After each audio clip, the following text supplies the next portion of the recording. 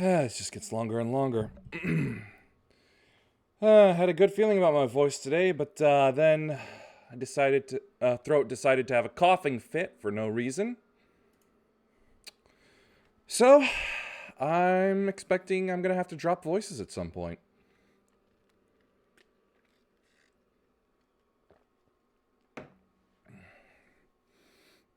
Possibly even retake the inhaler at some point.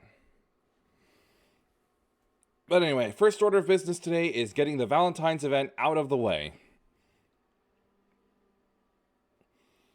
Because I've been forgetting about it consistently, and I need to do it before before I forget completely. Also, good news, a DPS class has finally reached 80. My machinist. So now I'll be able to use that for main missions as well. And take a little speedy growth off of the paladin.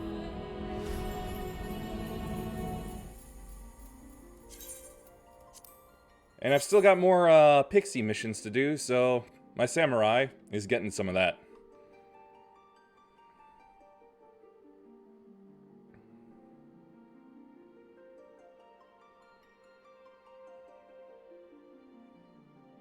Oh, connection is excellent for once. Surprising.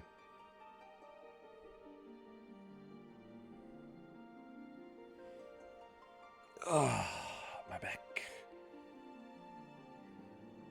Oh yeah, I also had some slight problems, I think, because it finally realized that my previous card that I used for the subscription ran out. And for whatever reason, probably my fault, it was a bit of a hassle to get it renewed. But then after that, I got myself 2 new outfits. I basically got Leon's Squall, and then, that's not right. Then I got this pretty armor, which I put into a plate.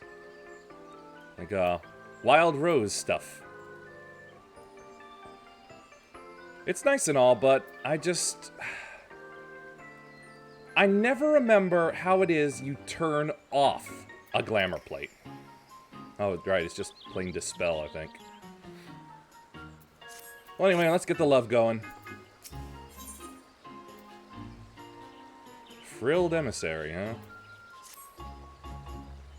Oh, yes, I also... Yeah, well, I'll show the other stuff in a minute. As dawnlight kisses sky above, so too eternal beams my love.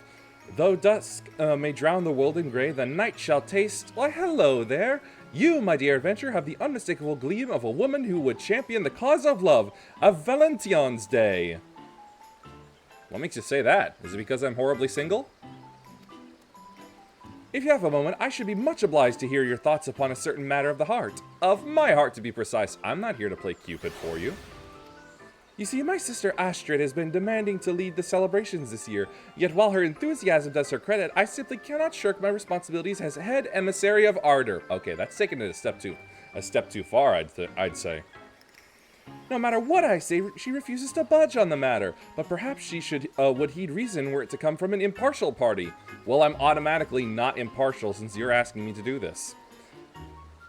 And such a charming one at that. Thank you. So I beg you, will you not try to talk some sense into her? Apparently I will. It's a very short elf. I heard what my sister told you, but I simply must be allowed to oversee the festivities this year. I have my reasons. Told you it wouldn't work. Lisette herself has a love, yet she devotes all her time and energy to the happiness of others when she should be focusing on her own. My goodness, those cheeks are remarkably chubby. Yeah, I must confess, I didn't always approve of my sister's choice of partner. With his lowly upbringing, I had believed even Hortefence didn't deserve her. Oh, Jeebus Cripes. I don't want to get dragged into this nobility shaming shit. I thought I was done with that with Ishgard. But through my work as an emissary, I've come to realize that such things as birth and station matter not so much as there is love. And you should be embracing this occasion to foster that love instead of worrying about others. Her design just screams Japanese cook show person. Look here, Astrid. I appreciate your concern, I do, but the reputation of House Valentillon hinges on the success of these celebrations. As lady of the house, I've labored to ensure that everything has gone smoothly, year in and year out. Failure is not an option. You understand this, yes? I know this full well, sister, and I won't fail us. I even have the assistance of our new emissary in training. Who? What do you think, adventurer? Don't ask my opinion. I got no dog in this fight. I say leave it to Astrid, and if it'd make you feel better, I'll help too. Will this emissary in training spend more time helping or, you know, training? It's a valid question. Oh, whatever. I'll try to play nice.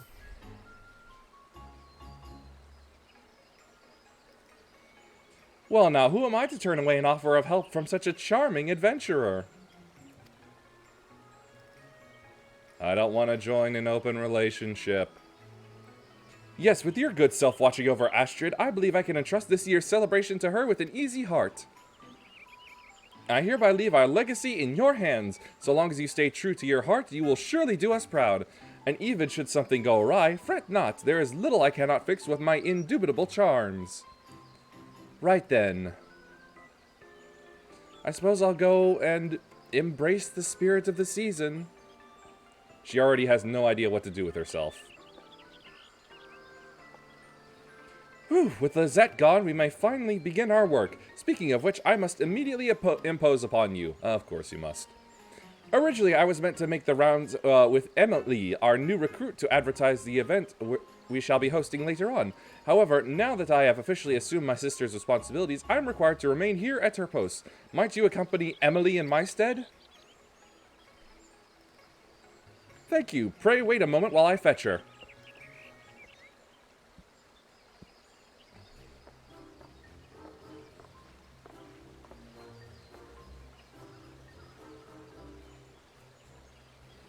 Ahem. In love's fine season, our task is one, to spread gay tidings to all, and one, allow me to present our new apprentice of affection.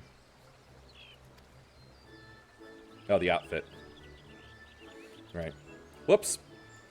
Nice to meet you, adventurer, again with the chubby cheeks. Thanks. My name is Emily, and it will be my pleasure to advertise the festivities together.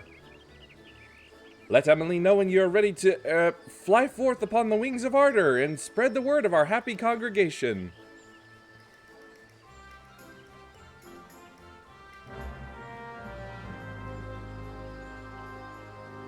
This can only go so well. Now then, yes, I've got this Ananta, and also the Ray. I just happened to take a look at the, like, fairy, offerings that I could get, and I found, that I could get the pig mount. And I was like, I don't like that. But then I remembered, oh right, the other ones that I've done.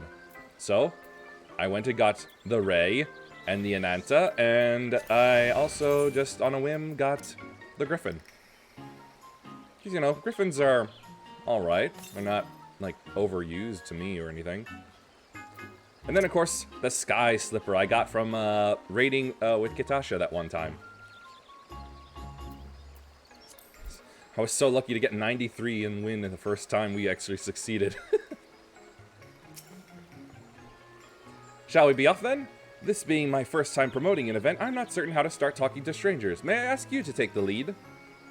I can't talk. Thank you, I'll be sure to observe you closely. Now then, shall we first head to the Leatherworkers Guild? I dare say some folk there will be interested in our event.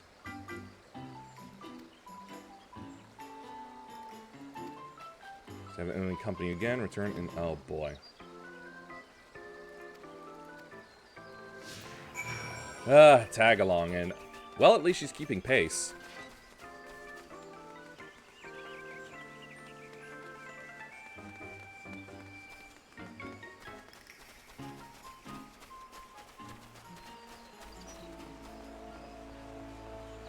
I was honestly kind of worried she wouldn't.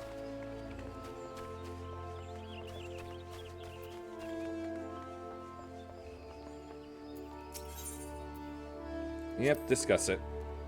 Look, you can just see the amphitheater from here. I simply love Valentine's Day. The soft colors, the hearts, and the adorable costumes. I'm so glad I found the courage to ask Lizette if I could become an emissary. It's nothing short of a dream come true.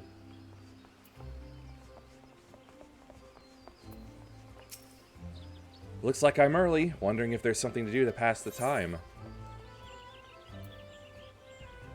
Lolly-ho. Hell no.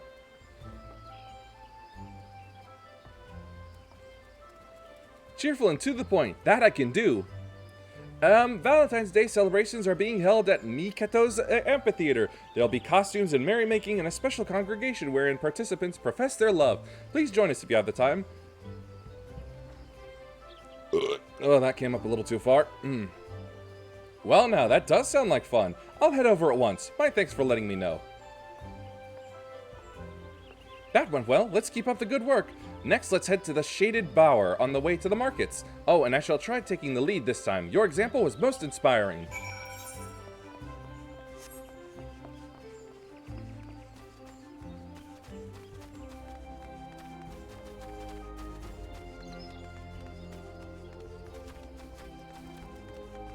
Chica Joestar? You are no Joestar! A Joestar whose name cannot become Jojo. Disgusting! Dr. Trademark. There's no shortage of Valentine's gifts to choose from at the markets. By all accounts, the most popular chocolate is from the Bismarck. Are you planning to give a special someone a gift too? No, I don't have anyone. I haven't had anyone for years. Ever, actually. Assuming you have the skills, they say nothing conveys your feelings quite like chocolates you made yourself. And if you're thinking of flowers, a red and Azima rose never fails to please. Nothing feels so fine as finishing up a good day's work.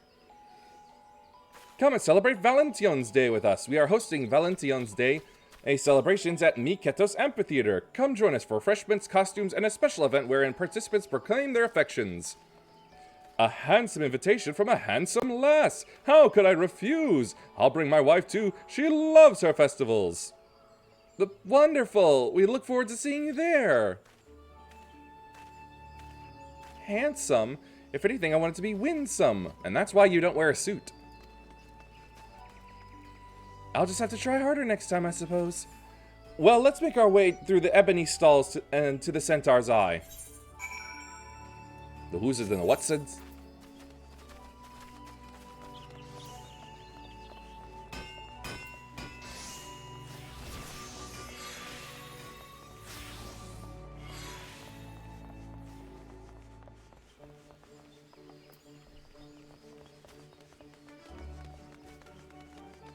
I almost thought the music was going to start into a Pokemon theme for a moment there.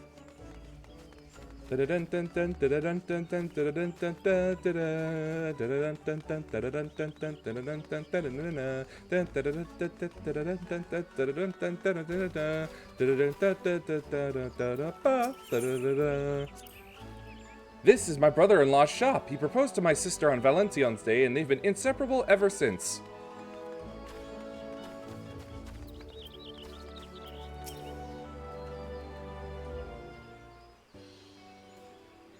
A very good day to you, miss. Do you not simply adore this sweet season of ardor and affection? Oh, you're one of the Valentine's Day people, I take it? Indeed I am. Over at Miketo's Amphitheater, we are hosting a delightful event with gorgeous costumes to try on and an opportunity to speak of love to your heart's content. Well, now what a passionate and dashing emissary you are. Thank you for the invitation, and good luck with the festivities.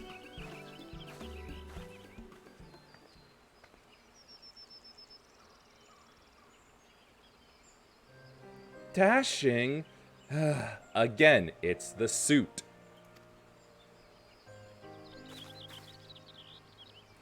I know it was said in kindness, but no, this is no time to complain. Not when Astrid's trying so hard to do her sister proud.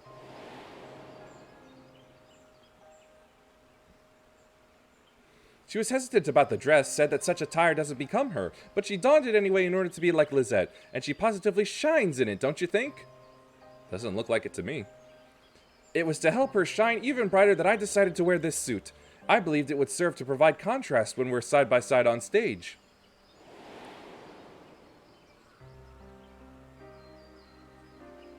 But this simply isn't me. I've always preferred to look ladylike, adorable, and being called handsome and dashing reminds me how far from myself I am right now. I need to persevere, I know this.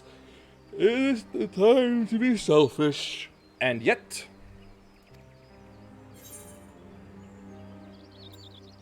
references is absolutely not selfish.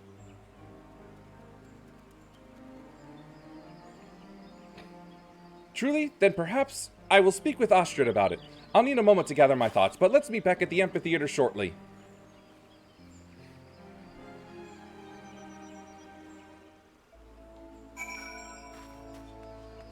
Thank goodness it's ended right by this shard.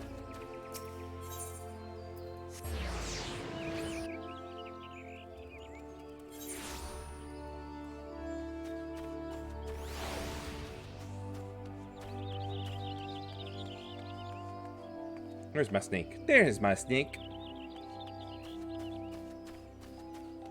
Shit, that's right. There was a closer one. Damn it!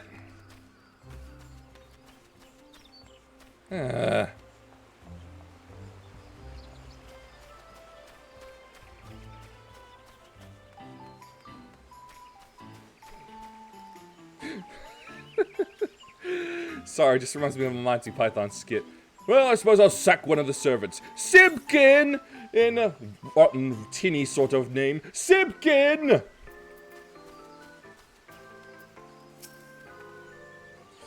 Well, anyway. Ah, there you are. I tried gathering my thoughts, but I still don't know how I should broach the subject with Astrid. Nevertheless, I'm determined to speak with her, and I would be grateful for your presence.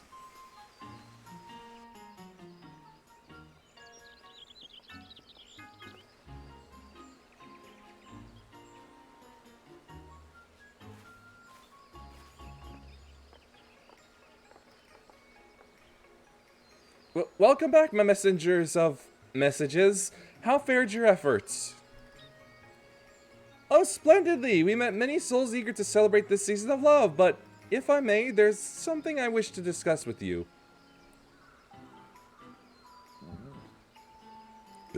Later, perhaps. You're looking a little pale, Astrid. Are you feeling well?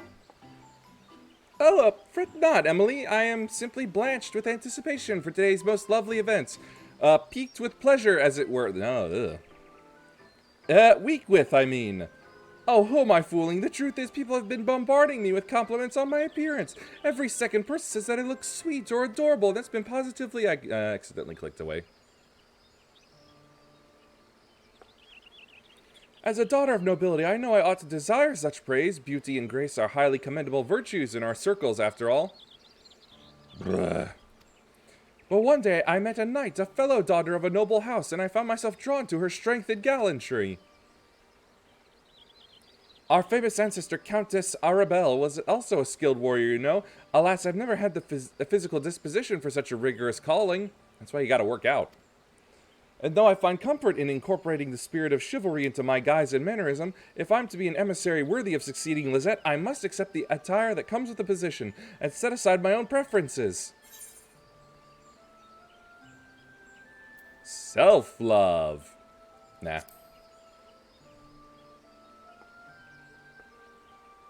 Ah! What are you doing? My thoughts. Must gather my thoughts. Astrid, I know your feelings all too well, for I have them too, though in reverse to you. I find it uplifting to be called sweet or adorable, yet I find anything but in this handsome suit. As emissaries of love, our duty is to help people embrace their hearts. But how are we to do this if we don't embrace our own? If we don't... Thank you, Throat. Thank you very much, you complete asshole. If we don't love ourselves and pursue our own happiness.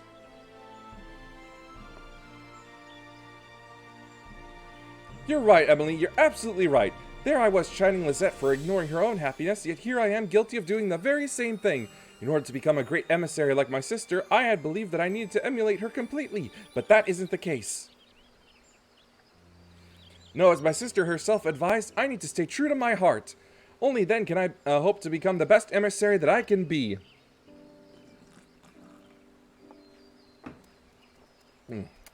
Should have put in more ice cubes. Were it not for your encouragement, Astrid and I might have continued to be miserable, trying to be someone we're not. Thank you for helping us to be true to ourselves. Come, Emily, let us trade outfits at once. What, right here? Oh, no.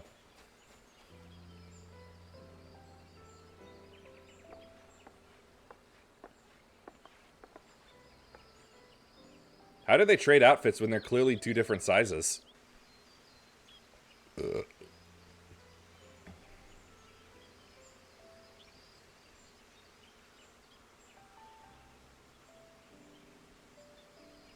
Just so, to succeed someone who doesn't mean you have to imitate them. Now that Astrid has learned this, she's truly ready to take over the Valentine legacy.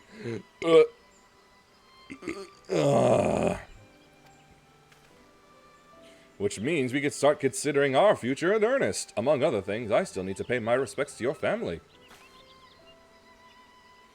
Yes, well, we'll get around to it soon enough. Ishgard wasn't built in a day, you know. No, but it was toppled in a week. Or at least the old regime was.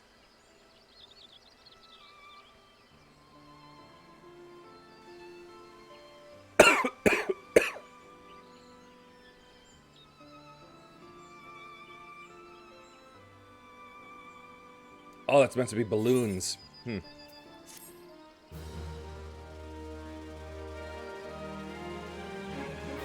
Access to the Valentine ceremony, seasonal instance.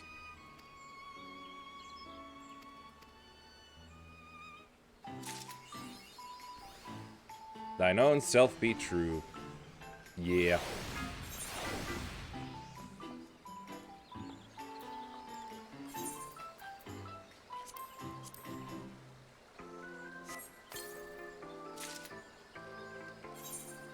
So I just end up looking just like her, huh? Yeah, kind of dull, honestly. They got anything else around here? Like this cellar over here?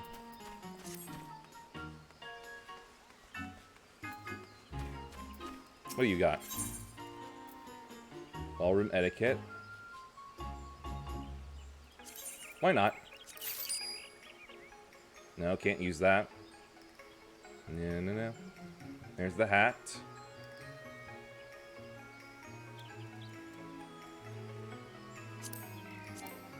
Ah, okay. Just sell the outfit again. Let's see.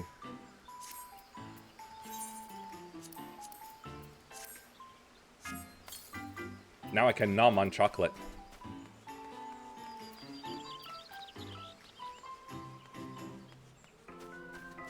Alright, time to go through. I've seen enough people stream it to know how it works.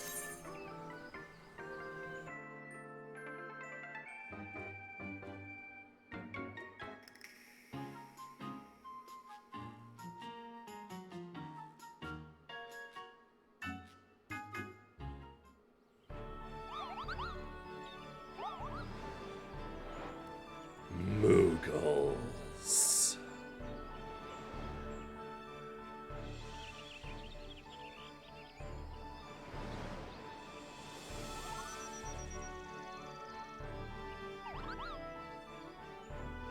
Oh, another little aura.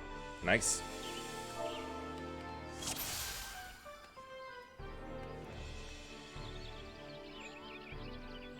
Maybe I should keep the camera back.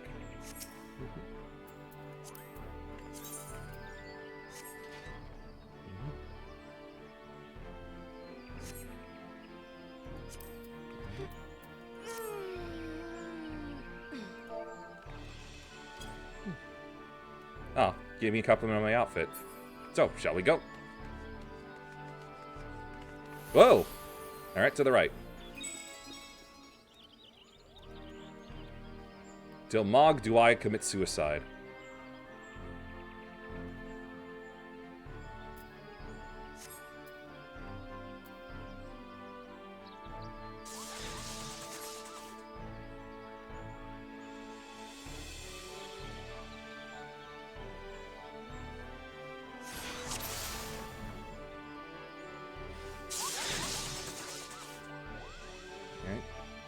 Gotta stay by her while she takes the longer route.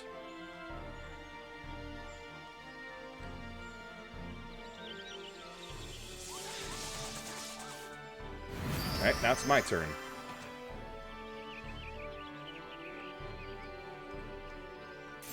Uh-oh. That was a bit too far. I blame the Moogle.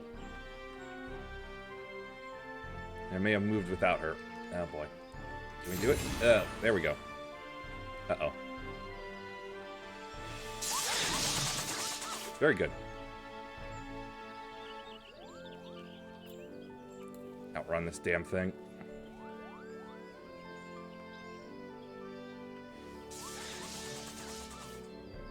Okay. Press mine. And back to her. Let's see. Yeah, I'm gonna have to go back around. Uh-oh.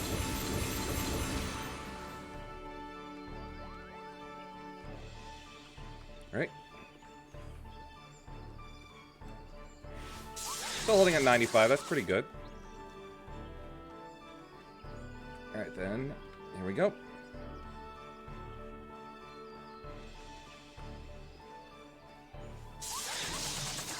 Alright, she does her thing. I go. My move.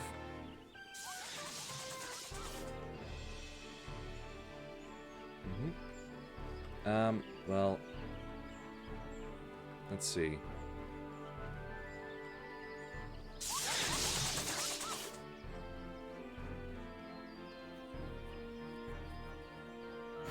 There we go. Okay. I was worried a bit that I'd have to make a move. Okay.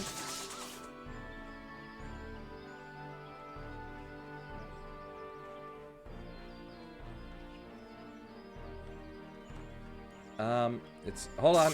Wait. Well, okay. She stood on it and comes closer. Alright. Go. Okay.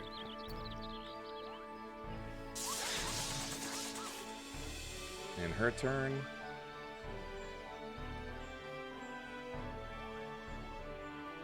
And then me again once the stupid bat mole is done.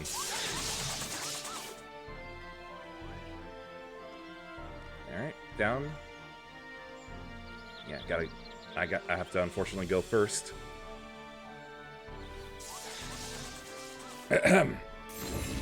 Thanks, Sauron. Whoops, we broke again. Dadgummit.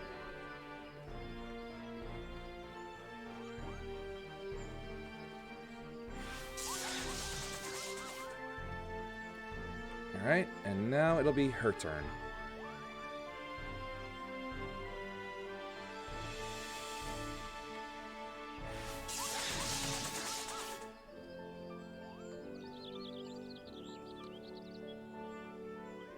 Hopefully over here should be enough.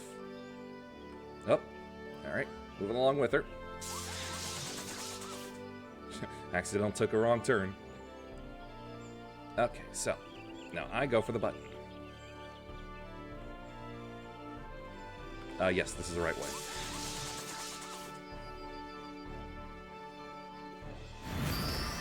Now she has to go back.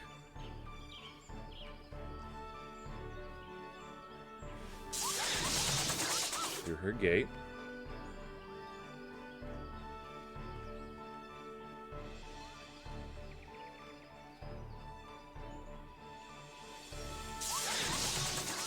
She'll do her button.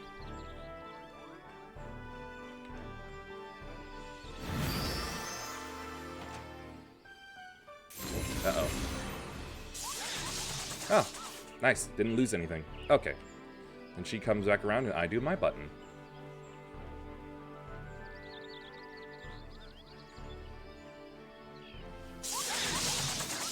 Alright, wait for her. Oops, dadgummit. Camera. Well, 90's good enough, I suppose.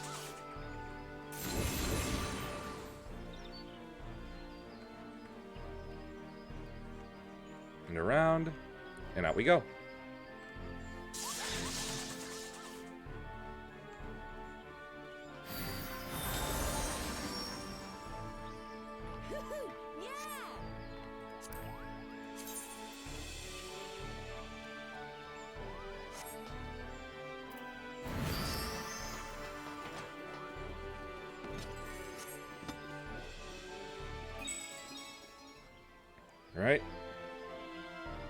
Now it's card matching.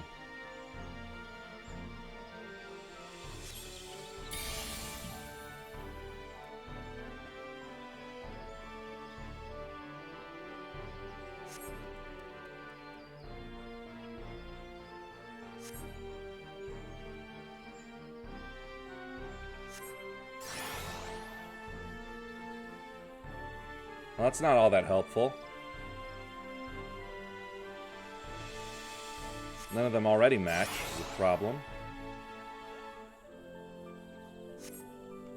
Let's see. Try this one.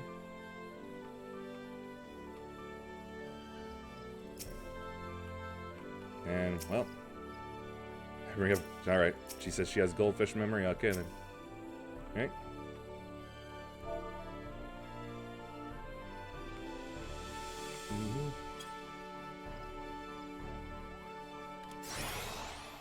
Okay.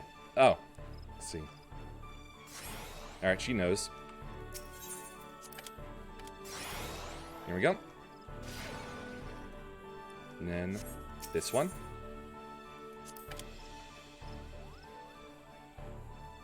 And that one. Great. Let's see. 4 and 5. No, we don't have anything that works like that.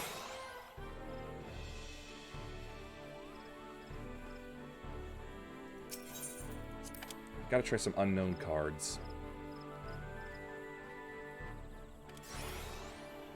Oh, okay. We can match these up. There we go. And then... well, if she's choosing that one, I'll choose a random one as well.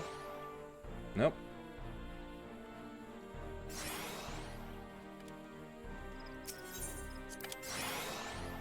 There we go. Alright, she chooses that one, which means it's this one.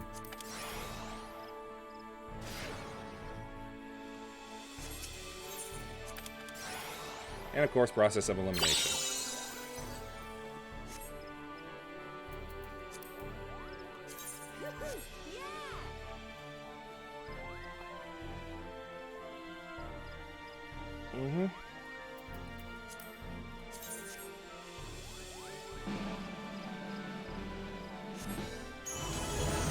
Kindred spirits.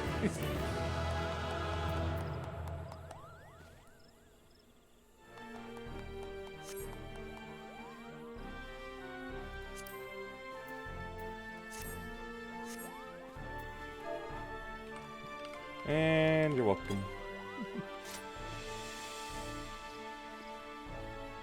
I didn't know you could do that with a book. That's amusing.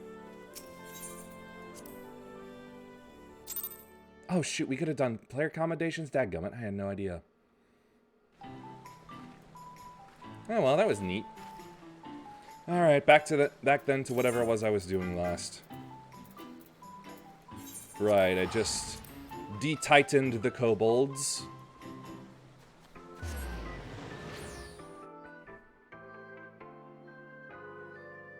So what's next? Are we then going to go for the Sahagin or one of the other groups?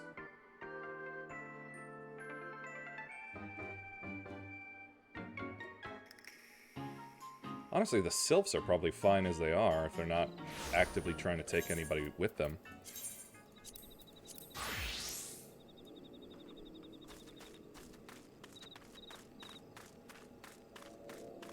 If I remember correctly. They're basically just living on their own in the deep forest with Rama, basically leaving most of them alone.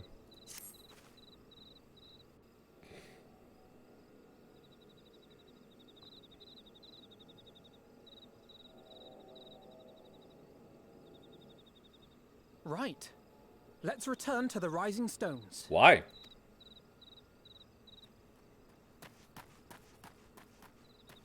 Admiral, something strange is afoot at the floating city. Floating city? Breathe, man. What is it? I think it's best you see for yourself. Please, come with me. Could you at least give us a brief description?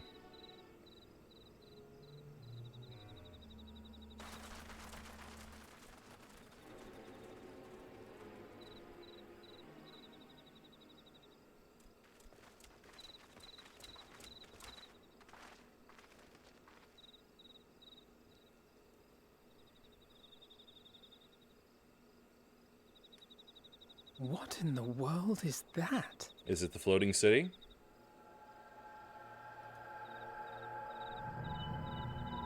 Oh. A tower?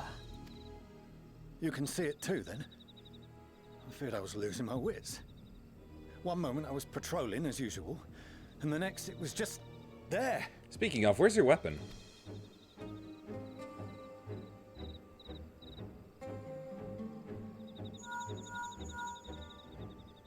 Yes? Only around 30 minutes. This is she. Nice. I am.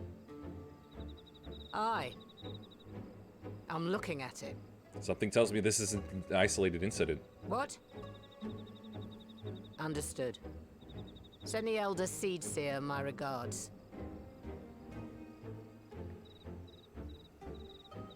You stand before the tower. The communications officer. It seems this isn't the only tower.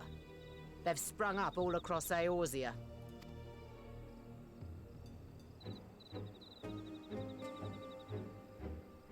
Nothing more is known, only that they appear to be of Garlean construction.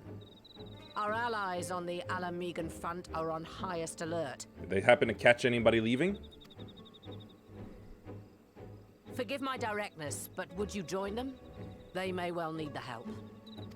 Of course, Admiral. We shall make all haste. My thanks. I will return to Limsa to weigh our response. All haste, no paste. Look for Commander Hext when you arrive in Alamigo, and may the Navigator speed you on your way.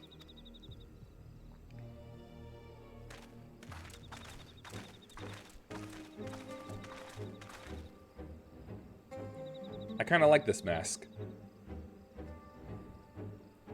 I feel like Zorro, but I have a gun.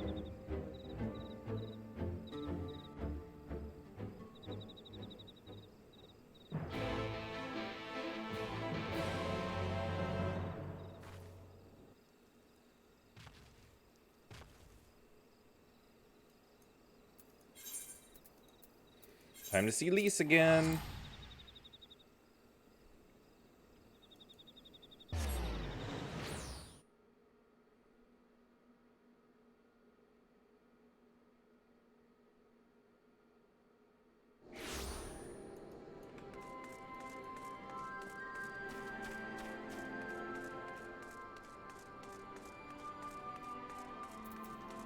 What's up, Punch Girl?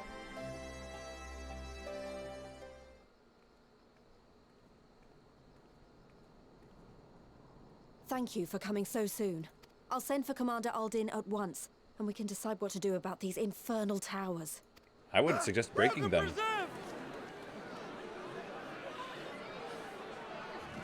What in the world?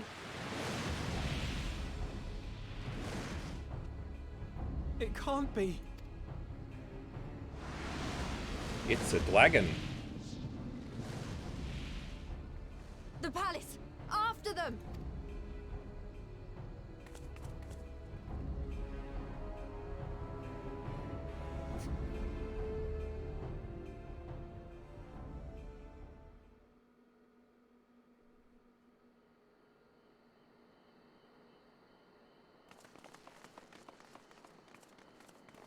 You're here, good.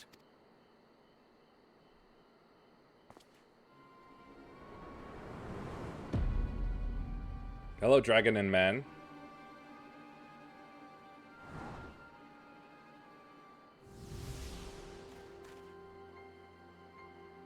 Well, well, well! To be received by such an illustrious cast!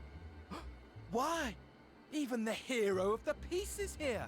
I feel quite starstruck. Would you rather be bullet struck? Is that Asahi? His body, more like. You don't fool us. Oh! You saw straight through it! Anyone would think you dealt with Asians before. I know a skinwalker when I see Permit one. me to introduce myself. I am Fandango, and may I say what a pleasure it is to finally make your acquaintance. What are the towers for? My, straight to business is it? Suit yourself. As a lazy It is tailor my once said, intention to recreate the final days. To which end I have distributed a collection of rather ingenious devices, or towers, which will, in time, give rise to the grandest of spectacles. thank goodness that click didn't register for whatever reason. The final days? But it was the Asians who labored to prevent them. You're quite right, though I would expect no less from one responsible for eliminating my unsundered colleagues. Honestly, the three of them were obsessed with restoring the one true world. As a sovereign individual, however, I never had much interest in such things. I mean, why bother when you're just another sundered minion? Admittedly, Elidibus was not convinced by that argument, but thanks to you, I'm finally free of his incessant nagging. Free to use my powers as I see fit, to fulfill my heart's desire. To treat life like a stage. And my heart's desire is to lay this half-broken world to waste, leaving nary a fleck of dust behind! What? Why would you want such a thing? He gets off on it.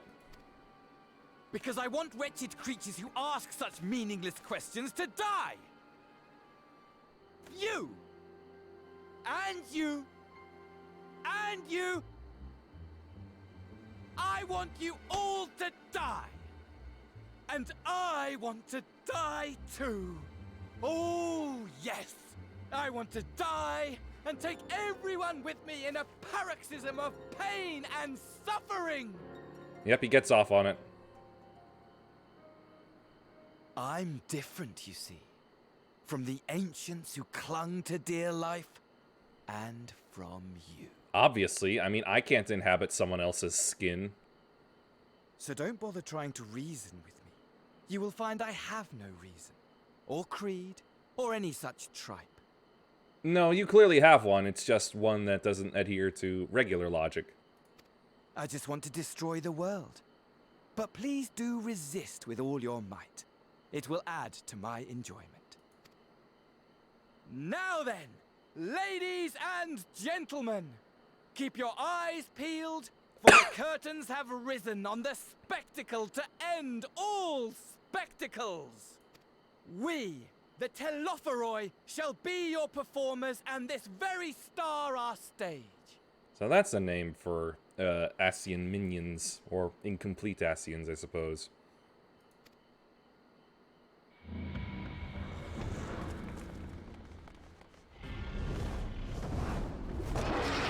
I'ma shoot that dragon.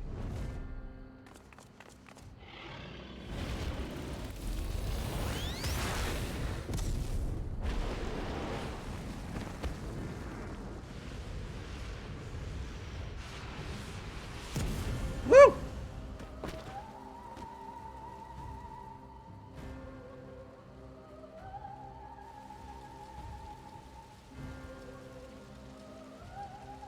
Okay, now I'm ready to kill it.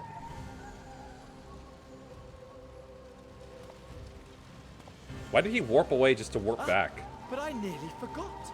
I have a message for you. My esteemed patron, Lord Xenos, eagerly awaits you at the heart of the chaos. While I wish only to destroy the world, he exists solely to relive a certain, transcendent moment with you. And it is for that reason he would reduce all to ash. I don't exist simply for him to get an erection. Pray see to it his dreams do not go unfulfilled. For if you should disappoint him, I'll shoot him in the dick. my trusty companion here whom I've dubbed Lunar Bahamut, will burn your cities and everyone in them.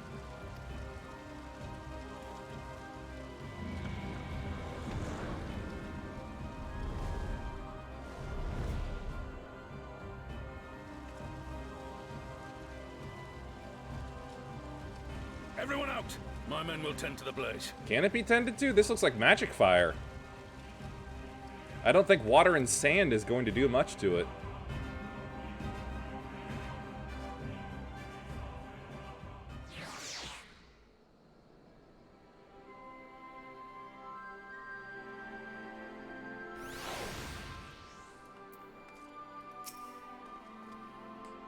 Thank goodness everyone's safe. We managed to put out the fire, though not quickly enough to save the garden. It can be replanted. Raban, can I leave it to you to send word to the Alliance? I'm going to take a unit and investigate the tower. We need to find out what it's for. We'll go with you. Ooh. No, you won't. You'll rest. From what Merwib told me, you're due some time off duty. Should we learn something about the tower, we'll be sure to share it with you. Until then, I want you to rest. Very well, but if you need our help, don't hesitate. And take care, both of you.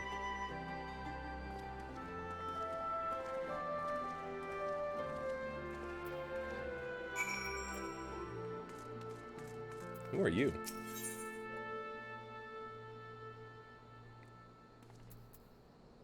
Oh, the ruby weapon. Save that for later.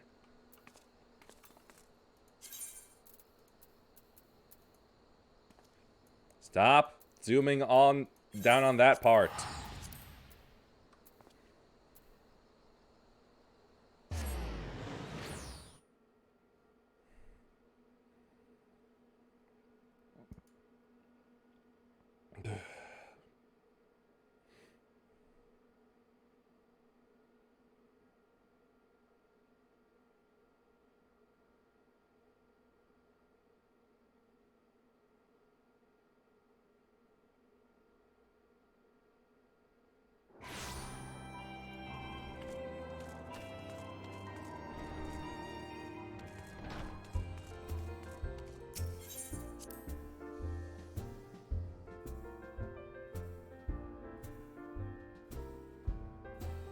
That piano is soothing.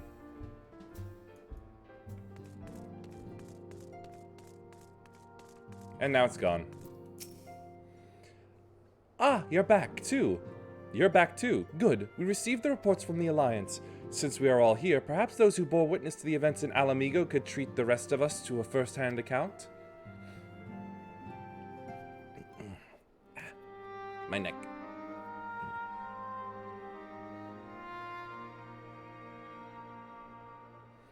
No sooner do we overcome one problem than another appears. I know, it's almost as if we have to keep being given content. It would all seem tediously predictable but for the endless variety of our foes. This Fandaniel sounds even more unhinged than his patron. Unhinged, perhaps, but no fool. For all his pantomime theatrics, he gave away little about his plot. We know only that he intends to recreate the final days and that the towers will somehow facilitate this.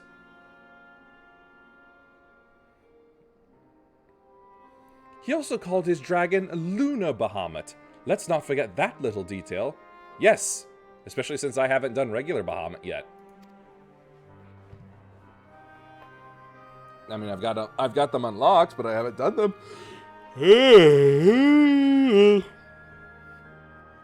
And the creature did resemble the descriptions I've seen of the Elder Primal. What, with a bunch of mismatched weird growing horns? That may be, but the fact that it answered to Fandaniel would suggest they are not one and the same entity. I think it more probable that it is some manner of simulacrum born of Asian magics. Whatever it is, for now we can but work closely with the Alliance and remain vigilant. I believe that concludes our news. What of yours, Ishtola? I have been to see the Sultana. Knowing how quick the immortal flames are to dispose of their temper, I judged it best to provide them with the cure first. Oh yeah, right. Behold, a pig.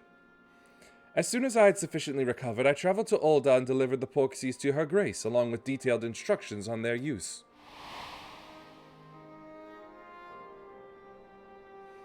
Yet my visit chanced to coincide with the arrival of some troubling tidings. The Immortal Flames had been on the cusp of agreeing to a truce with the Almaja when negotiations abruptly collapsed. The Almaja claim that a number of their kind have been abducted and that men are responsible. Naught is known of the perpetrators as yet, but as the Immortal Flames went about investigating the abductions, they came upon one of Fandaniel's towers. On the subject of the towers, you may be interested to learn that they are not an exclusively Eorzean phenomenon. According to the Alliance, they have been sighted as far afield as Yangjia. Then it would seem reasonable to assume that they are everywhere. We simply have not found them. Well, as you said yourself, we can do little for now save remain vigilant, and since we are dealing with a dragon, ostensibly at least, I believe it would behoove us to enlist the aid of an authority on such foes. Estinian! Of course. Estinian? Now just a moment, if he could be persuaded to lend his lance, I would be the first to welcome it, but the truth is we will struggle even to find him. You let me in, Cry, I'll worry about that. We'll sniff him out, no matter where he's hiding. If indeed he is hiding, we have ways of locating him regardless, so if there are no objections, we shall depart at once. Yes, leave the small ones to find the tall one.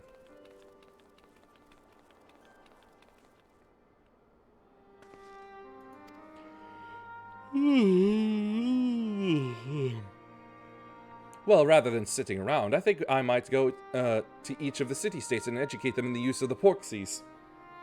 Tataru is scary at times. Yes, she is. Especially when she wants to make an outfit for you. They would doubtless appreciate it, but might you consider taking a moment to rest before leaving? You would be fresher for the tasks ahead. Everybody is told to nap. Well, my friend, our moment of triumph did not last long. The world often needs saving. Oh dear, are you not enjoying our... Yeah, first one.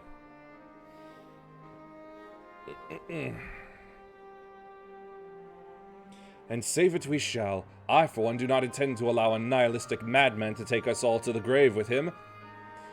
Not when the future holds such promise. Nay, I will do all in my power to protect those whom I hold dear, just as you have always done.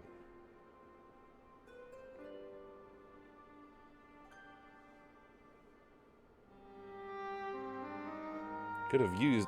Didn't really need that ending shot, I'd say.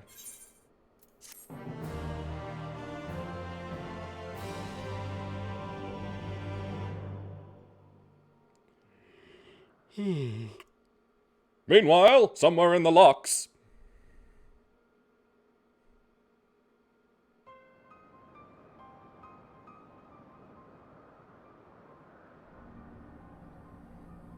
It looks like it's made of bone.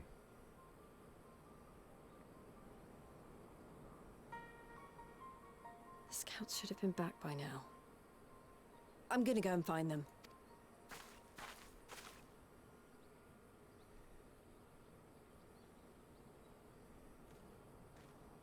Oh, thank goodness for that. Please, can you not tell that he's staggering?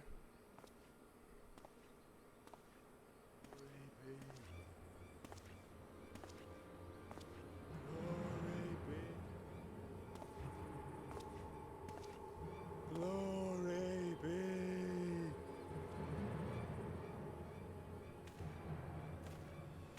Glory be to Garibald! Obviously, he wasn't successful.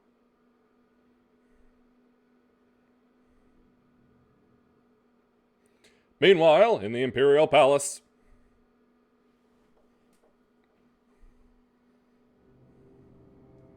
Double meanwhile.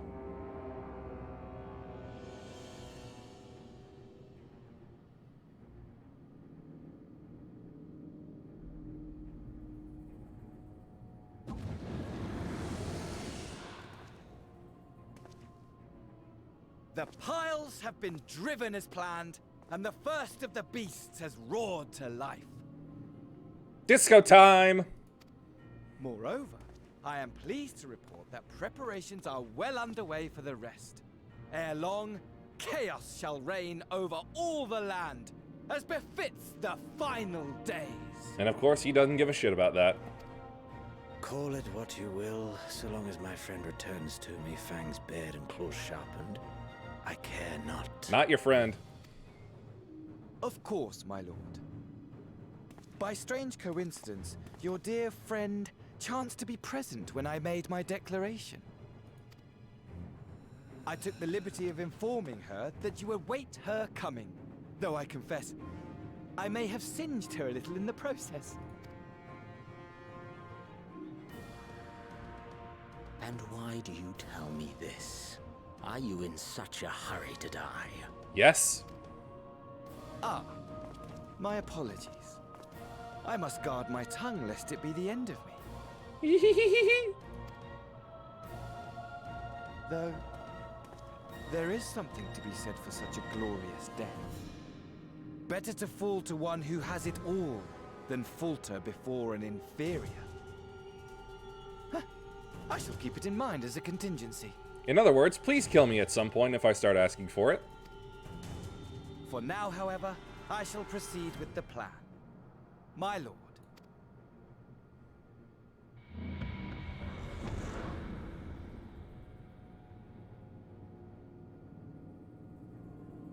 I must find myself a new weapon. One worthy of our long-awaited reunion.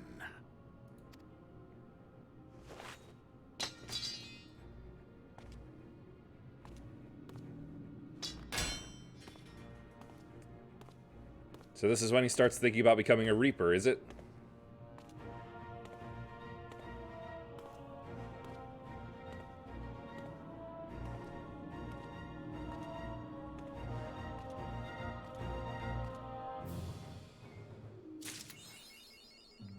Pen und sword. Hold on.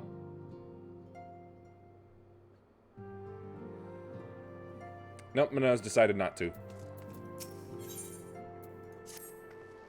Good news! Thancred and Urianger have finished their tour of Garlemald and are on their way back here even as we speak. As we still haven't heard anything on the towers from the Alliance, I'm hoping they might be able to shed some light on things. They're due to arrive any moment now, so let's see what they have to say, eh?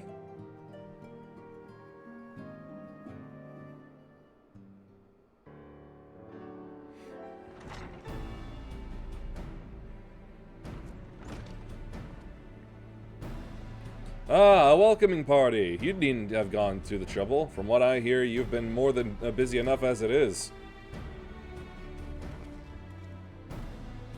Honestly, you might have waited for me to return before discovering a cure for tempering.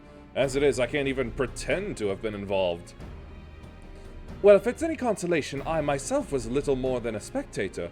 The lion's share of the credit must go to Alice Graha Yuhime, but I believe I speak for the rest of us when I say we are proud to have rendered what little assistance we could. Also, as you will also have heard, though, it hasn't been the tale of triumph. It hasn't all been tales of triumph. Just as we were taking a step towards finally addressing the primal threat, a pile of fresh problems landed on our lap. And we gotta sort them out.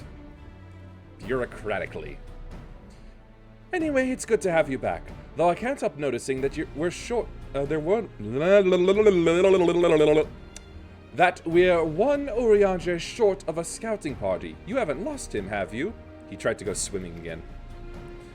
Oh, I couldn't lose him if I tried. And I did try, repeatedly. But no, he's decided to linger in Alamigo to apprise Raban and the others of how the land lies in Garlemald.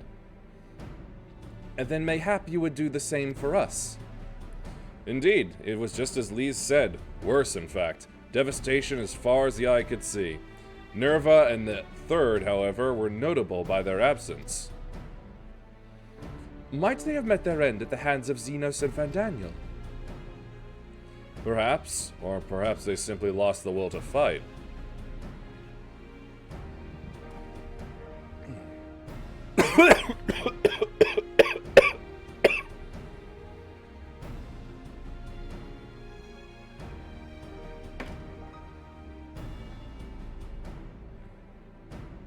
Ah, you know what? I think I know what the problem is. Hold on.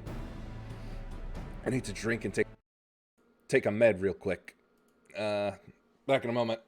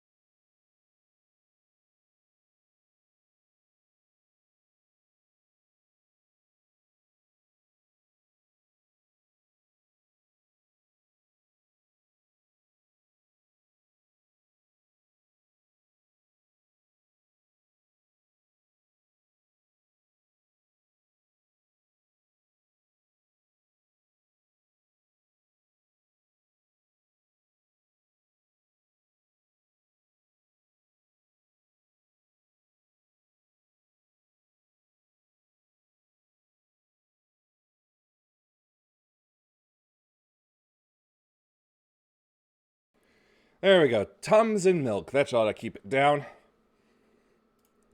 Anyway, back to it. You see, the capital has been plunged into a deathly silence, with one exception, the Imperial Palace. It was a busy place before the war, but it has grown busier still, with throngs of soldiers and civilians working there day and night to rebuild, or rather transform it. Transform it into what? That is a difficult question to answer. The construction is vast and unsettling to behold, like something from a nightmare. According to Orianger, certain aspects of its design were clearly devised with the manipulation of Aether in mind. Magitech, in other words. Yet as unnerving as said edifice was, it was nothing next to the sights of its builders. They swarmed the place like so many insects, working with nary a word exchanged between them. No one overseeing construction, no one barking orders. It was as if they were possessed or... I thought I heard a squeak. Or tempered. We wanted to investigate more closely, but given our suspicions, it seemed wiser not to take the risk. If Fandaniel could bind Bahamut to his will, might he have done the same to the people of Garlemald? Whatever the truth may be, this information is certain to prove valuable. You have our thanks. Well, be sure to save some for Orianger, which reminds me, I have a message from Alamigo. Raubon is hosting a meeting to discuss the latest findings on the towers, and he requested our presence. Then why not leave that to us? You must be weary from your mission. No, I'm fine. Those towers have been on my mind since I first spied one on the way back, and I'm keen to get to the bottom of this. In that case, I shall stay and begin looking into another matter, as I promised Kryl. We need not all attend. Very well. I suggest the rest of us make our way to Alamigo forthwith. The sooner we leave, the more time we will have to speak to Orianger before the meeting.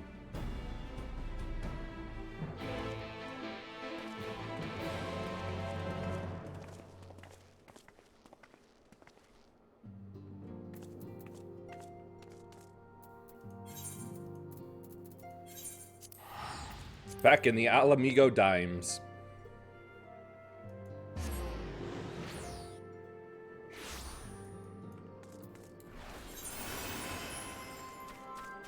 Oh, wait.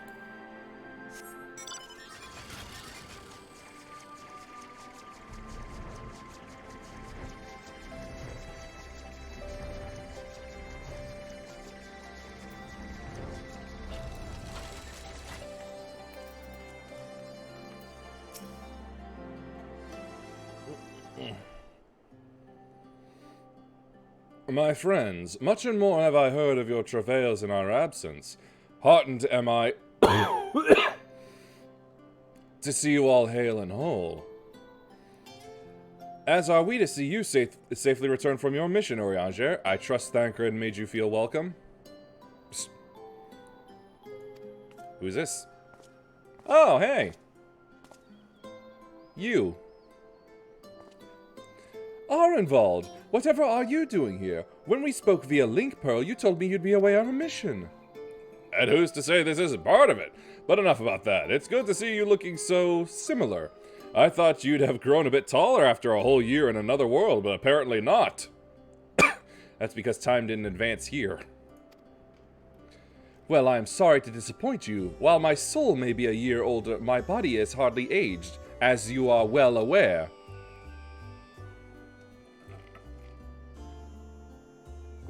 There we go.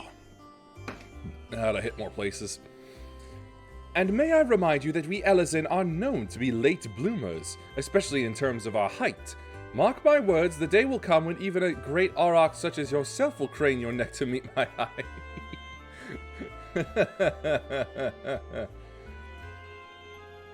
You're short.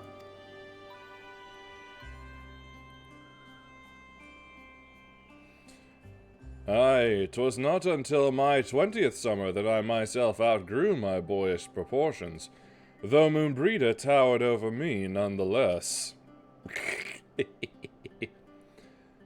Arenvald brings out the best in Alphanal, doesn't he? They both seem so at ease in each other's company, it's almost endearing.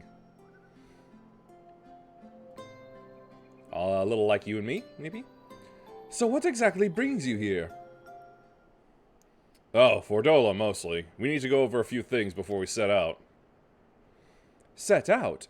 Wait, did this have something to do with the towers? Eh? What gave you that impression? Actually, tell me later. You've got a meeting to go to. I'll see you afterwards, alright? My knuckle is itchy.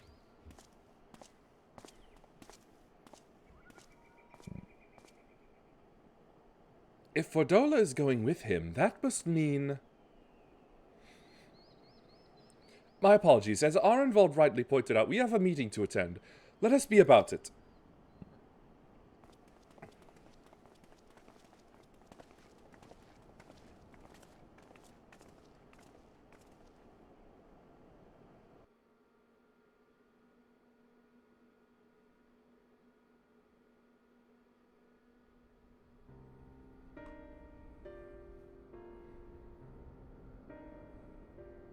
Ere we begin, I would like to offer my gratitude to Masters Thancred and Urianger. Tis no small feat to infiltrate the Imperial capital and live to tell the tale, much less in times of civil war. Thanks to them, we may plot our course in full knowledge of how the winds blow in Garlemald. Honestly, I think it would be easier, considering it's all destroyed and in disarray. Full glad are we to have been of service. But verily, such dangers as we did encounter pale into insignificance next to those faced by our comrades. An Ascian, armed with the might of Bahamut, bent on bringing about the final days. Theatrix. He sought only to make a show of the power at the Teleforoi's disposal. But since then we have seen no sign of this Fandaniel or his worm. And while we've done what we can to bolster our defenses, there's no telling where he might strike next. He could be in this very room. He could be you. He could be me. He could even be boom. Been gone for a bit. It's alright, I had to walk out too. Whenever and wherever it may be, We must use the intervening time to learn more of our enemy. 'Twas with this in mind that we dispatched scouts to investigate the towers.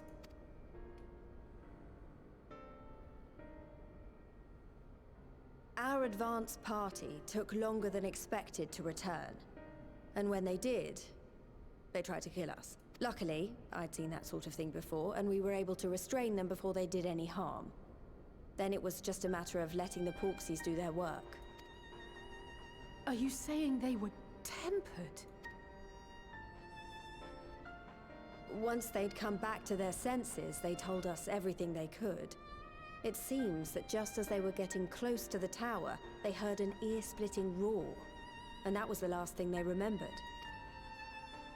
But what worries me most is what they were saying right before they attacked. Glory be to Garlemald.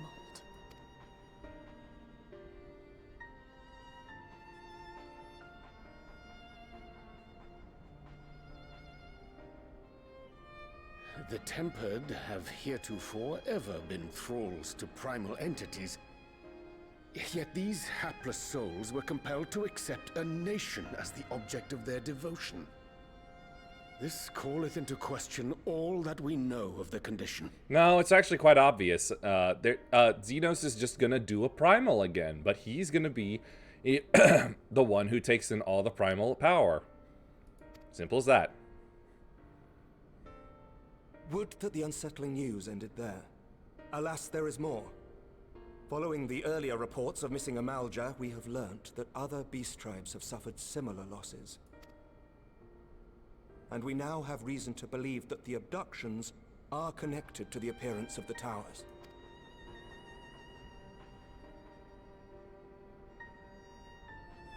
Our scouts sighted black-garbed figures leading shackled Ixal in the direction of the tower in Dravania.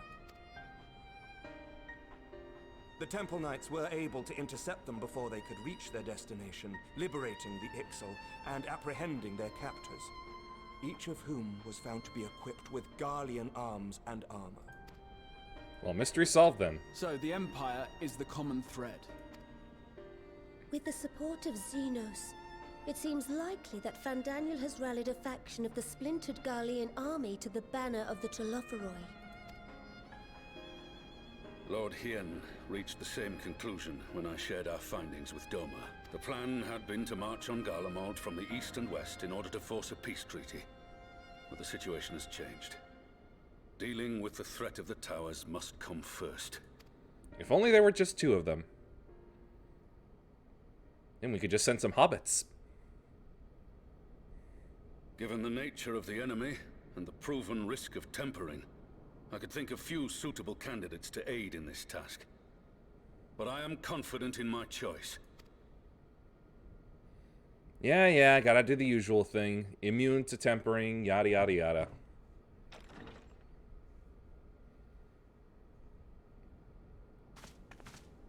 What?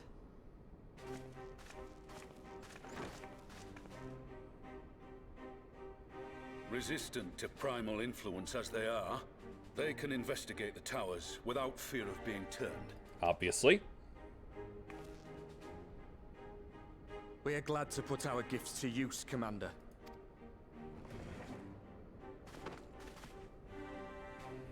Gifted or not, going behind enemy lines remains a perilous undertaking. But we must know more if we're to strike back at our foe. I'm counting on you. If it would give us the upper hand, I'd do it 100 times over. We won't let you down. That concludes the briefing. You two, make ready and join your escort. Are you certain about this, Arenvold? I am. Come on, let's talk outside.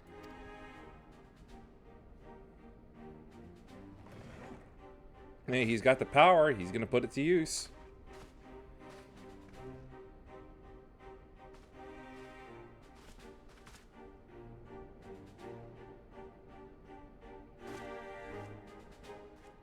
I keep thinking those are thrusters on Alphanod's back and just thinking, He's got himself a little jetpack, but no.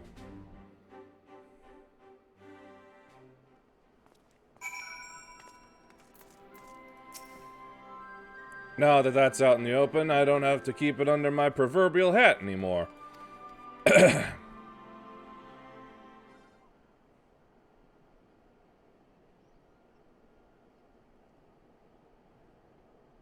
So you know, I've already gone through all the formalities at the Rising Stones. Made sure to inform Jamolva and Vmar at Ralga's Reach as well. Why would they need to know? Whoever they are. Arenvold, I admire your enthusiasm, but this is far more dangerous than anything you have done before. I know the risks. And I also know what's in store if we don't stop Fandaniel from carrying out his plan. Scaramouche, Scaramouche, will you do the Fandaniel? With this power of mine, I can make a difference. If I stood idly by, I would regret it for the rest of my life.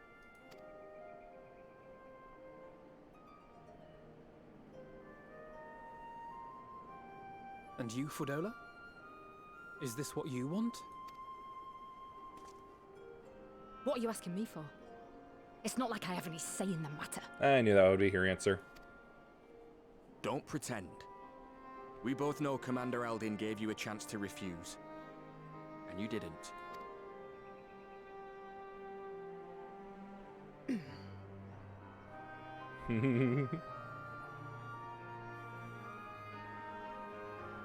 So the Empire's finished, is it?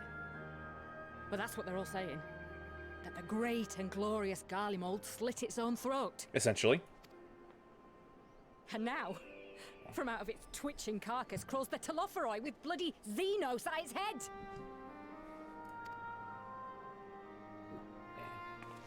I fought for Garlemald. Killed for Garlemald. What was I part of? I need to know.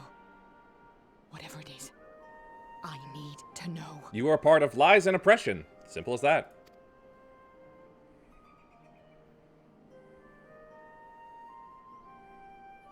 Very well. If your hearts are set on this, I shall not stand in your way. Not like you could block him, being as short as you are.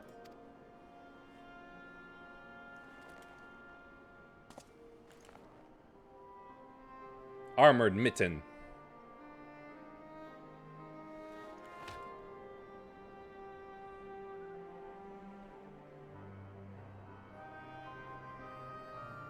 If you've finished with your touching display of camaraderie, I have a question. Which tower are you planning to investigate, exactly? Well, the one in Girabani is said to be tightly guarded. It's patrol after patrol out there, apparently. We'd be spotted before we got anywhere near it. Which is why we've set our sights on the one in Pagalthan instead. There shouldn't be anything like as many Imperials to worry about down there. The one in Pangolin? Even so, I doubt the local Amalja will look kindly on it if they Am I catch you back? sneaking around in their territory. That's it. I'm I had a expanding chance this. to learn the lie of the land in our Expand the chat box.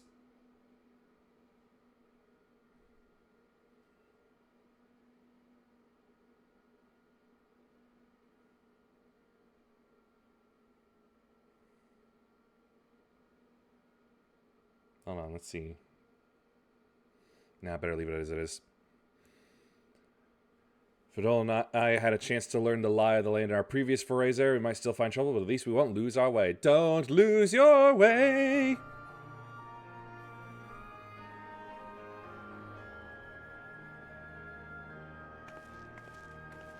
Better get going, she's leaving you behind. We'd best not keep them waiting any longer. Mayhap when all of this is over, we could take another trip to Loxeld. I would have you know I've become a rather capable swimmer since our last visit. Ha! I'll believe that when I see it. Though, to be fair, getting into deep water does seem to be a scion's lot in life. Take care, eh? It's mostly me that's going in the deep water.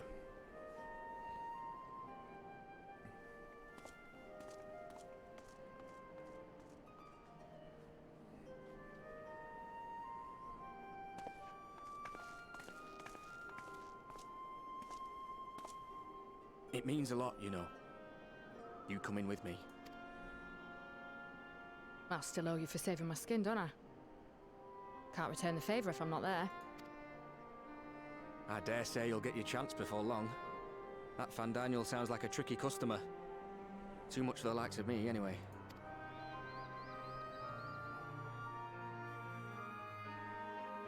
But we both know I'd just be another soldier if it weren't for my gift. And I need to be a damn sight more than that given what's coming. I realise I can't hold a candle to a hero like the Warrior of Light, or Alphino for that matter. He might look like he's 12, but he's seen more action than most people see in a lifetime.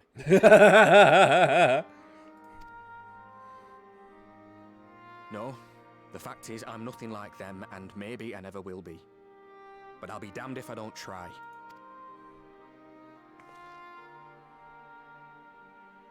They're counting on me. On us. So let's give it our all.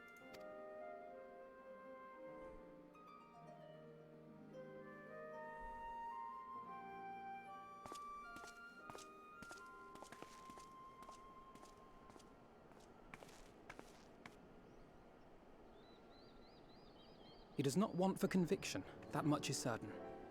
So let us have faith in him. Him and Fordola both. While they see to the towers, I would attend to another task. Chasing down this lunar Bahamut. Moon Dragon. Excuse me, I'm getting a call in my non-existent ear. Bloody thing. Can you hear me? It's Tataru. I'm happy to say we've managed to find Estinian. Didn't doubt you for a moment. And I'm sorry to say he went running off again the moment we told him about Bahamut. But he did mutter something about heading to Ishgard, so if you're quick, you might still be able to catch him. That's not how that works.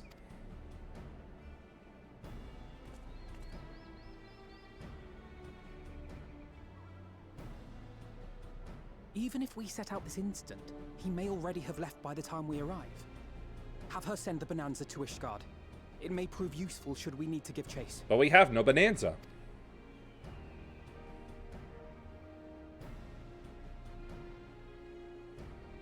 Gladly. I'll see to it as soon as Kryl and I get back to the Rising Stones. Good luck. While you go off on your dragoon hunt, Urianger and I will return to headquarters. We have much to tell the others. I wish you every success in your search for our elusive friend. May we all meet again ere long.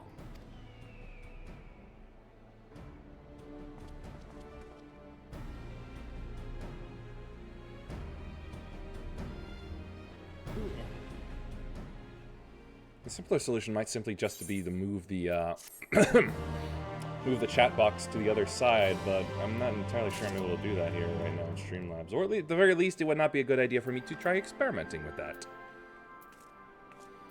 Knowing how easy it is for me to screw up even something as simple as that and break it horrendously. Aw, she dances. That's nice. That's cute. So Estinian was bound for Ishgard. Whatever it is that brings him home, we must hope it will keep him there long enough for us to find him. Come, there is no time to lose. No time to lose!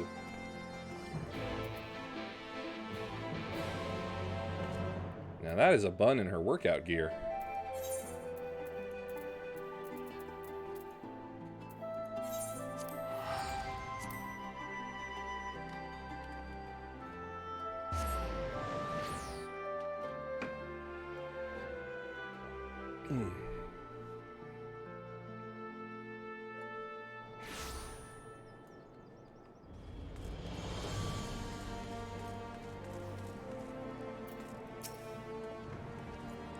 All present? Good. Let us split up and search for Estinian. Since we're relatively new to this place, Graha and I will look around the open spaces, the squares and markets and whatnot. You and Yuhime can delve into the nooks and crannies. Very well. Let us reconvene at the airship landing later, with or without Estinian. Good luck.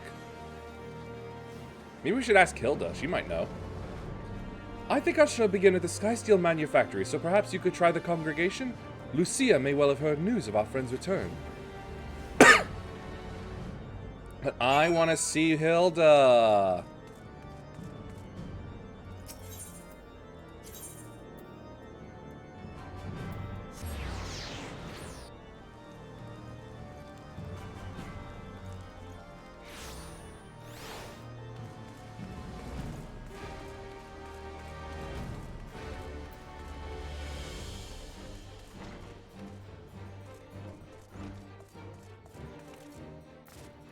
Always gotta get up on the table.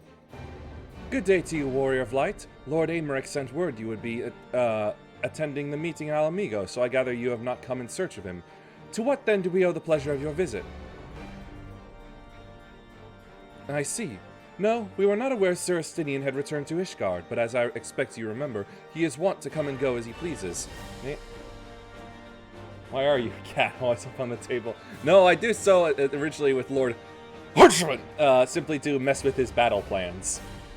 You're the cat here. Just wanted to, like, kick his little figurines and mess up his maps. For fun. And I just kept that going even into, Alamigo. Mayhap he came seeking an audience with Lord Amaric, only to find him absent. In any event, I am afraid I cannot help you. Perhaps one of your companions has fared better. Oh, there you are. Hello. My. That's quite the glowing axe you got there. It's got music around it. So wait, does this mean you can do musical beheadings?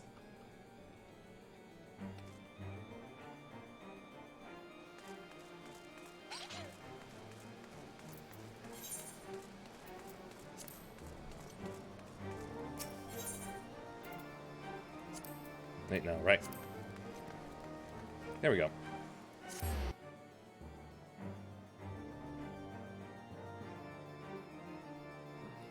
It's a Moogle. Ugh, gross. I was wondering where that noise was coming from.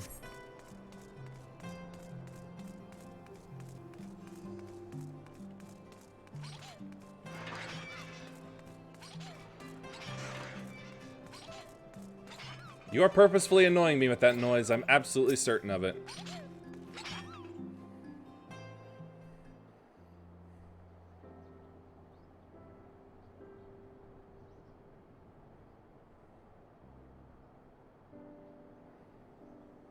No sign of him. Not that I've ever met him before. Oh, The yeah, way that's Alfred right. goes on about him, I'm fairly sure I could pick him out in a crowd. No, I don't think you could. Speaking of which, it does seem awfully quiet. If the erstwhile Azure Dragoon had returned to Ishgard, would it not be a source of general excitement? No, he's been keeping on the down low lately.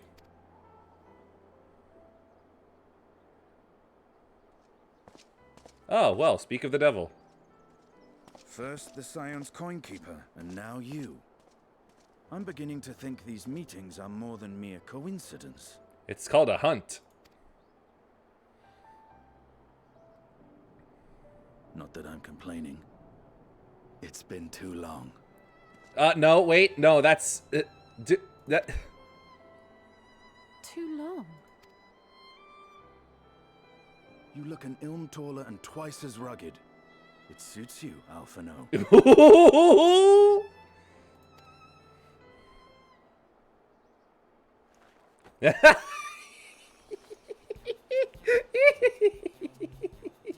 Quieter, though.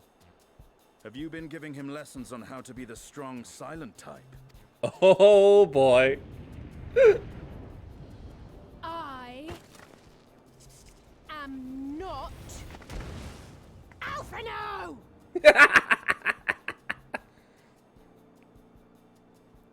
Well, didn't move anybody. If the two of you are such firm friends, perhaps you should remember what he looks like. And what do you mean, rugged? Oh, had my brother mentioned what an oaf you are, I'd never have bothered looking for you in the first place. Estinian Wormblood, the Azure Dragoon. He who fought and felled the dread Worm Nidhogg at the Warrior of Light's side. Egg on his To face. think the day would come when I should see this living legend with my own eyes. First he gets the wrong sibling, now he gets a fanboy. I bet he regrets coming here now. Would someone mind explaining what is going on? Is everything all right? I thought I heard Alize shouting. Yeah, that was her. Estinian! It's been too long.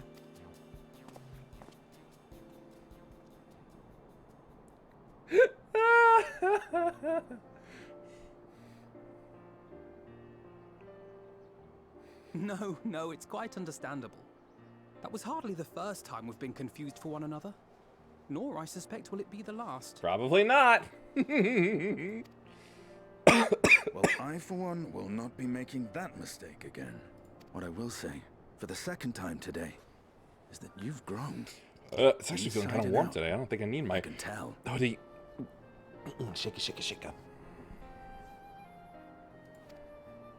One can't remain a spoiled little lordling forever, you know. Yep.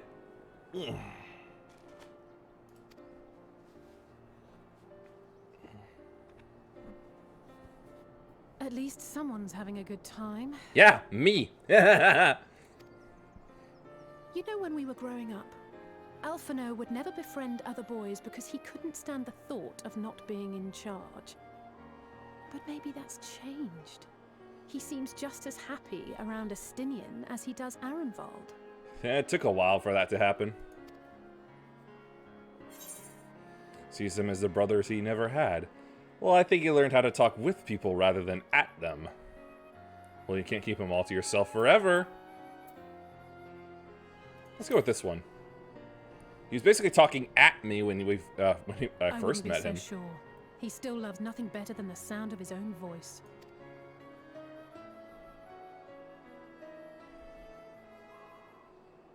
No rest for the righteous, eh? Speaking of which, I was just on my way to borrow an airship to take me to Azisla. What you got going on there? Azisla? How could I forget? The dragon with whom Bahamut shared the deepest of bonds. Oh yeah, her. Aye, Tiamat, his mate. Even now she remains imprisoned on Azisla, though her remorse binds her faster than any shackle. I see. As the one who first summoned Bahamut, you believe she may be able to shine some light on his latest incarnation. Might I suggest that we make the journey to Azisla together? I'm not sure if Tataru mentioned this, but we Scions have an airship of our own now. It's basically named after an old joke. I see no reason why not. Assuming your sister can bear the thought of sharing a deck with me. Be my guest.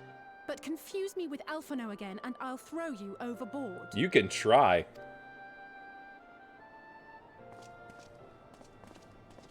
Ugh! I don't know who he thinks he is, but he's nothing like Alphino painted him to be. I will admit, he is not exactly as I imagined him either. Based on what I had read of the man, I think I was expecting someone a little less... blunt? Oh, he's plenty blunt.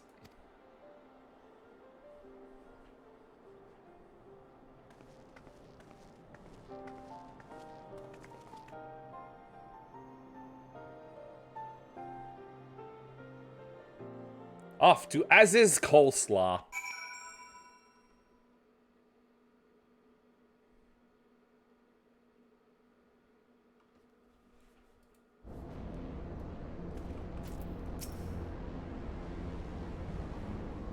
I like that it's now taking me to places where I should be, instead of me having to go to them on my own.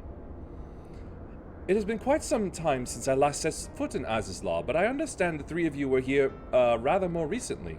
I don't suppose you chanced to meet with Tiamat during your visit? Nah, she never came up. Alas not. We had no cause to set foot here in the Delta Quadrant, but I have studied the relevant records, which is not to say I wouldn't appreciate a first-hand account of your dealings with her.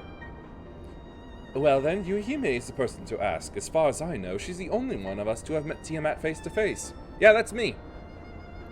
And she basically said to her dad, Midgard Sormer, who was tiny at the time, that she's just going to stay there.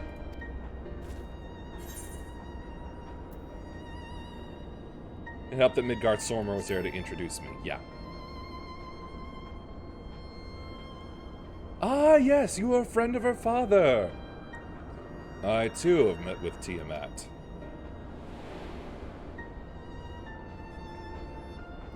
After the Dragon Song War came to a close, I came here to speak with her, a worm who had fought her own war against man in another age.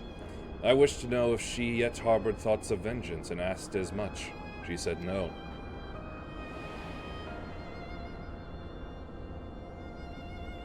My hatred for your kind was extinguished long ago. But the guilt she feels for resurrecting Bahamut burns on undimmed. It torments her even now. I see. Then your original reason for coming here was out of concern that Tiamat had been forced to summon Bahamut.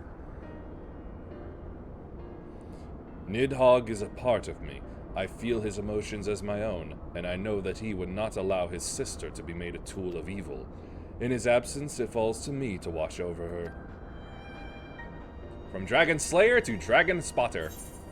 Let's see, what do we got here? Pizza!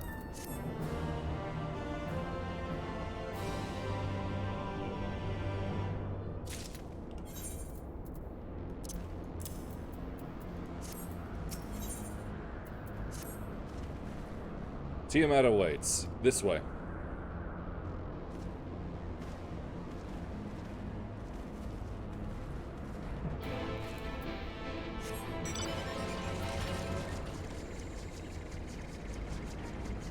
There she is.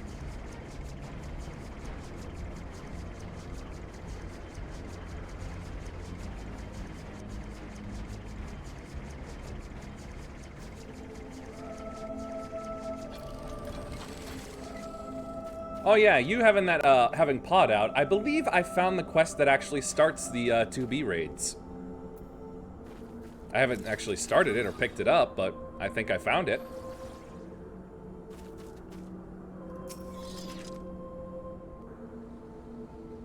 I should, but I want to finish Eden first. And I got a helping hand off stream for blitzing through the first four of them. My sire's mortal companion, what bringeth thee back to this forsaken place, child of man? It's plain she knows naught of recent events. Perhaps you should enlighten her.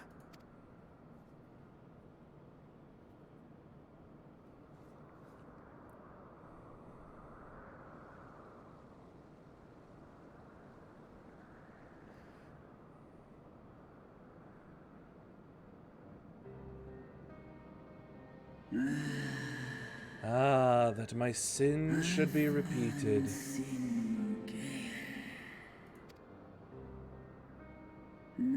I sensed not the faintest stirring. As to who could have called him forth, I know of none save the dragons of Merastidia, our children.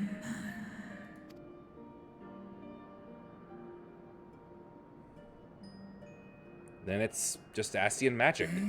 The Icon claimed their souls when first he manifested, and robbed of their will, they became tools of the Allagan's dark designs. Much like those held here in Asisla. If dragons who worship Bahamut are required to summon him, that must mean... They were dragon-napped! Yes, the dragons of Merastidia are at the mercy of this Ascian.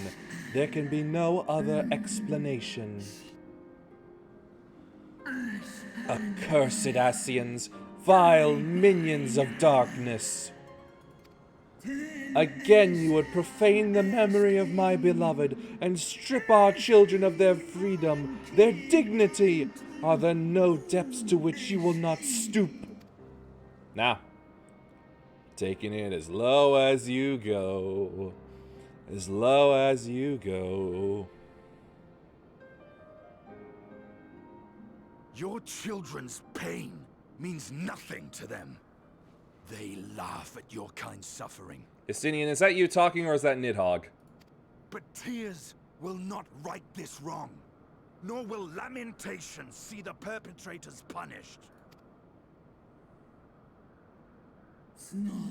What wouldst thou have from me, Slayer of Dragons? Behavior befitting a great worm. We came here to ask mighty Tiamat of the First Brood, consort of Bahamut, mother of the dragons of Mericidia, what she intends to do about the crimes committed against her children.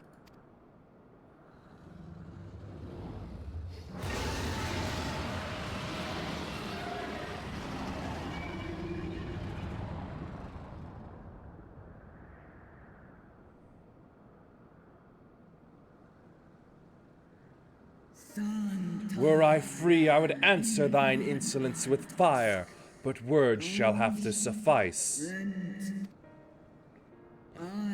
Recall, mortals, that it was I who did first summon my beloved, praying with all my being to bring him forth. You who contend with icons cannot well be ignorant of the consequence. You too were exposed to his influence. That you are yet in possession of your own will is testament to the indomitable strength of your soul. Does that mean we're gonna have to bring a pig all the way up here? But were you to meet with Bahamut again, you fear you might succumb. Indeed. Ask the Dragon Slayer, and he will tell thee the power we of the First Brood wield. Were I to lose myself to the Icon's influence, all would pay the price. But it is of little matter, for even had I the strength to resist, I yet lack the strength to break my shackles. This prison shall be my tomb.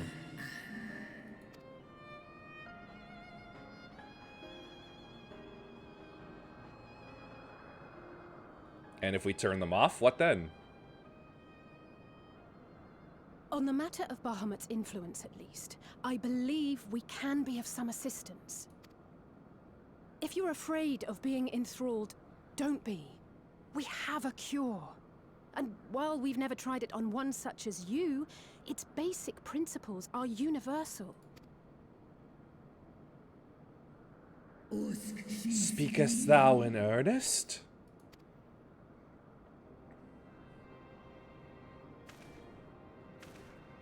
There is no future for those bound to the past. That you committed a terrible sin, I do not dispute. But if you feel remorse, you may yet make amends. We offer you that chance. Take it, or you will forever remain a prisoner, not of these cruel shackles, but of your own guilt. A chance to make amends, to lay Bahamut's memory to rest.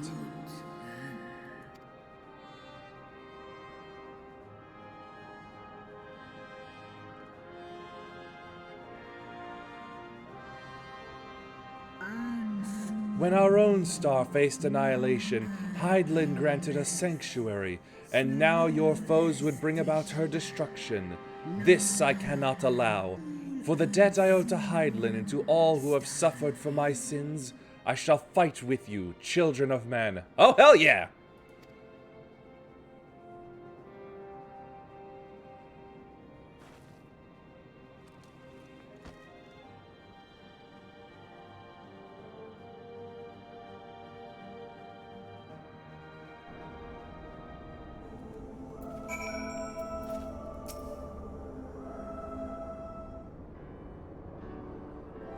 While Poxies have been shown to be effective in curing the temper, Tiamat must be considered a special case. She is far, far larger and immeasurably more powerful than any subject treated thus far. Were we to remove her restraints only to find that the process had failed, we would be hard-pressed to contain her. Then, before going ahead, we should learn as much as we can about the exact nature of her condition. Do you suppose we could find that information here? Why, yes, we can. We can indeed. The Allagans kept detailed records on all of their notable captives, and I know exactly where to look. We shall leave you to it then. That to you then. In the meantime, the rest of us could turn our thoughts to the removal of those shackles. Well, we just turn them off, I assume. I know Afanad and Yuahime here well enough, but not you. Are you certain you're ready to see this through? Rest assured, Sir Estinian, that I am both ready and willing to give my all for the sake of this star, though that is not my only reason for wanting to set Tiamat free. While I do not claim to know all of her sorrows, I too once found myself in a prison of despair, and I well understand how hard it can be to dare to dream of escape. It took the encouragement of braver souls than I am to make me take the first step towards a brighter future, and now I would help Tiamat do the same. I gather you are not as young as you look. Mayhap when our work here is done, we could trade tales over a pot of Tataru's famous tea? And be indebted to her for the leaves and hot water? I think not. I see. Returning swiftly to the task at hand, then. I believe the nodes governing Tiamat's restraints are located in the sector known as the Flagship. Ah, yes, we are familiar with it. The Aetherochemical Research Facility in particular. Oh, you may wish to take this. A spirit vessel containing a small amount of my blood. Why?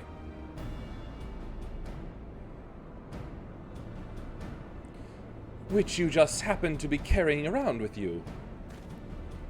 I suppose that could seem rather odd. To explain, Rambros, Urianger, and I are researching the use of spirit vessels in the transference not only of memories, but the traits of certain bloodlines, and so I keep one at the ready should an opportunity to test our theories arise.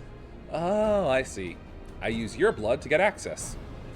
As for its use to you, you may recall that during our previous visit, the nodes here granted access to restricted functions, having identified me as being of royal blood, and armed with that spirit vessel, I posit that they will do the same for you, even in the absence of, well, the rest of me.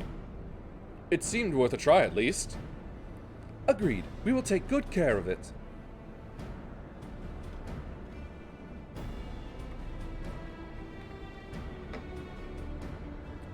To the flagship, then.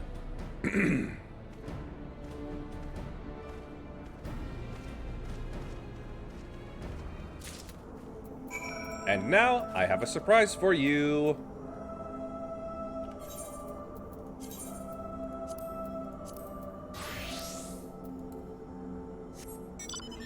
I shall be your chauffeur.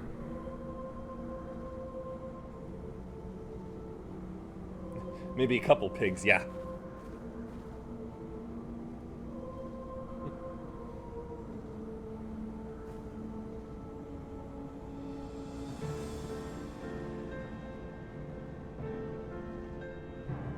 Go on, you can get in.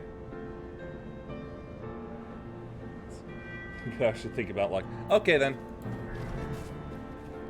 Still, nice to see you.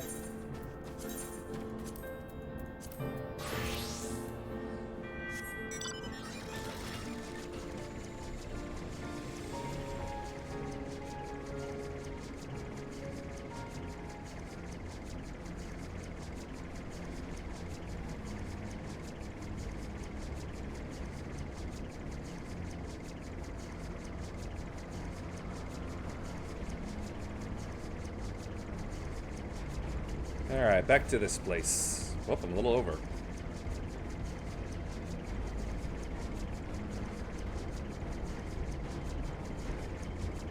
Ah.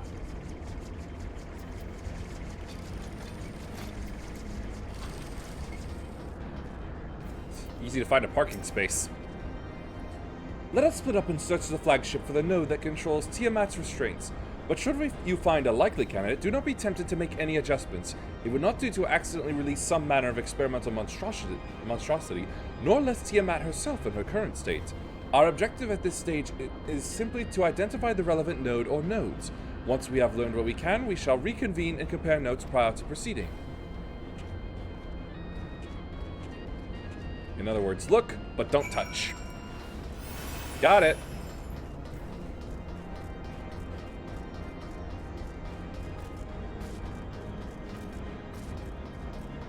Here, node. Malodorous node, okay. Zzz. Friction between metallic components detected. Temperature increasing to critical levels. Please replace damaged parts or retreat to a safe distance. Zzz. Not that one.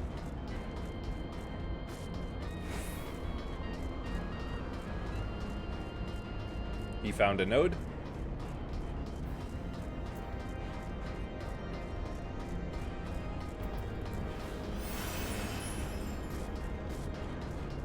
Clamorous node. Boop, boop. Warning. Secure dragon restraint maintenance due in 2020 years. Failure to verify system integrity may result in unscheduled specimen release.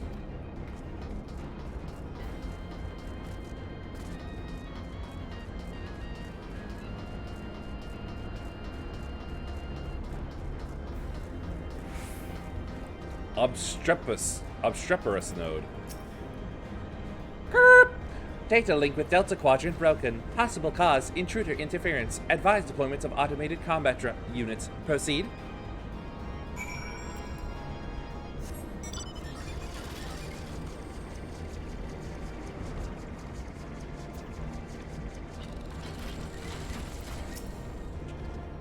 I'm afraid Estinian and I have little to show for our efforts. Did you find anything?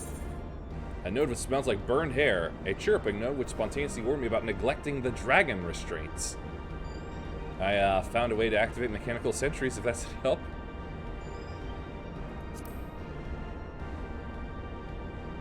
Spontaneously, you say? Well, that does sound promising. Almost suspiciously so, in fact. But then you were in possession of the spirit vessel. I dare say it is indeed the node of which Graha spoke. And it was chirruping, you say? Very well, let us take a closer look.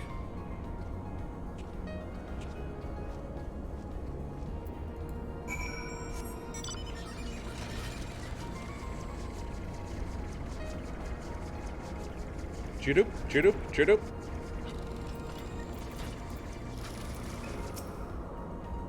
Whoop! Do you wish to operate the dragon restraint mechanisms? Whoop, whoop. You do not have the requisite access privileges. Operation of the dragon restraint mechanisms may only be undertaken by the chief technologist and members of the royal family. Or those with a vessel full of royal blood, perhaps. What do you say to this?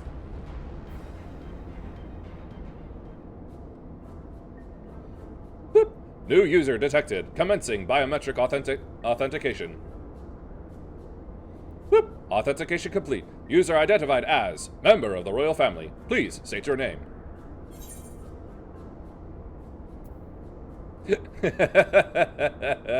Not me.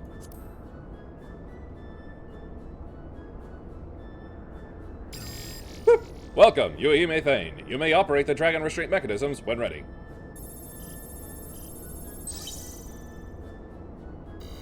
Boop, boop. Error. Unable to disengage restraints of the specimen Tiamat. A system update is required. Darn system updates. A system update? What do you suppose it is asking of us? Update to iOS. I could hazard a guess. Well, that's more than I can say. Confounded bloody thing. User agitation detected. Initiating guidance program. Bloop. In order to operate the restraint mechanism, I require access to the central control system. However, I am unable to establish a link to said system due to the obsolescence of my own software. This issue can be resolved by applying a system update using the corresponding terminal located within the flagship. So, can this thing release the restraints or not? It can, but only once it has received the requisite system update, as far as I can tell. Until which time it'll float there spewing nonsense. User dissatisfaction detected. Initiating placation protocols. Boop. I am here to help. Rest assured that I will be on hand to guide you through every step of the system update process. How gratifying. But I dare say we will fare better with guidance than without it.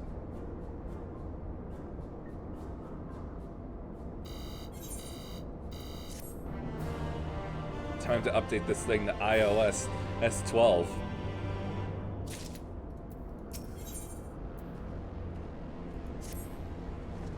Whoop!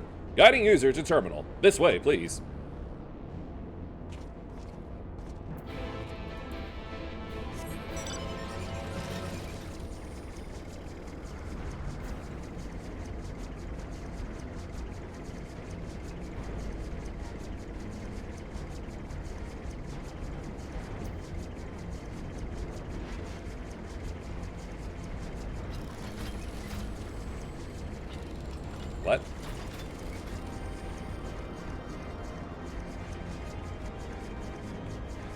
Did I miss an entrance?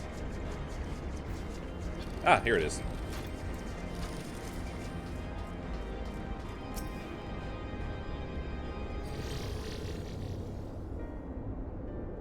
Let's see. According to the terminal, the central control system is presently employing software version 56.135. Dare I ask which version you are employing? Why, software version 42002, of course. Boop, boop. Warning, errors detected in the data management system. Estimated time required for update, 5 years, 1 day. That is rather longer than we were hoping. Aren't there any other options? For instance, using this terminal to operate Tiamat's restraints instead? Bloop. The proposed method is indeed an option. Please be warned, however, that the procedure may have changed as a result of the system update, and my instructions may no longer be accurate. Well, I can't imagine it will have changed all that much. As long as we pay due attention to any discrepancies, I dare say we shall be able to muddle our way through. Don't bother trying to explain. Just tell me if we've made any progress. Estidian knows what his fields of expertise are, and doesn't feel the need to expand his sphere of ignorance.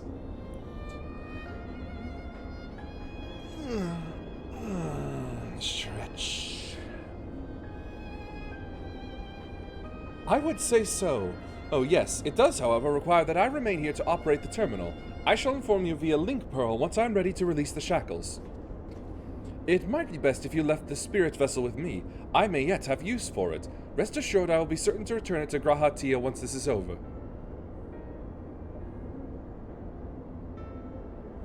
Just a little more work and Tiamat will be free. But before we go any further, there is something I would know. When Tiamat and her kin fought against the Allagan Empire, both sides were but dancing to the tune of the Ascians. And it was the same in Ishgard, where they stoked the fires of conflict between man and dragon from the shadows. All that the Ascians touch turns to ash, and thus have you made it your mission to fight them. But there have been times when you tried to reach out to them instead to find common ground. And so I must ask, what do you intend to do with Fandaniel? Will you try and reach out to him too?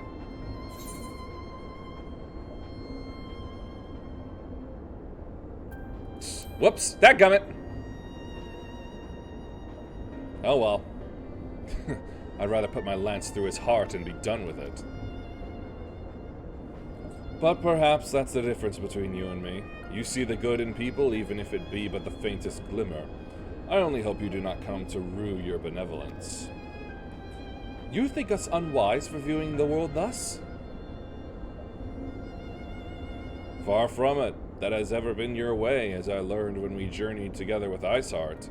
Yet the fact remains that there are some who view compassion as a weakness to be exploited, and there may come a time when you extend the hand of friendship only to wish that you had dealt the killing blow. So, save your mercy for those who deserve it. Fandaniel does not deserve it. Well, we should be getting back to our task. If Alphinaud has things in hand here, I suggest we rejoin the others.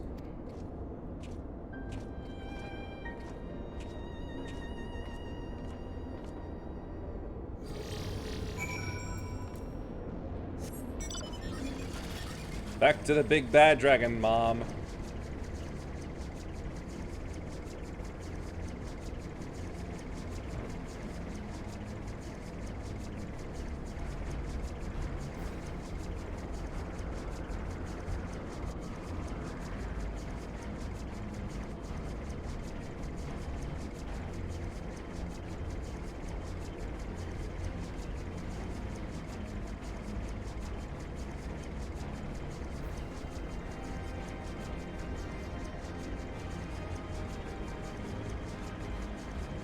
And there she is.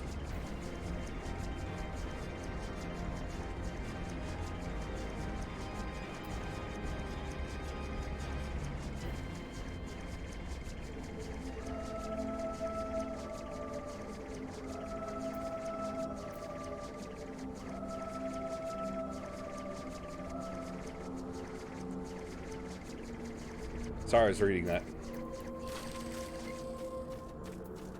Alright, we have one pig.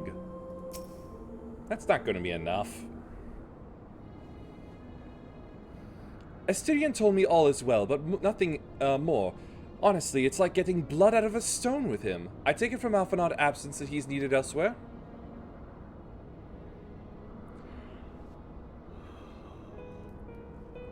Now I suddenly feel a tad bit chill without my hoodie. Dadgummit.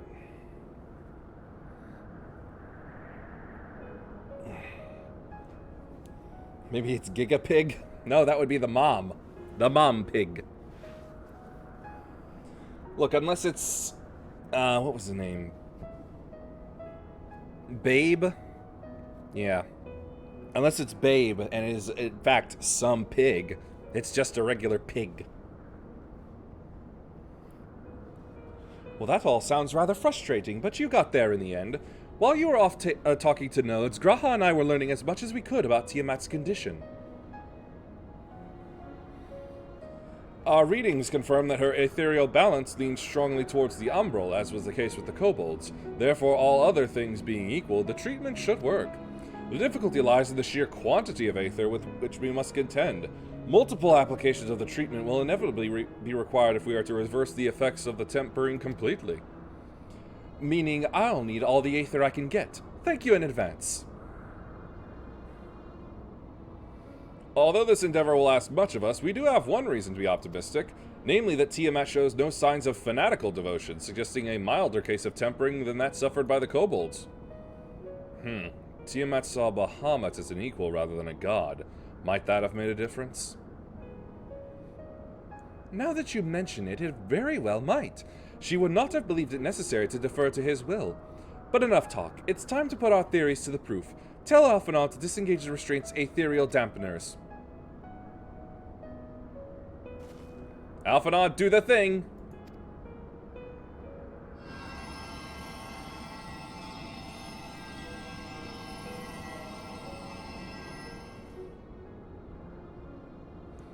Ah, such warmth! The frost that shroudeth my soul doth begin to thaw. But what are these? Visions of days long forgotten? Of war with the men of Alag? Wherefore do such baleful memories return to me now? Could it be that the process of restoring her soul to its pre-tempered state is awakening ancient memories? Or might the opposite be true? If so, by helping her recall the past, we may be able to speed her recovery. She trusts you. Speak to her. Ask her to tell you of times past. Tell me a story.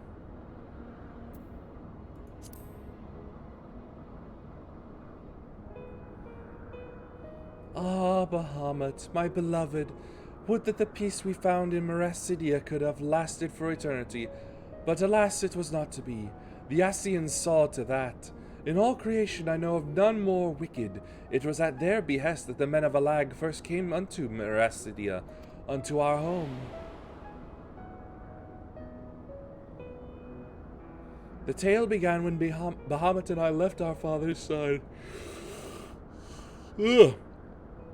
We took wing in search of a place that might to make our eyrie.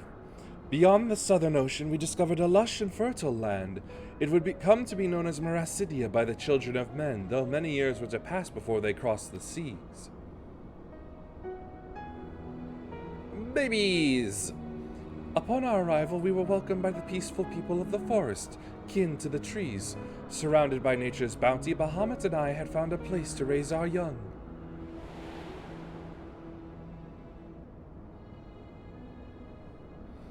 Fascinating! This correlates with the writings of the Sharlayan scholar Rurusha.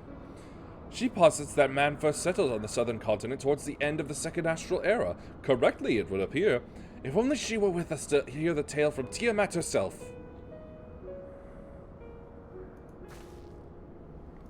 I'm not saying that.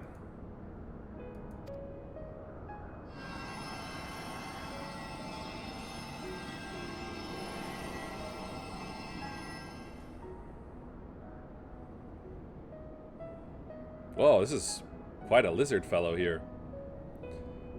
When the children of man arrived on our shores, no foot did they set in those places over which we held dominion.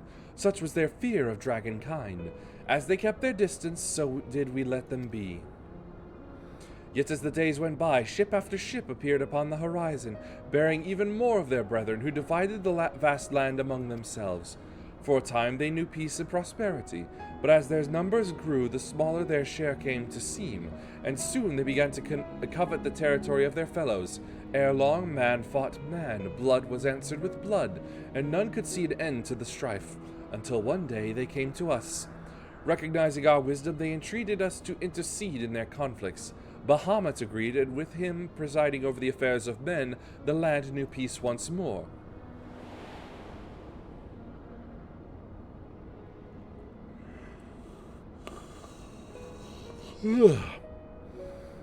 Alas, those golden days of harmony, too, were fated to end. For the men of Alag slew my beloved, and I, in my rage and sorrow, heeded the envenomed words of the Ascians. The rest thou knowest only too well. Alright, she needs a boost. But your tale doesn't have to end there. When you are free, we'll rid the world of the Ascians together, and you and your beloved will have justice. Fine sentiments, but you're almost spent. I'll keep watch from above. If the treatment fails, run.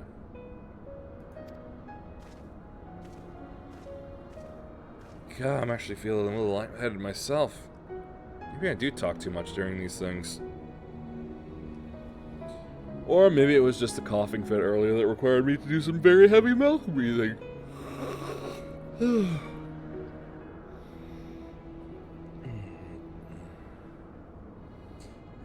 Thanks for the vote of confidence. I swear when this is over... Keep going, Alice. The magic is working.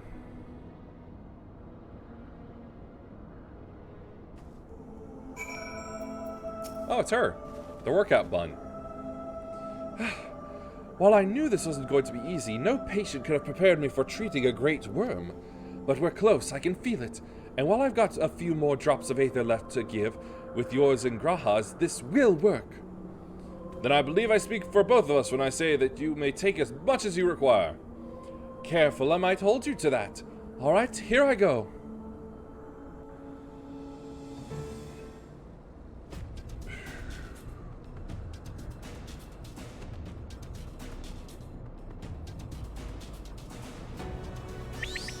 Go, pig!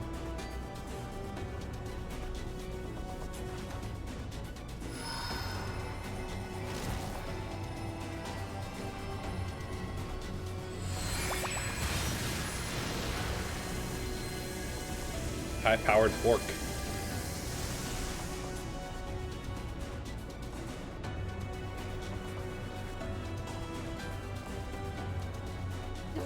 No. I'm almost there.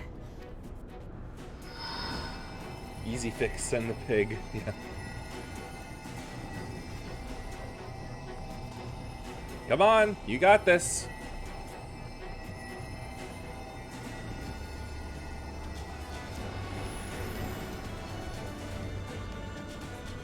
This is it, Angelo. Angelo in his stand. Aqua necklace.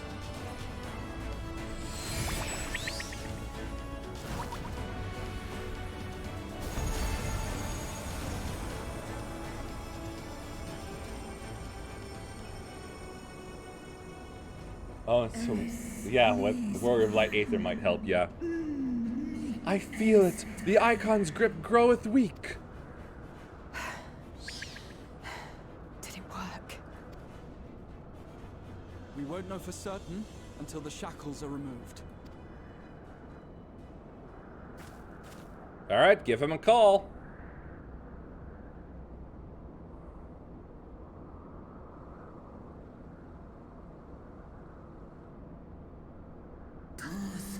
Answer me this, children of man. Can my kindred be saved in like manner? Many have been subjected to the Allagan's dark arts, their flesh irrevocably altered.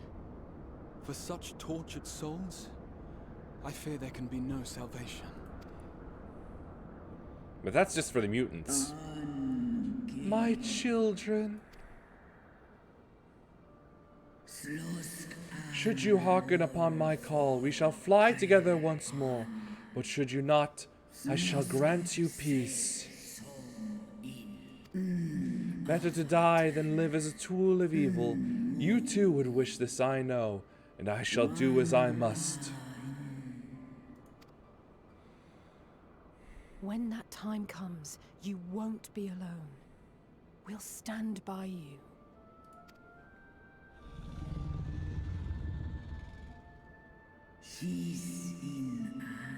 Thou hast my gratitude, little one. Alphino's ready. It's time.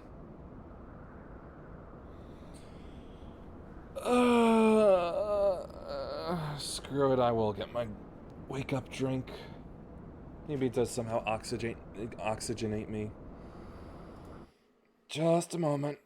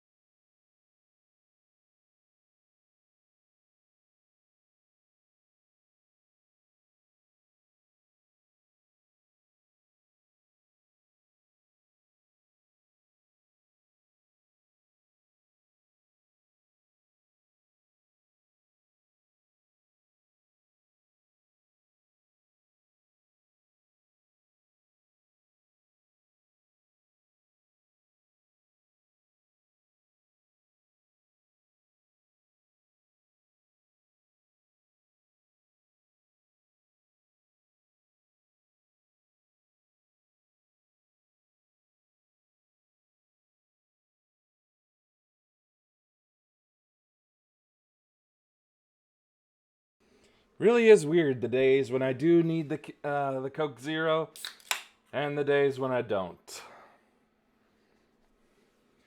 Fine with it yesterday, apparently today I'm in desperate need to keep my brain together.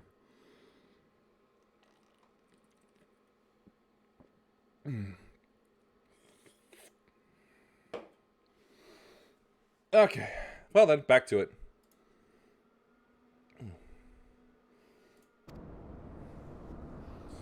Alright, let's release this dragon. And hope she's in her right mind. Do it. And let's hope the treatment worked as it should.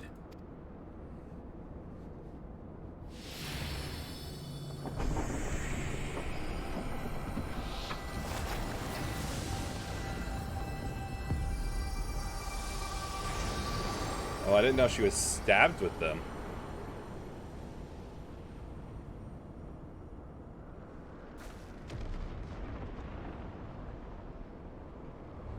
So, how do you feel?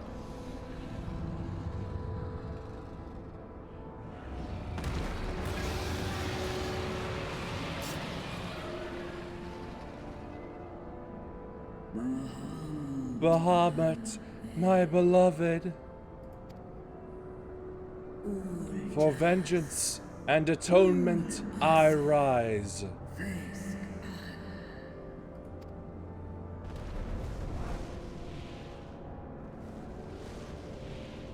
That could be taken one of two ways. By the gods!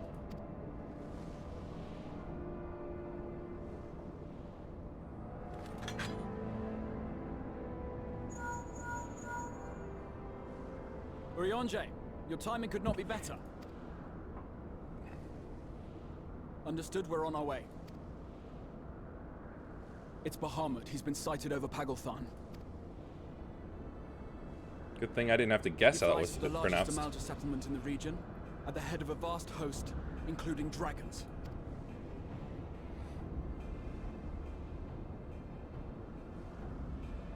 Did you hear all that, Alphino? You'd best rejoin your comrades. I'll make my own way. Don't jump off the side. Our enemy awaits. Shall we?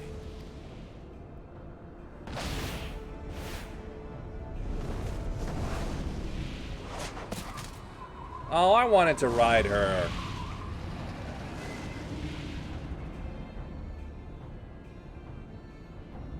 Fuck you, man.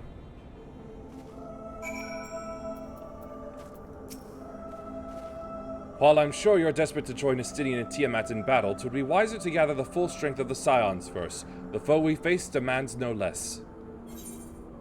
Let's see, smoked chicken, pineapple salad, broad bean curry. Estinian always gets dibs on the dragons.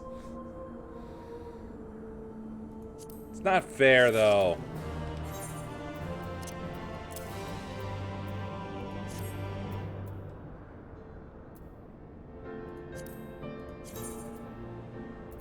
After all, her dad lets me ride her. I mean, ride him. Why can't I ride her?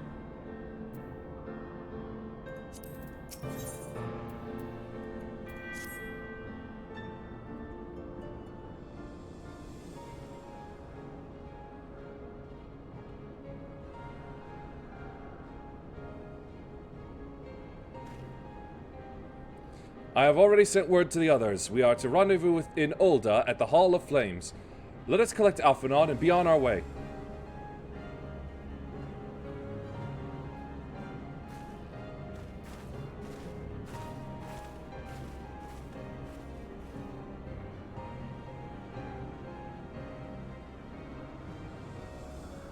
Her former prison now sits empty.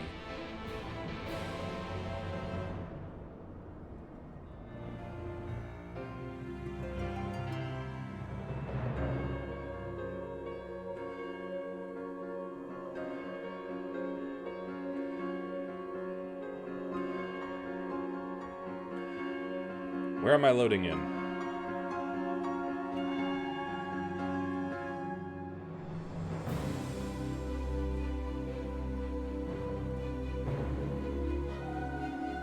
Oh, hey. What do you know?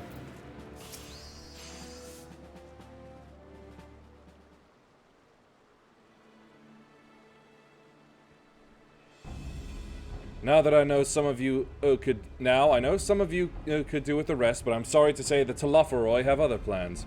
And Pagalthan is already under siege.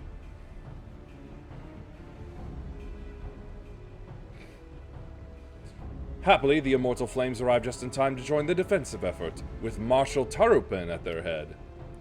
Well now, given the failure of the peace negotiations, I was uncertain how the Sultanate would respond. 'Tis good to hear that Ulda has not abandoned the Almaja. What? Oh. Papa Shan!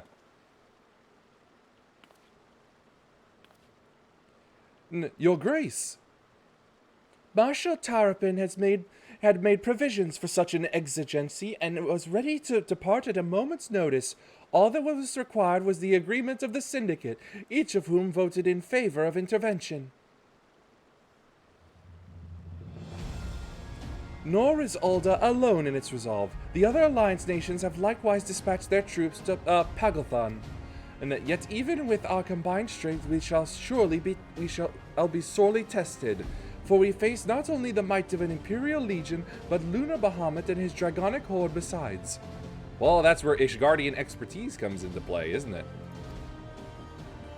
Tiamat's children.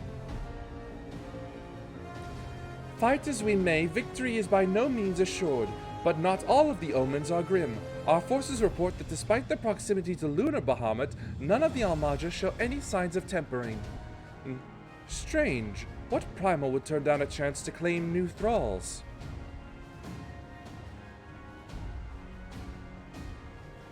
Unless it is incapable of doing so? Primals are not wont to serve a master, Ascian or otherwise. It may well be that Lunar Bahamut differs in some fundamental manner from those we have previously encountered. If that were true, anyone could fight him, and Yuahime and others like her wouldn't have to shoulder the burden alone. Be that as it may, Lunar Bahamut remains an incalculably powerful foe whom our soldiers will struggle to best through mere force of arms. With the aid of the Scions, however, I believe that they will fare rather better, assuming that is you are ready to take the field. An airship awaits to bear you to the front. Pray set forth as soon as you are able. I'm ready to go.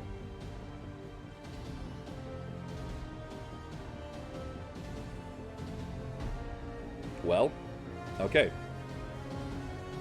I, meanwhile, shall continue to coordinate our forces. Till next we meet, may the 12 bless and keep you. Ah, him and his silly mustache. It was kind of her to speak to us personally. You may be certain she has no shortage of other responsibilities. Well, I for one am inclined to do as her grace requests, lest we forget our involved in Fordol or are in Pagothon on reconnaissance. The sooner we save the day, the better their chances. Indeed. To the airship, then!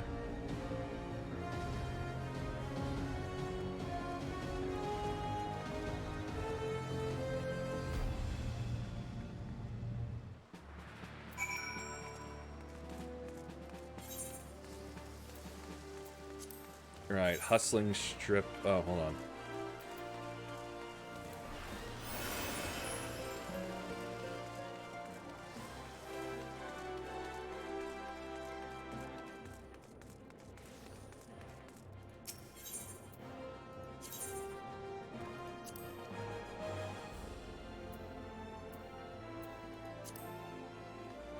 No, that's not right.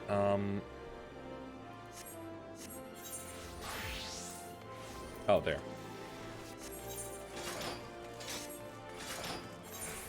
It has been so long. Well, someone's trying to be a musician.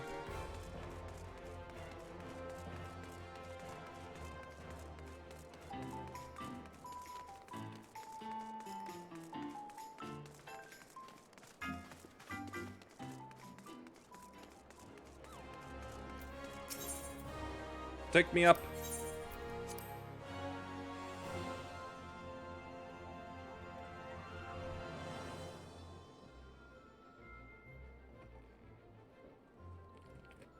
Wait, this isn't right.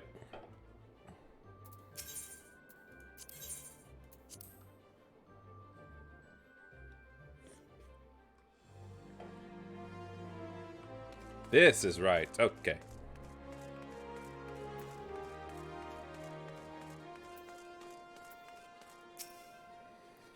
Greetings! We've been expecting you, but say the word and we shall depart for Plagathon at once.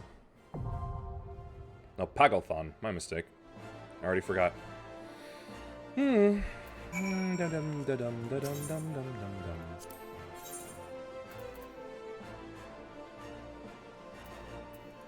Yep.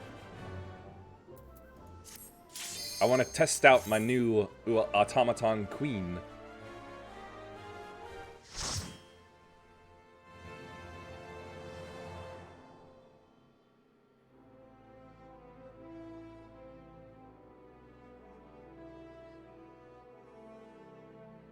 Oh, right. Yeah, forgot to update that.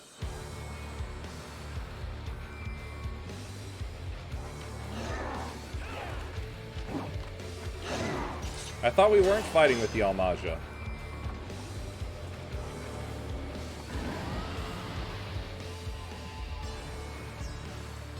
There they go. Ascian vermin, you shall torment my children no longer.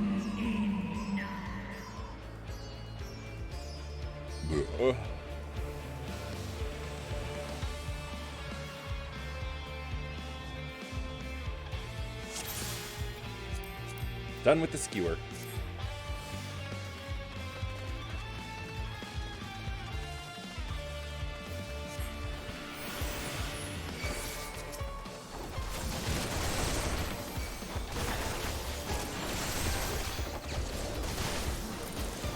Whoosh.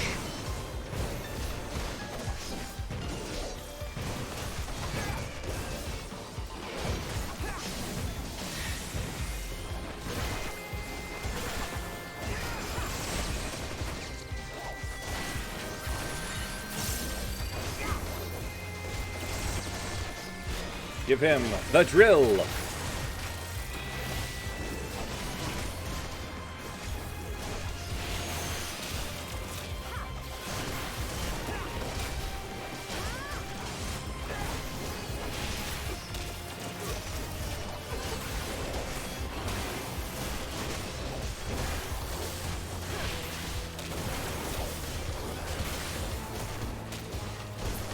And now for the last one.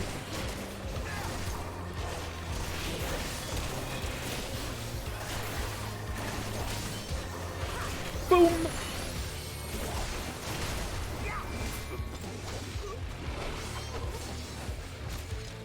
Oh, I see. Never mind. Those aren't ours fighting the Almaja.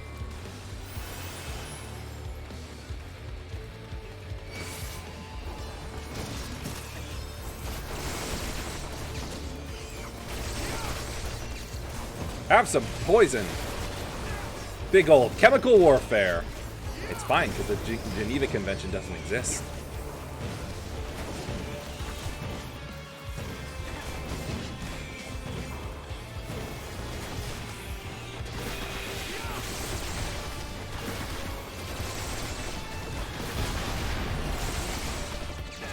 What was that big boom? Oh! It was a big dragon.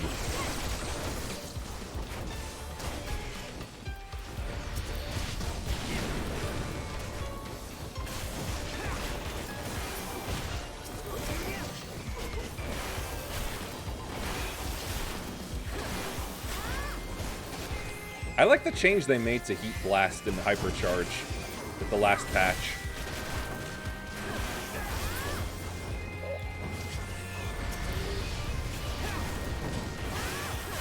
Turning it into 5 stacks of usability instead of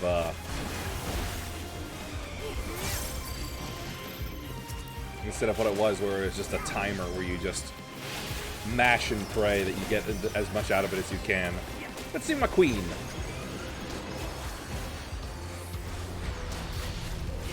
Ooh, look at that. She's big.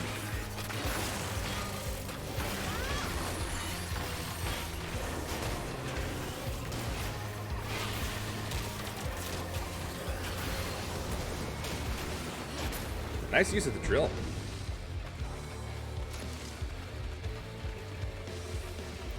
That was cool.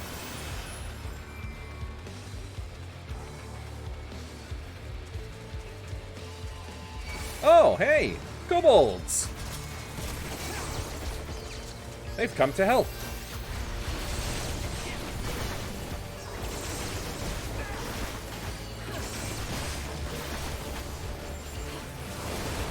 Spew and spray.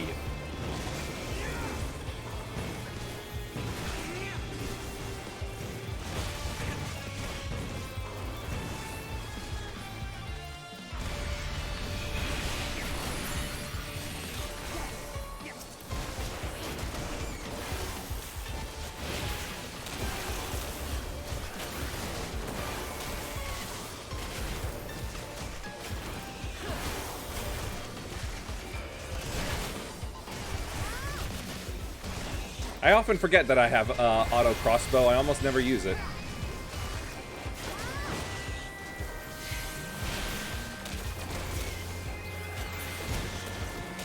Anyway, critical drill.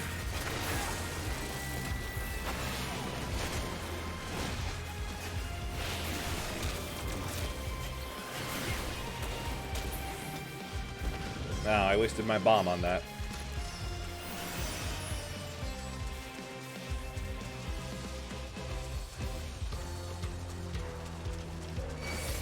Ah, it tried so hard.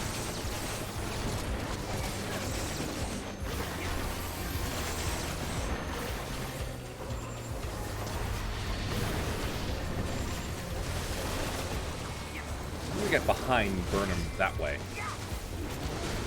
There we go.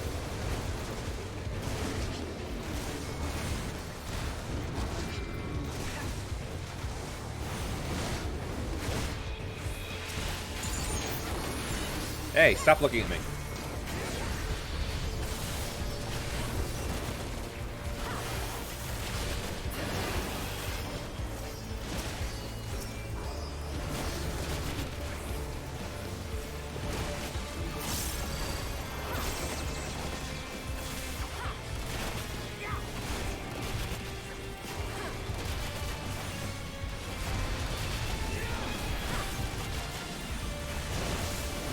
Looks like it's still a very tight window, though.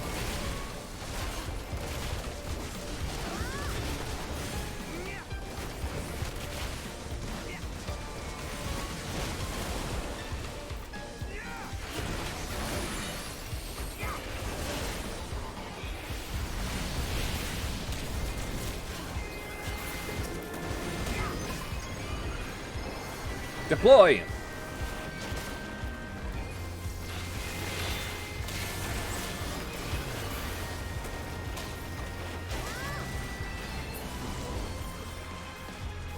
So cool to use. Oh! Ooh, that's using artillery.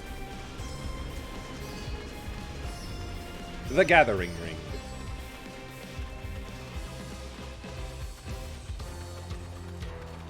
Hulak.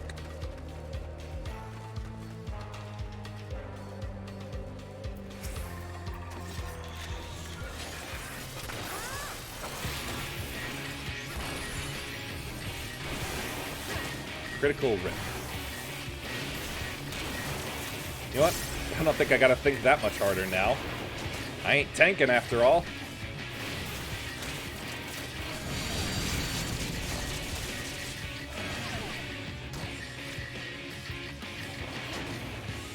Oh, I see. Bring it to the towers and then get out of the way of the towers.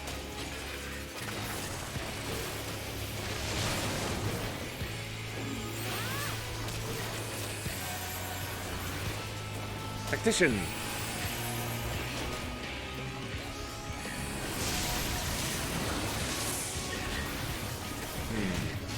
Laws of electricity that keep emitting sparks. Gotcha. Uh-oh.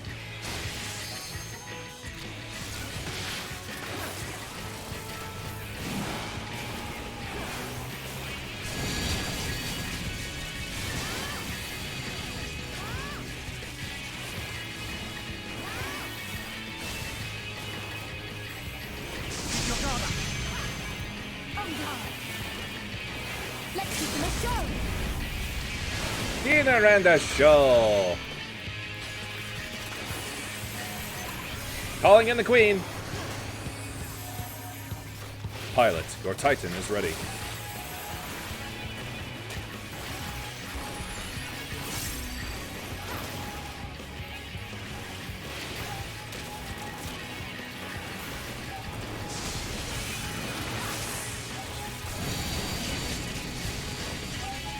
Okay, I gotta take this one then.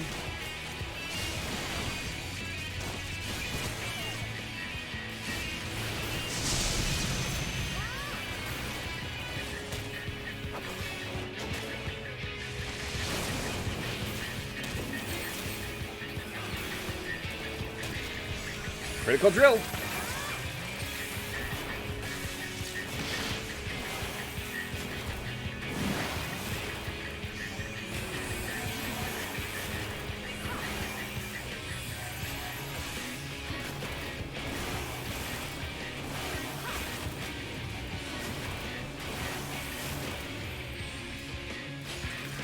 Drill again.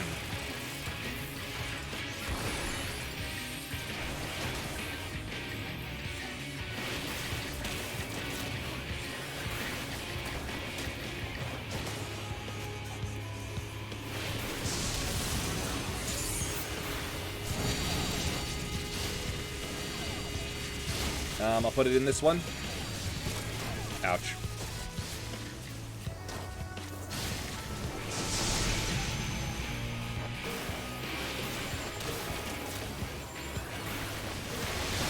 Drill is critical. Boom.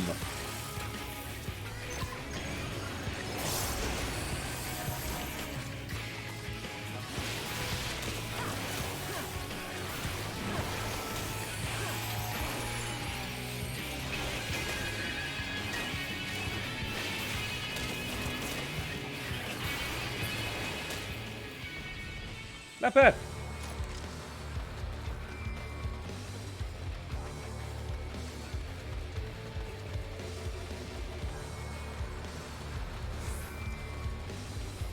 Oh, hey, look. There they are. The Amounts are in trouble. Let's split up. Okay, then. Now, here I was just about to ask her to lift her tail.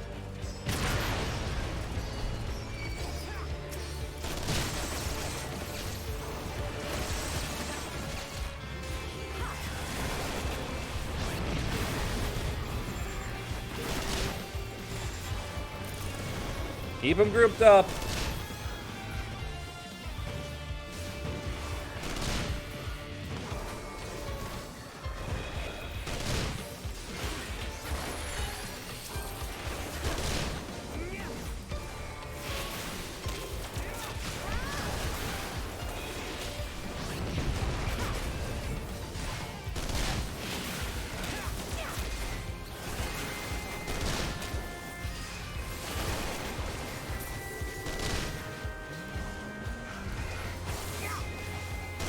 Oh, lost my target because they died.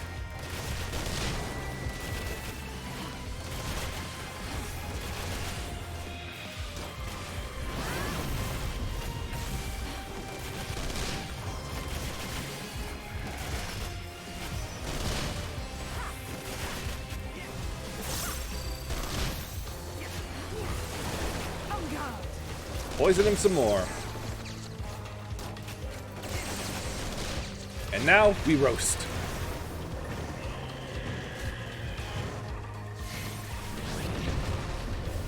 Get a nice even spread. Hey, don't move away. Alright, fine. Take this.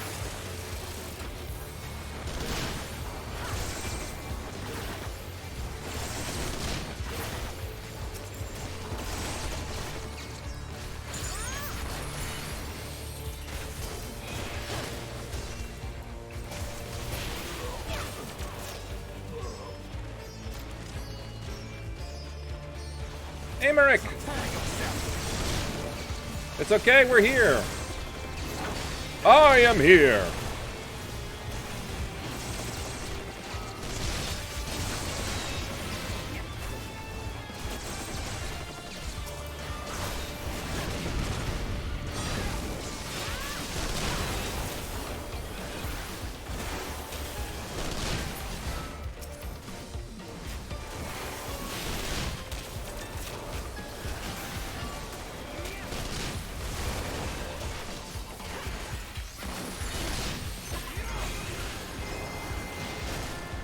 Yep, I feel like I wasted that that air anchor.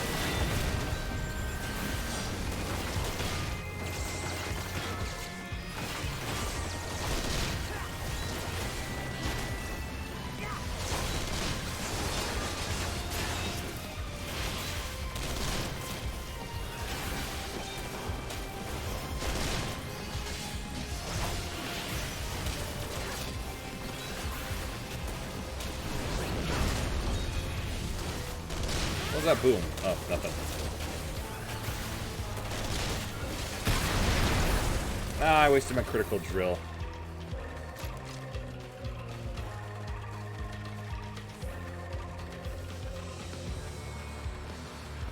Oh, no, you don't. Well done, Estinian. Oh, wait. Uh-oh. Move, move, move. Oh, I'm gonna get hit. Oh, hey, I'm not. Lucky.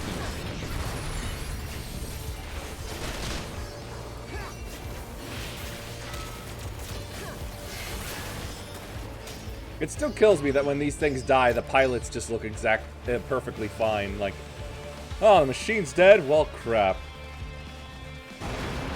Guess I'll just sit here then.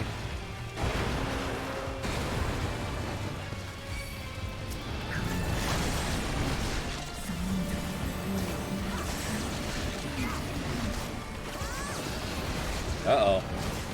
Mom's here and she's angry. Uh-oh.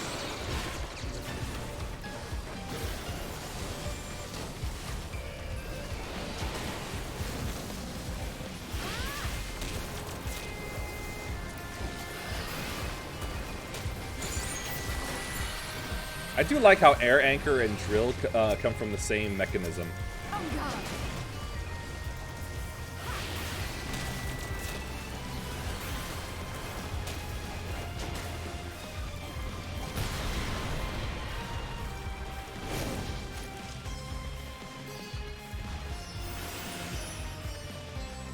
Come on now. Walk with speed. What's this about?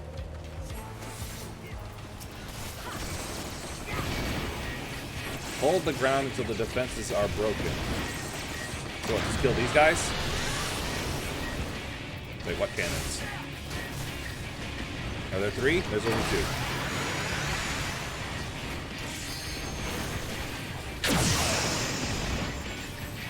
Keep your guard up.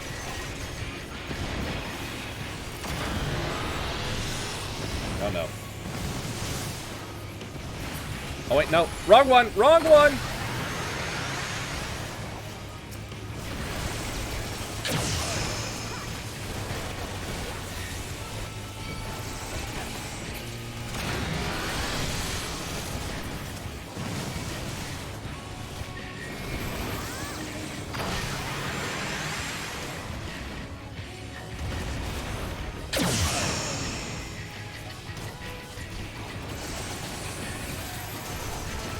Tell?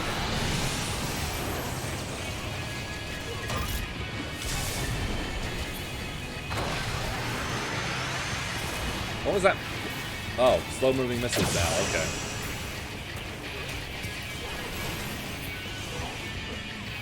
All right. Magitech core. Going in.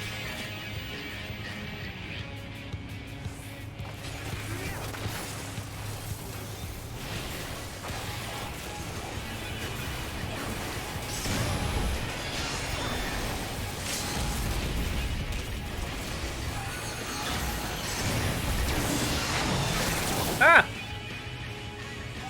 It pushed us out. Oh boy. It's a big man.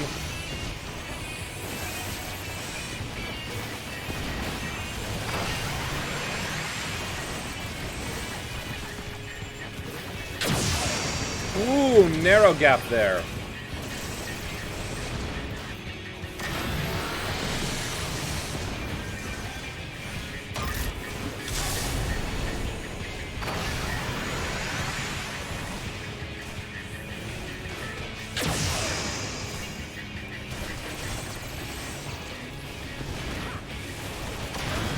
Ooh, watch the misses.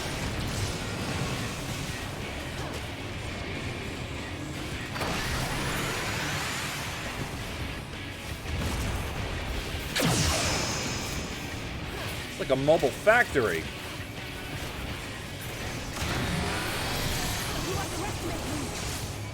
Oh, no, still in the middle.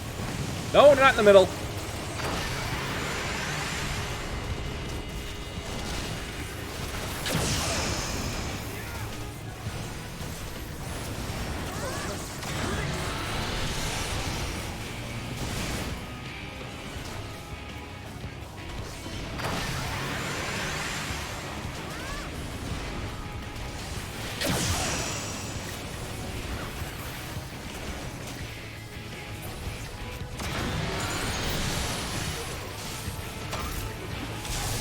Ah, okay, there's the missiles. Jeez, why are they so slow?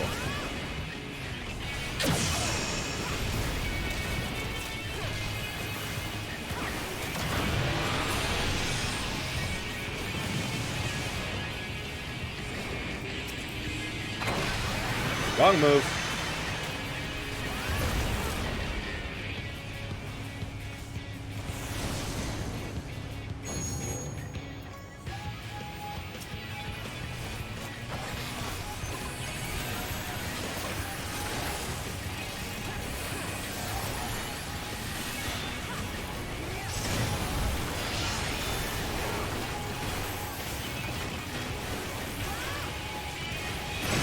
Ah, shoot. Oh, wait. Nope, that was success. Yay! I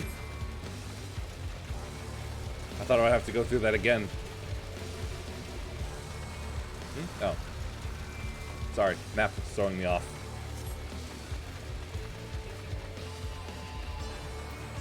Prepare yourself!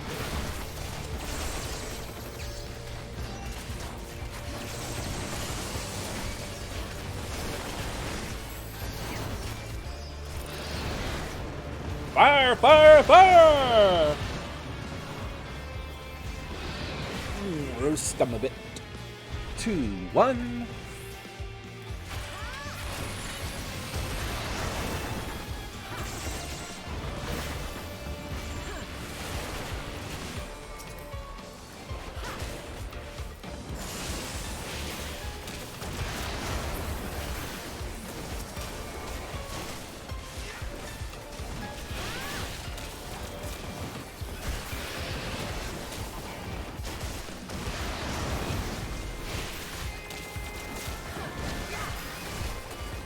One last bit of poison.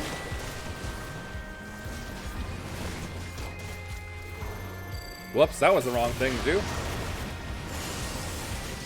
Oh, I see, the crossbow is also in the same mechanism. It's awesome.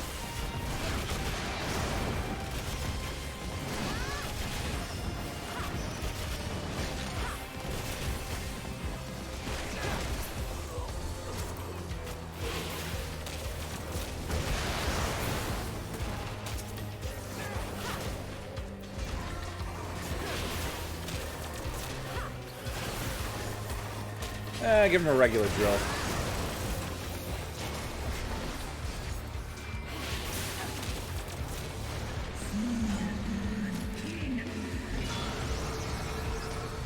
Big ol' scream. Oh, okay.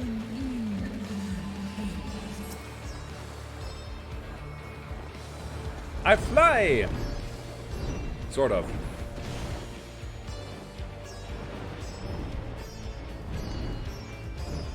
Cool.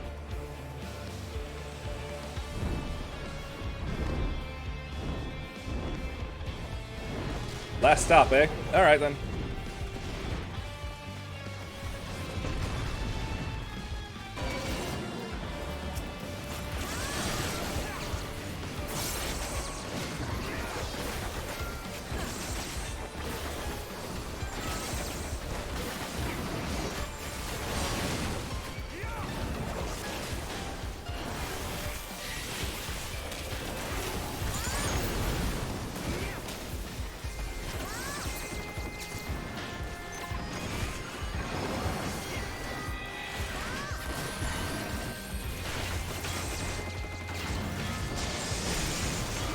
Whoosh.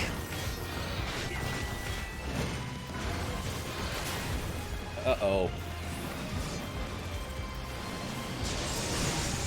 Always ruining my fun with the with my flamethrower. Oh yeah, that's also coming. That's spewing from the same port as the auto crossbow. Come on.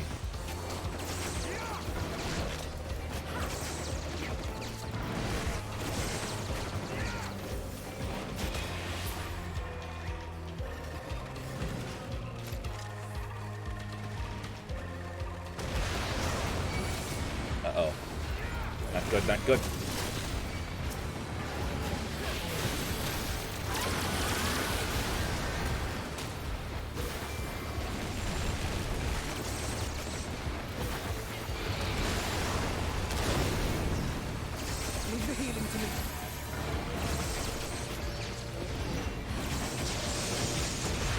hard to see them. They keep moving.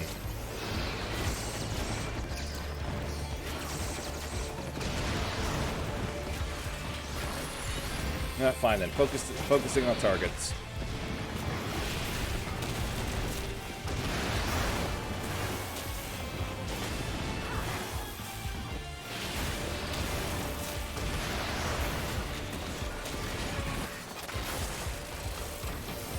Critical drill in the butt.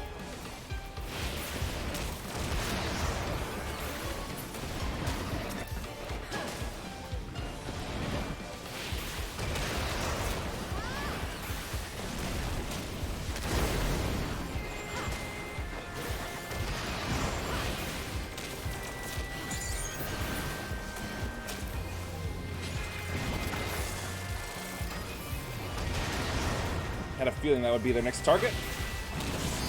Seem to like to go down the list.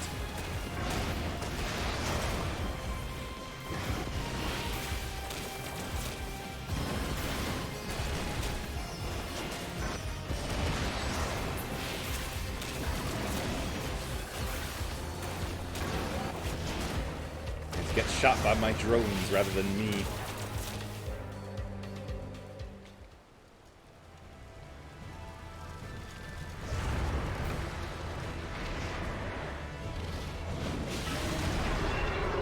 Teletherium, Lunar Bahamut. How can he even see with his horns like that?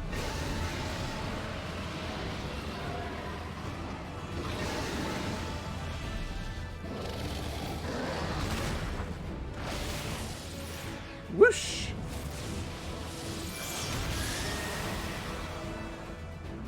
Did he actually hit?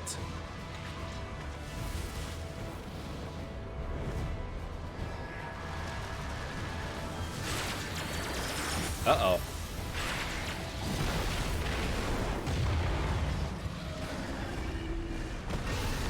Tiamat! No!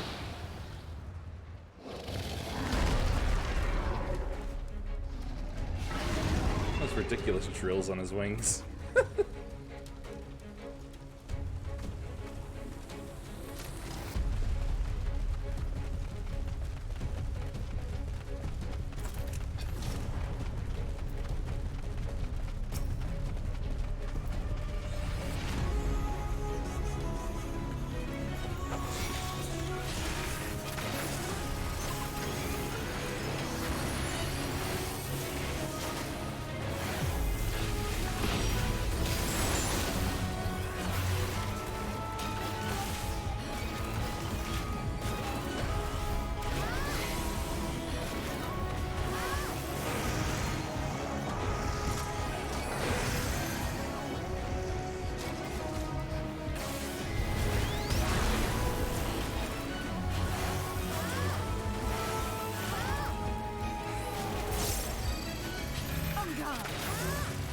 I'm here.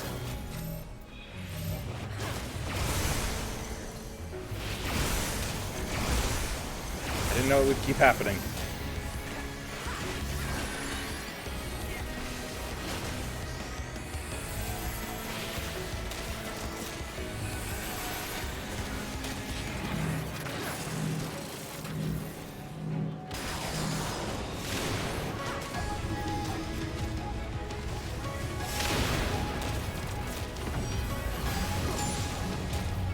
Twisted Scream again, I believe.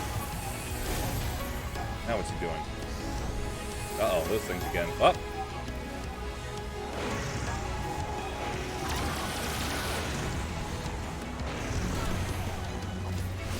Okay. Keep your guard up.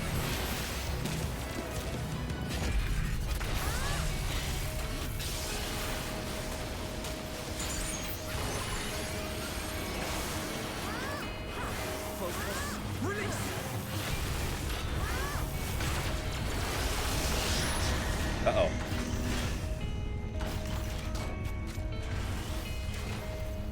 Oh, okay. That's cool.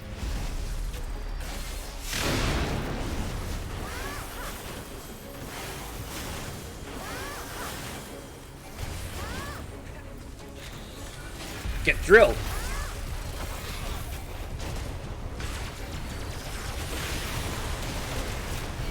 Ouch.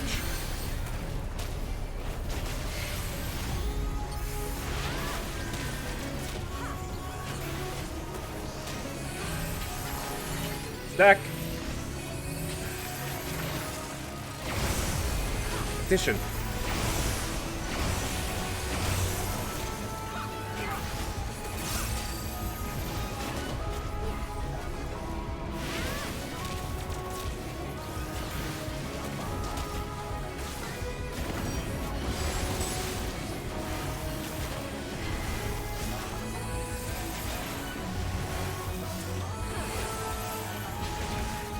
Uh-oh.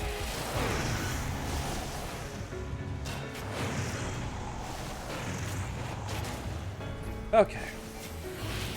Back to shoot, shoot, bang, bang. Oh, here it goes. And it shrinks. Where will it be? Here. Wait, no, this isn't it. Oh, shit. Fuck me. Man.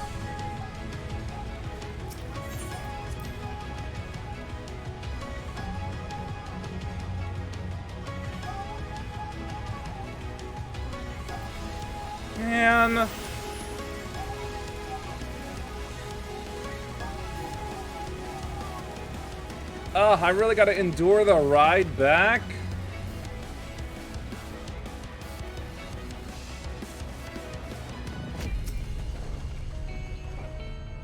Oh my god. Just put it next to the arena! Jeebus cripes.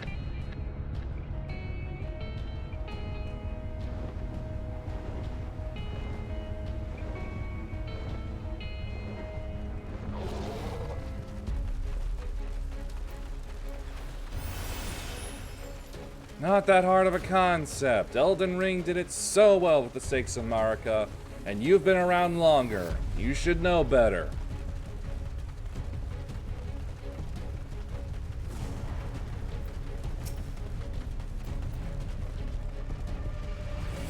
And I hate how it automatically ends with my death. It just... Does Alphinaud just not have res at all?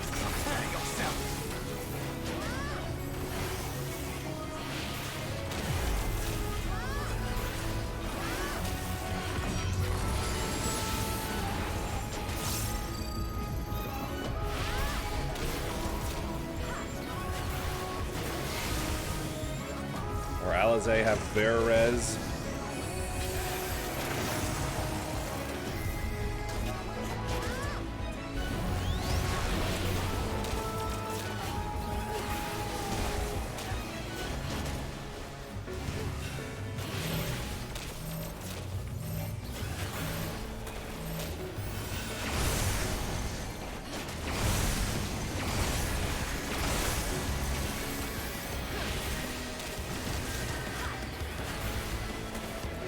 Morn. Is that one of Midgar's moves?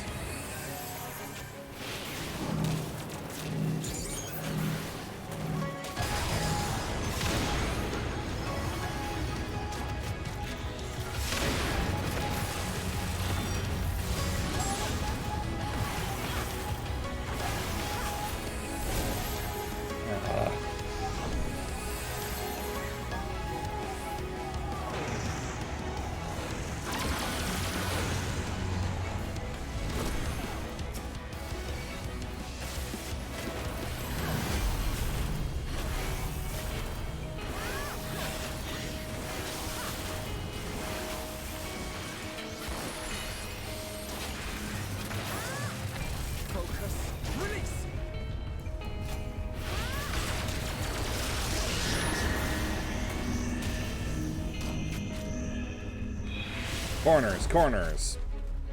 I just realized I need some of this.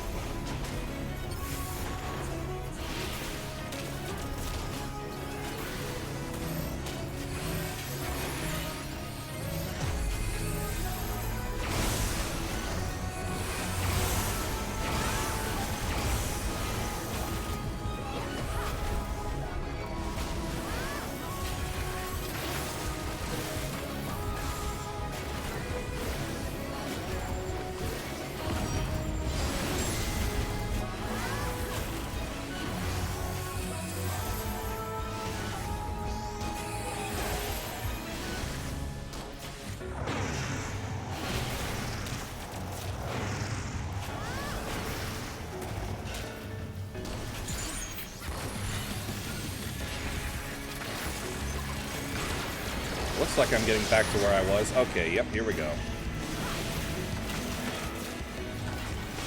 Now it's in the center. Sheesh.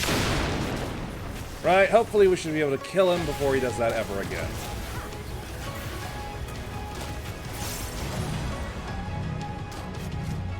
Moving out.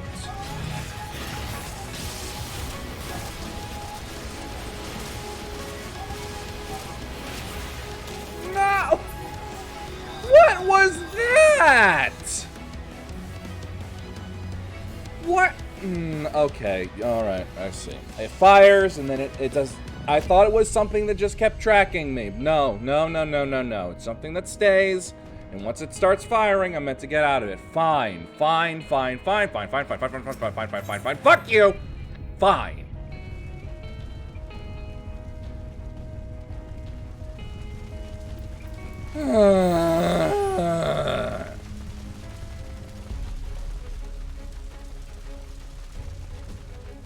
And back to a most annoying and unnecessarily long run back. Wonderful.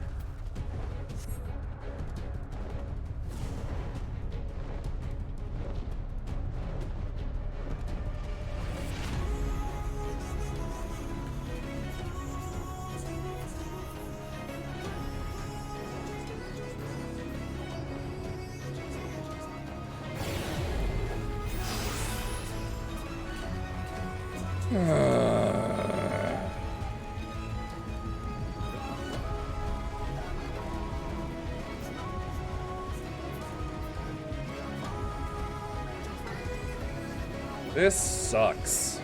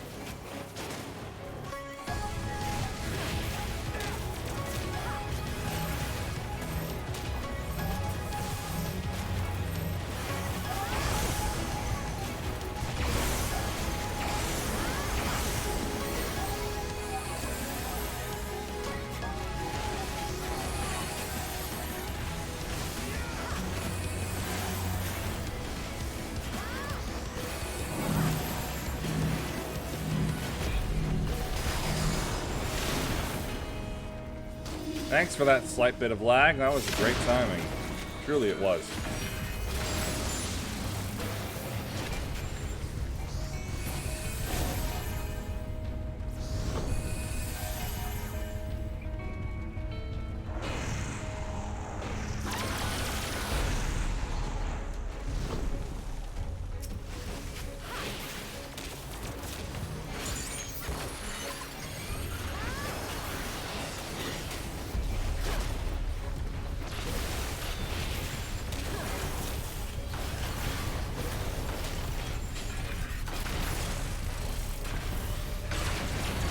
Fire the Gauss round, please.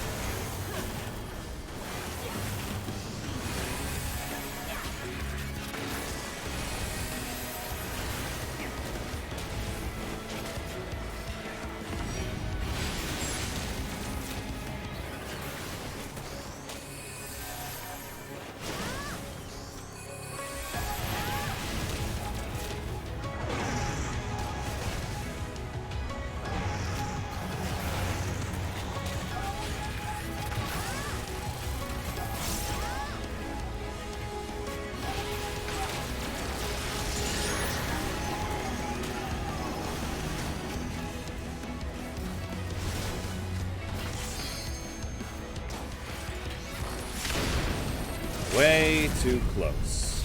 Keep your guard up.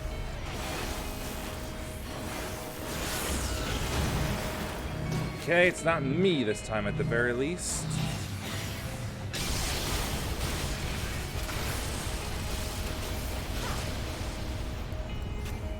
Right, and they've already blown. They had already blown. Limit break. Gone. They did. Me not.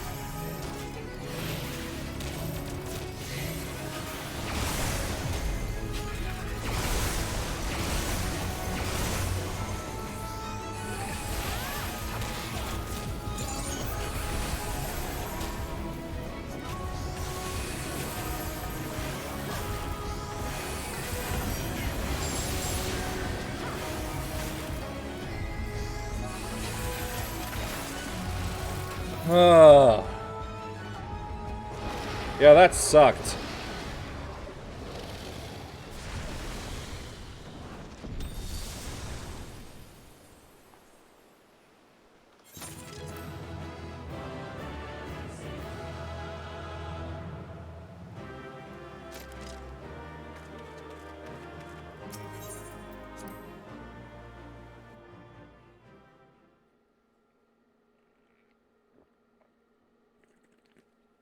Ugh.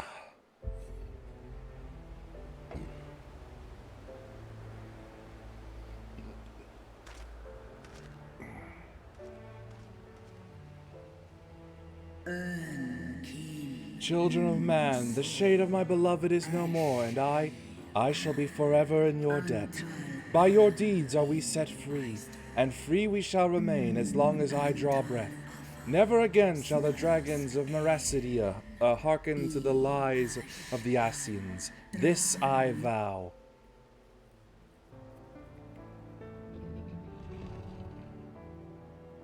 See ya.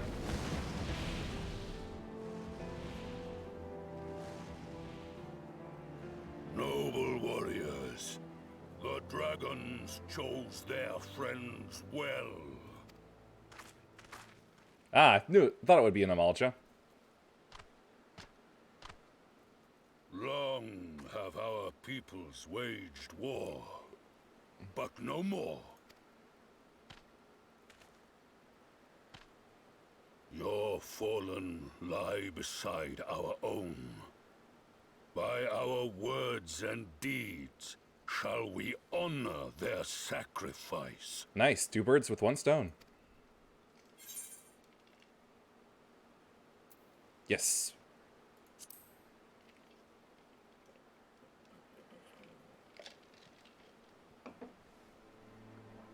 The enemy of our enemy is our friend. And you Glad they know that little have idiom. proven yourselves worthy of our trust. It is the Garleans who are deserving of our fury.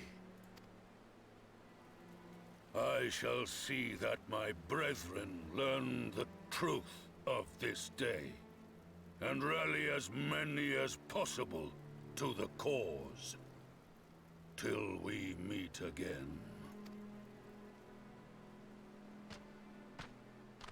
Can he speak for all chiefs? Well, tribes? And thus did we make allies of the Amalja. It would certainly seem that way.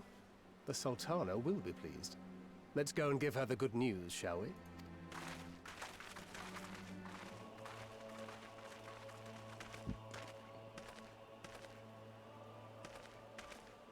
We'll get to the tower soon. Hi, Greg. Sometime later, inside the, Pagothan Tower.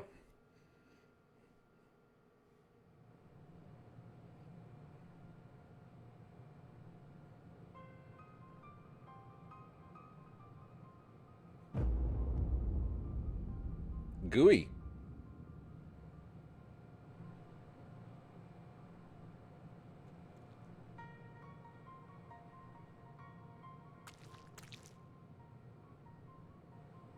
What in Ralga's name happened here?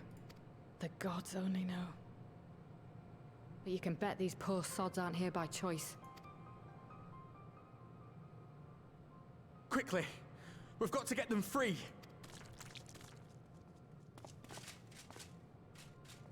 Uh-oh.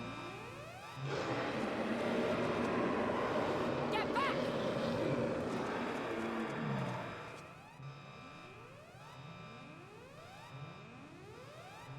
No! What have I done? It's too late for them. We're leaving, now! You turned on the system.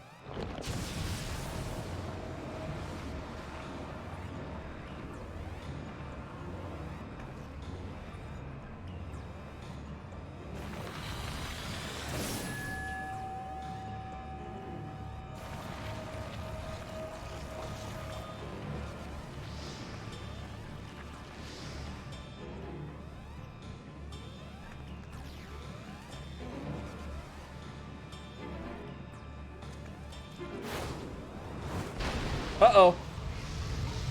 Ifrit! No! No! Don't you dare! We came together and we're leaving together! Get your shield down, idiot!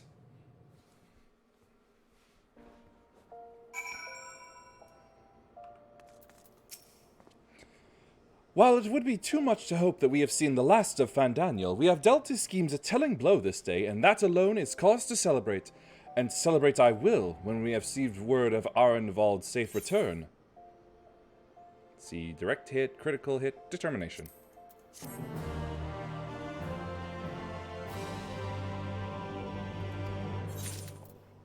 Oh good, that's ones I already have.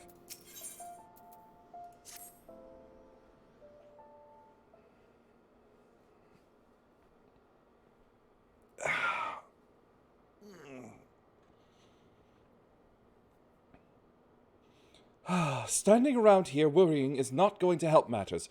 Come, we must discuss the day's events with Pippin and her grace. Who's this? Oh, hey. It's her shortness and Papashan.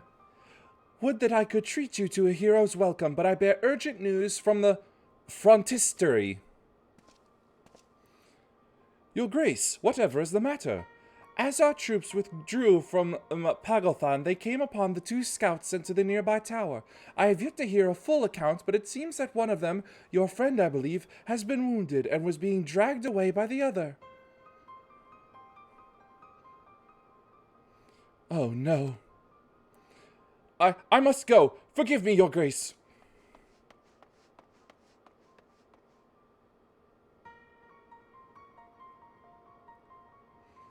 Can you tell us aught of Arenvald's condition, your grace? Why are you automatically assuming that it's Arenvald? The wounded scout? Not save that it is grave. The Chirurgeons tend to him even as we speak. The infirmary must be inundated with the wounded. If all of us go, we'll only get underfoot. Estinian, would you mind going after Alphanod? He may need some support from someone other than me.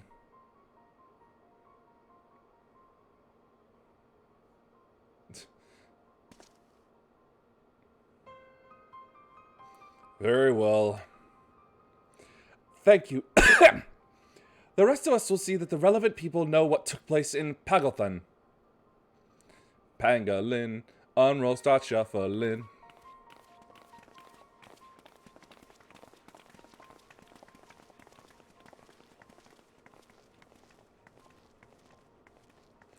Come on, then.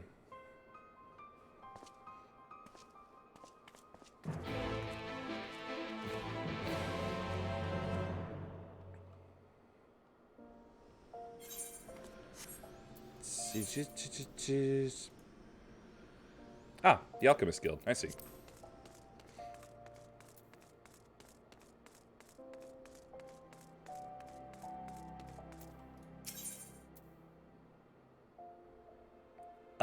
Yeah, that'll be fine.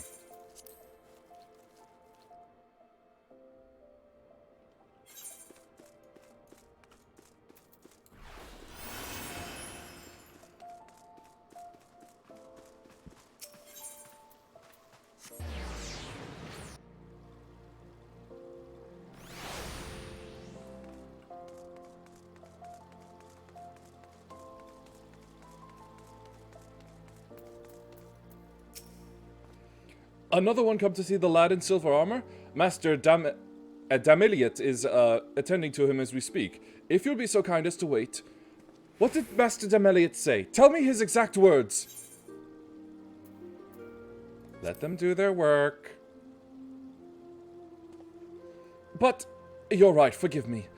Oh, when we said our farewells to Arenwald, I was afraid that something like this might happen, but now that it has, all we can do is wait.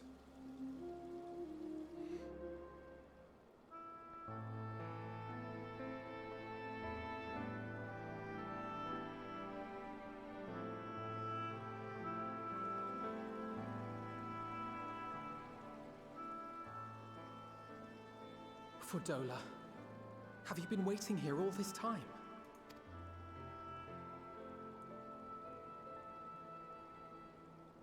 Of course she's not going to answer that.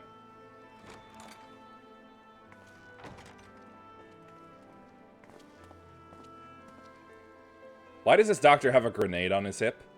We have done what we can. The rest is up to him. May we see him? I do not think that wise. You must let him sleep.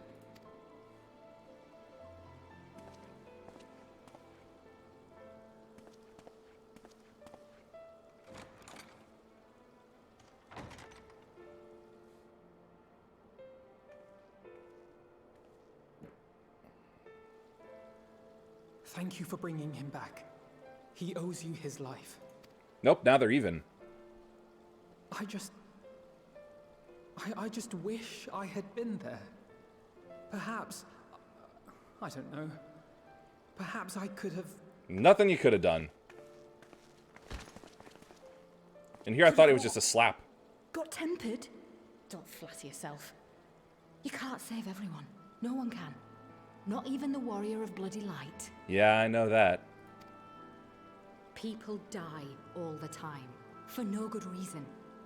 And those who take up the sword die quicker than most. If you're going to shed a tear every time a soldier falls on the battlefield, you'd best stay away. It's no place for the weak of heart. Don't weep for the stupid, lass. You'll be crying all day. It may be that victory cannot be won without cost. But all life is precious, and I refuse to shrug at its loss.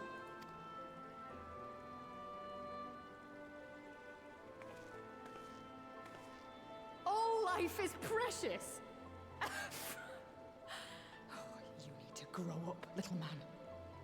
Before your sparkling ideals get everyone killed. Now that it's been brought up earlier, I wonder if this game will go on long enough for Alphinaud and Alizé to finally have their growth spurts and get tall.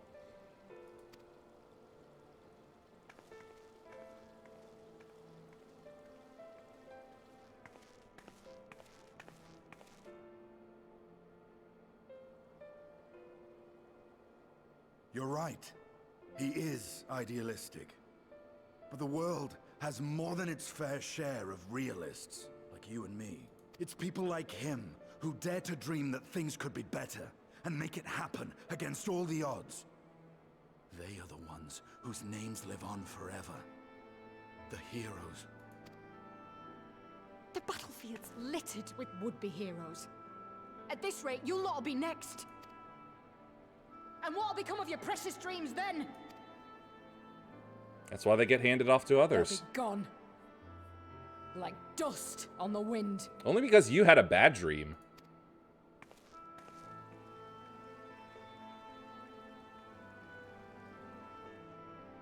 Dreams worth fighting for don't die so easily.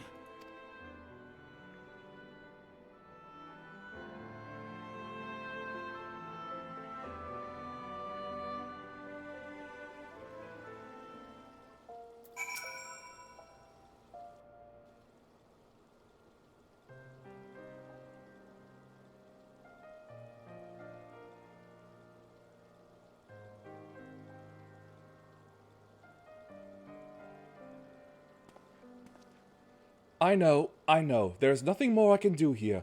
Come, let us rejoin the others. Her Grace invites the Scions of the Seventh Dawn to join her in the Fragrant Chamber.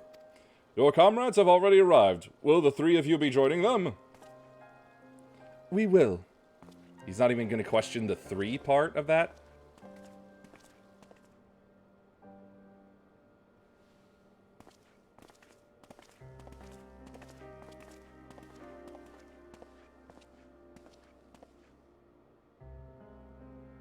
Come on, big man, let's go.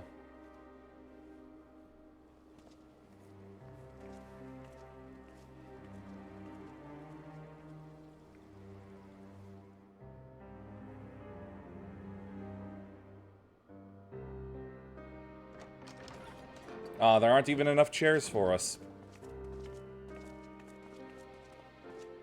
Your Grace, pray forgive us our lateness. Think not of that. I understand a close comrade of yours was wounded in the line of duty. Arenvold. Who's It was involved? at the Alliance's behest that he risked all, and we are grieved to hear of his condition. Rest assured, he will receive the finest care our chirurgeons can provide. On that you have my word. I'm never going to pronounce that word right. Now, we would share with you the findings of the mission. Pippin, pray relate to our guests the details of Fordola's account.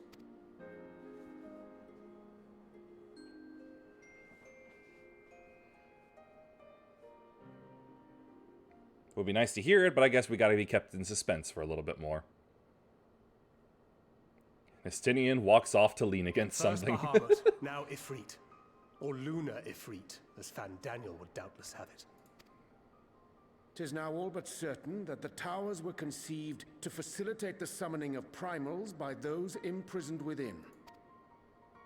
Less certain is the means by which the Telophoroi constrain the wills of said entities to enact their designs in defiance of the pleas of their victims. Mayhap they do not. If mere proximity to the towers is enough to make loyal servants of the Empire's mortal enemies, it stands to reason that the same is true for those held captive. They invoke their gods for the good of Garlemald, and in their disturbed state of mind, summon a primal whose form reflects their own alteration. It all begins to make sense. Upon closer inspection, I realized that the towers bear a striking resemblance to a much larger structure which Urianger and I observed from afar during our visit to the Imperial capital.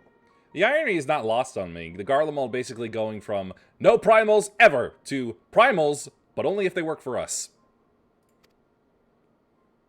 Assuming it too is capable of tempering those in its immediate vicinity, it would go some way to explain the swiftness with which the Telophoroi managed to rally so many Imperials to their cause.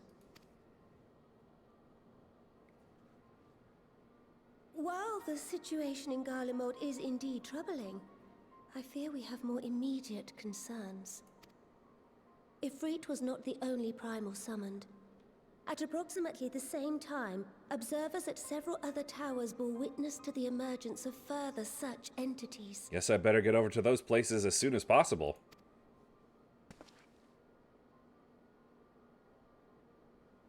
Not surprised. For a blessing, none appear to wield aught approaching the destructive power of Bahamut, and the Grand Companies are moving to deal with the threat. Oh, so, whoops, that means it can be contained. Just tell me where they are.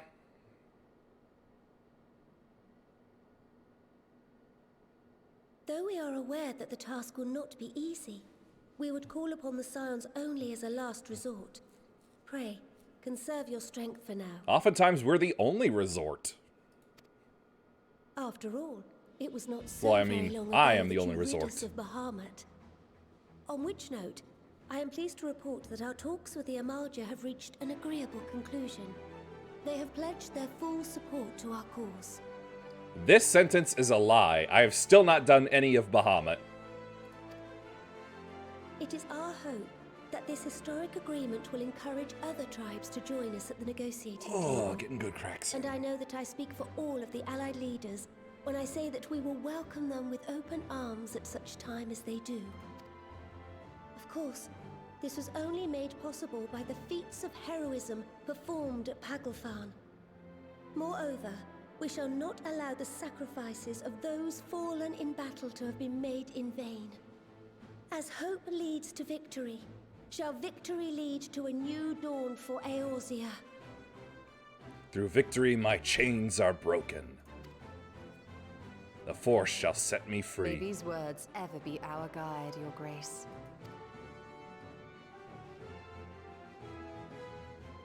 Now, if you will forgive me, I must consult with the Syndicate on the matter of our new allies' integration.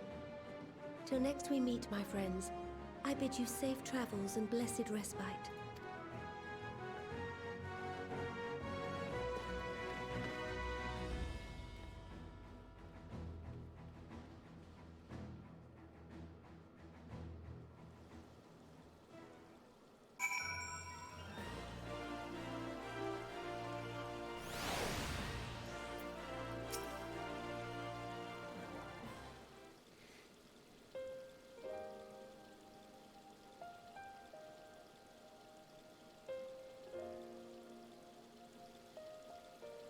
Right then, unless anyone has any objections, I think it's about time we return to the Rising Stones.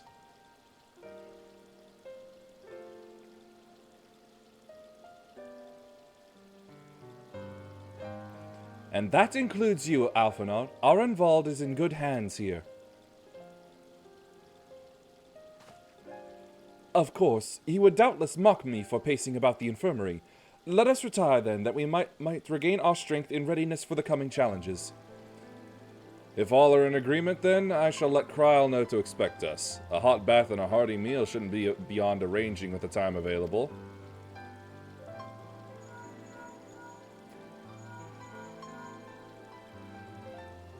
And here I thought she wouldn't be picking up.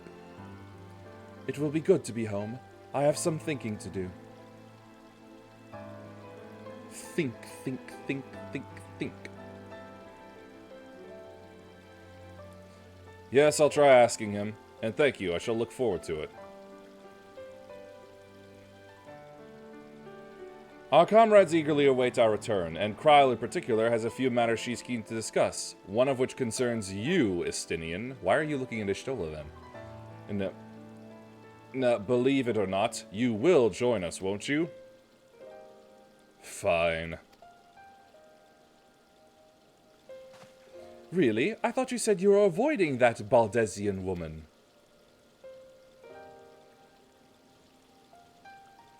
Ha! And already he's looking a little better. If I refused, she would only pursue me.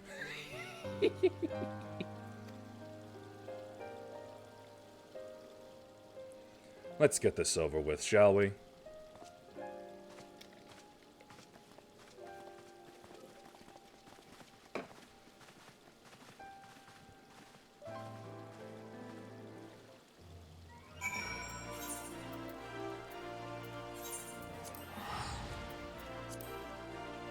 I'll be back.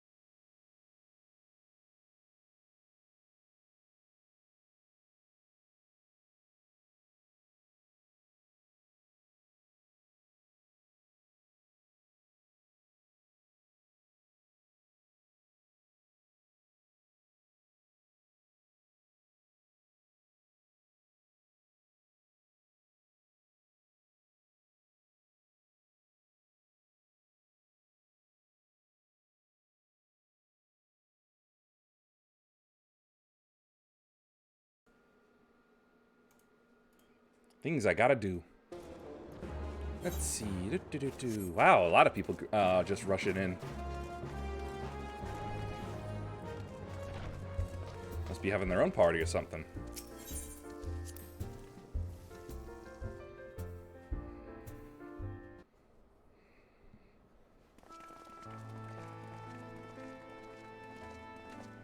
Welcome back. I expect you must all be exhausted. Ere you take your rest, however, I would beg a moment of your time. Thanks to Arenvold's selfless efforts, we may now be confident that we understand the function of the towers. But many questions remain regarding the reason for the summonings, and what lurks behind the looming edifice in Garlemald. Until such questions are answered, we will struggle to devise an effective strategy for thwarting the Telophoroi's stated aim. Nothing less than the destruction of this star. And so, given the gravity of the situation, I move that we petition the aid of Sharlayan. Force them to give up their neutrality. It's possible the ancient knowledge preserved within our archives may hide a clue to our enemy's methods. But given Sharlayan's established policy of non-intervention, our former colleagues are not like to aid us in its discovery. Oh, I well remember what they're like. The Forum's barefaced refusal to assist you in the days prior to the calamity must rank as Sharlayan's most shameful act since the Exodus. But were the final days to be reenacted, it would spell doom for us all. Surely even they cannot turn a blind eye to that. Oh, people can be very stubborn in wanting to be neutral. I trust we are all of the same mind on this matter. Urgent as it seemed, I took the liberty of petitioning the Alliance for leave to act as Eorzea's emissary, and have since received their blessing. I presume your role as a student of Baldessian will carry some weight with the Forum? One can but hope. If truth be told, our organization has been a shadow of its former self ever since the disappearance of the Isle of Val. Oh yeah, we never did realize, find out what exactly happened to that, did we? I only pray it will be enough. If there are no objections, I shall depart for Sharlayan at once. But before I do, I should also mention the other matter to which I would devote some time during my stay. After hearing what transpired in the first, I began to question the true nature of Hydaelyn's blessing. A topic I have discussed at some length with Y'shtola. We were wondering, when was the last time Hydaelyn spoke to you directly? Oh, that's been a very long time.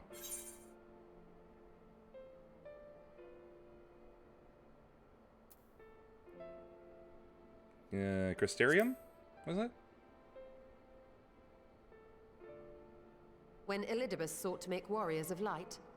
That was the voice which calls constantly, to all who might hear it. I spoke of direct communication, when Hydaelyn communed solely with you.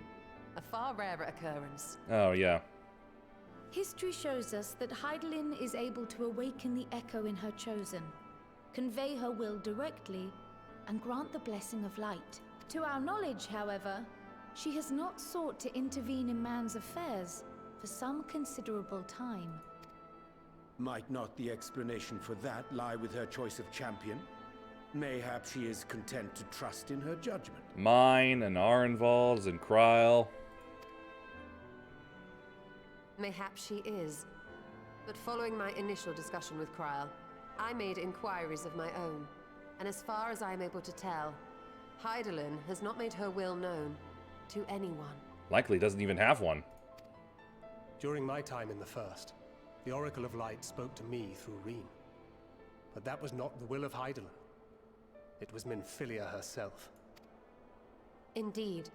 And while she and Hydaelyn were inextricably linked, Minfilia yet acted of her own volition. A messenger, yes, but one who spoke with her own voice. I wonder, could Hydaelyn's silence suggest the presence of some disruptive force, perhaps? Some obstacle to communicate? Oh, whoops. Then again, yeah, that is who an am I interesting to say? idea. The fact is, we simply don't know. But if the explanation is to be found anywhere, I can think of worse places to look than the archives of Sharlayan, and their research on the Ethereal Sea in particular.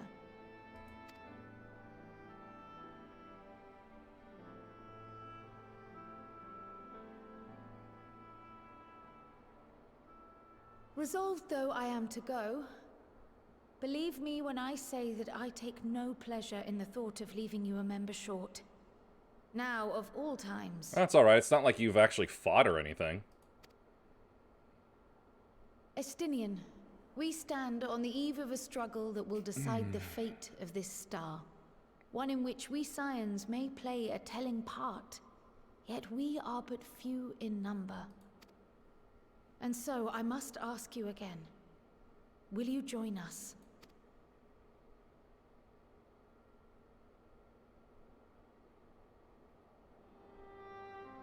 It's puppy dog eyes. You see the world the way you want it to be.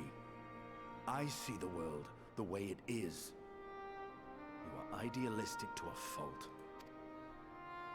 But I know you would never turn your back on those in need. Never close your eyes to their suffering. And somehow, your deeds lend truth to your words, giving the lie to my doubts in so doing. I have seen others draw strength from your belief. In Ishgard, in Alamigo, you inspired them to stand up and fight. To win, no less. And even when you lost those you held dear, you carried their spirit with you and made their memory your guiding light. That's my Keyblade. The burden of so many hopes and dreams would be too heavy for most to bear. But you bear it willingly, as you have shown me. Some dreams are too important to let go. If you have need of my strength, it's yours. After all you've done, how could I refuse? One of us. One of us. Estinian. Whatever challenges await us, I shall not falter. You have my word.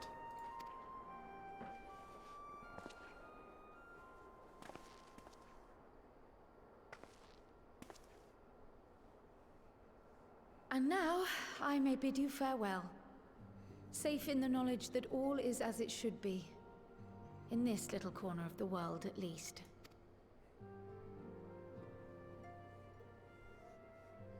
You will be sorely missed. Tread warily in Sharlayan, and do try not to let the Forum embroil you in their politics.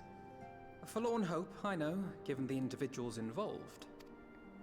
I shall do my very best. Farewell.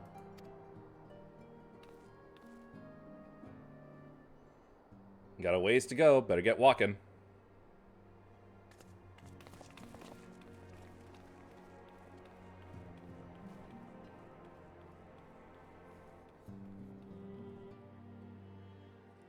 Eyelash. Nope.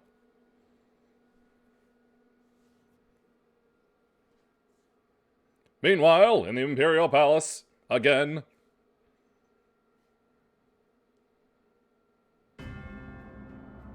Whoa. Hey, Garland Spear.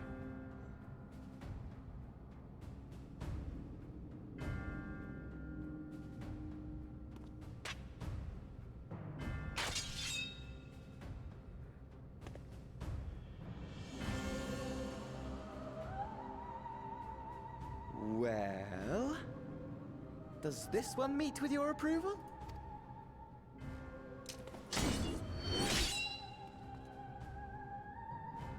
Apparently not.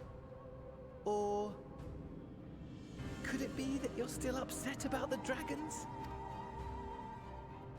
You are unwise to remind me of so costly a failure. Aw, I thought you'd be happy, because clearly it made me stronger.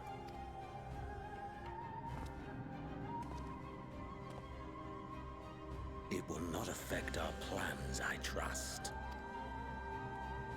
Oh, hardly at all. Though, admittedly, the chances of us being able to procure any more Mericidian dragons are rather slimmer following Tiamat's reappearance. I used to use that sword. Meanwhile, in the Imperial Palace, Zeno finishes off a box of Kleenex. He would. Oh, but the seeds have been sown, my lord. We have only to wait for them to quicken. Speaking of preparations, is it safe to assume that you will be ready to control you-know-what? The hour draws nigh. This nation, forged for Ascian ends, will finally prove its worth. A mighty empire, now no more than an instrument of this star's destruction. What a pleasure it will be to put it to use.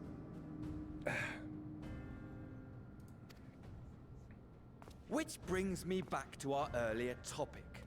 My lord, while I appreciate that it is not an easy decision, it really is past time you chose your weapon.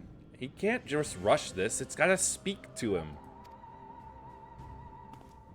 There is one that I have been meaning to test.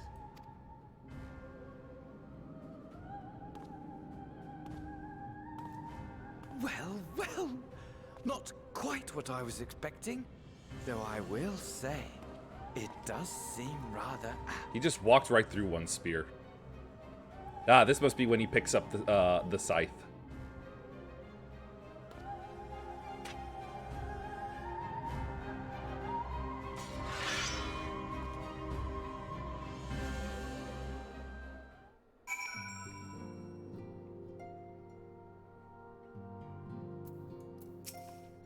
Well, it looks like I'm going to have a busy few moons. Not that they ever seem to be anything but.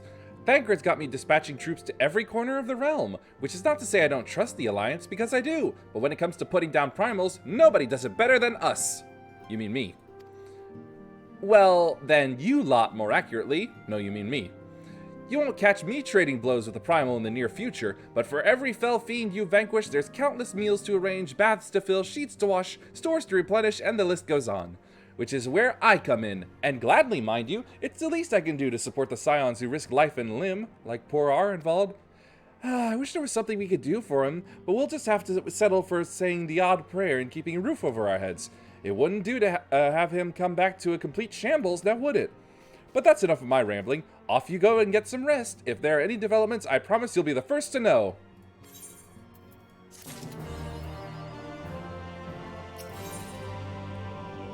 Oh, please, Tataru, you and your Carby will save us all yet. No, no, she will not.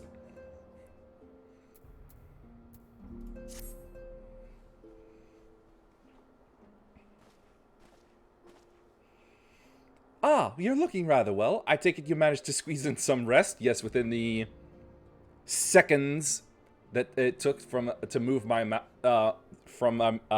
cursor from her to you.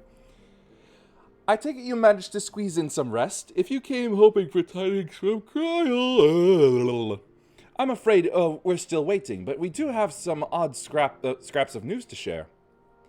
Scraps, she says. Lunar primals have been popping up all over the place, but the Alliance is a situation well in hand, thanks in no small part to Hoary Boulder and the others. Meanwhile, talks with the Beast Tribes are going even better than expected. Encouraged by Ulda's progress with the Amaja, Gridania has opened negotiation with the Ixal, believe it or not. Wait, wouldn't they be the Sylphs? Oh, right, we're already fine with the Sylphs. All of which is obviously very encouraging, but with the Telophoroi still out there, it's not as if we can afford to lower our guard.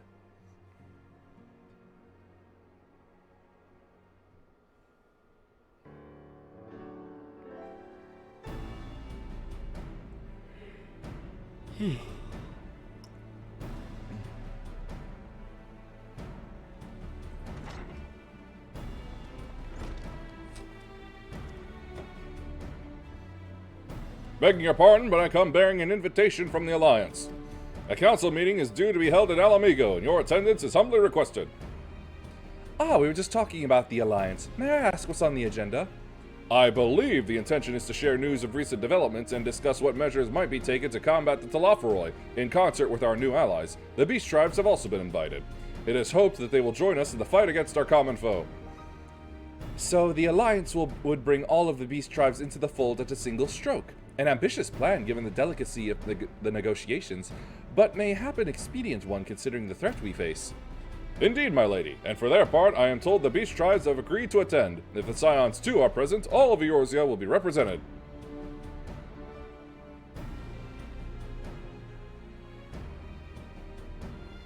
To arrange such a meeting must have been quite an undertaking, not only diplomatically, but practically.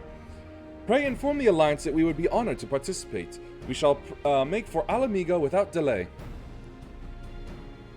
Sorry, just checking my glasses real quick. Then I will bear your answer thither with all haste. We look forward to receiving you at the Royal Palace.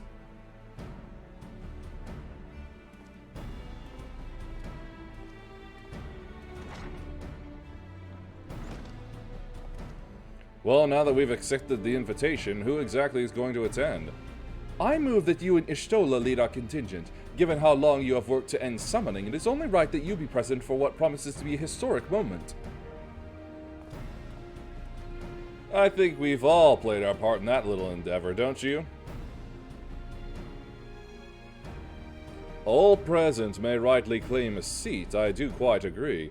But by your leave, I believe I shall remain here and lend what assistance I can to the coordination of our defensive efforts.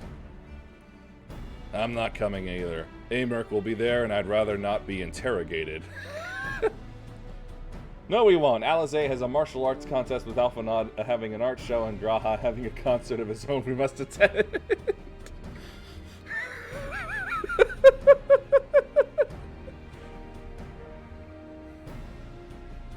You're the dad. You go watch those kids.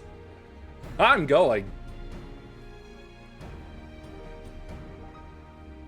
Very well then, while those with a mind to hold the fort get on with holding it, I suggest the rest of us make for Alamigo, shall we?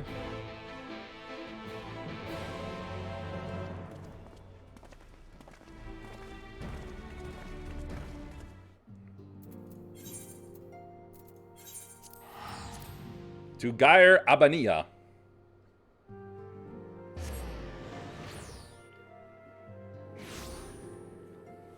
I know. Gair Abania. I got monkeys inside of me.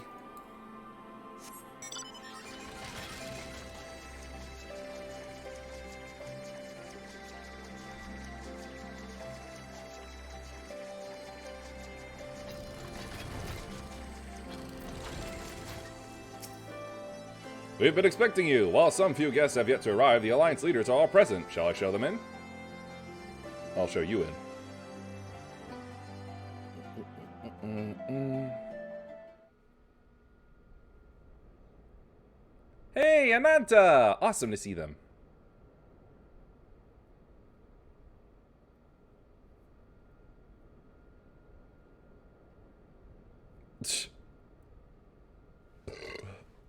Bigger hats. Bigger and bigger. Oh, hey, I didn't see he in there for a moment. Oh, there's the Sylph leader.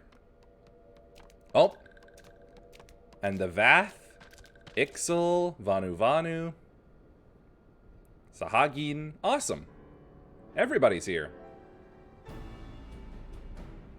Esteemed guests, you honor us with your presence. As there is much to discuss, let us begin. It's practically a Smash Brothers game. Information on our taken brethren you have, yes? Hear it we would!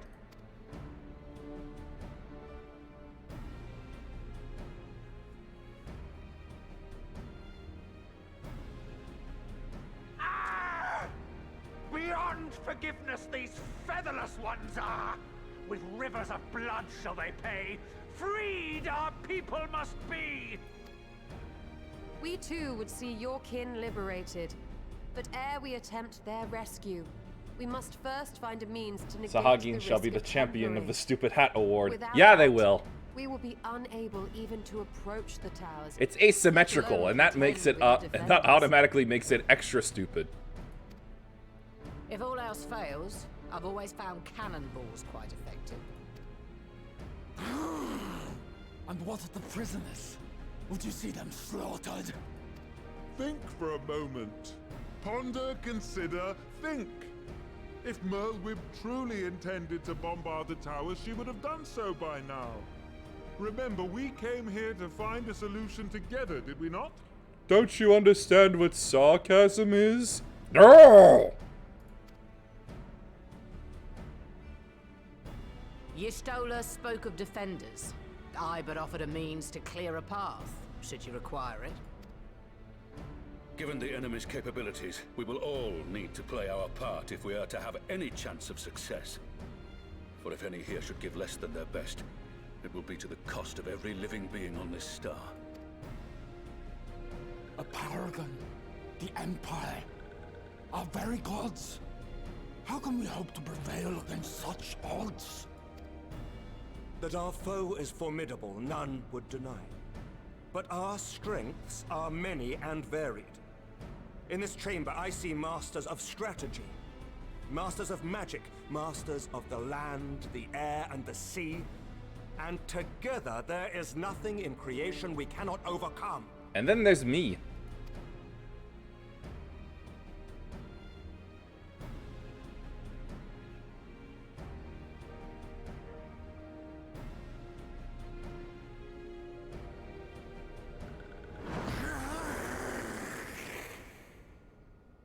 Is that a mating call or something? I beg your pardon? What is it, Soulwalker? Do you not express your passion thus? No, we don't. A little tricky without gills, perhaps? Suffice it to say, I am proud to be counted amongst Eorzea's finest. We Sahagin will play our part. I wonder if they sound any more eloquent underwater. We kobolds have not forgotten the crimes the Overdwellers committed against us in the past. But today we look to the future as allies united in purpose. And clearly the rest of them don't get voiced.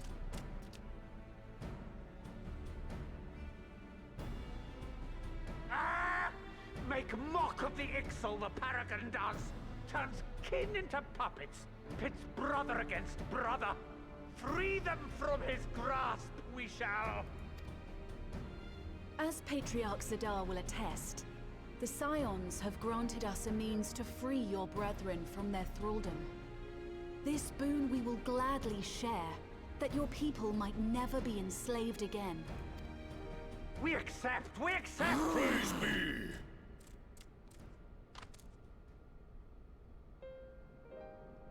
This is nice to see.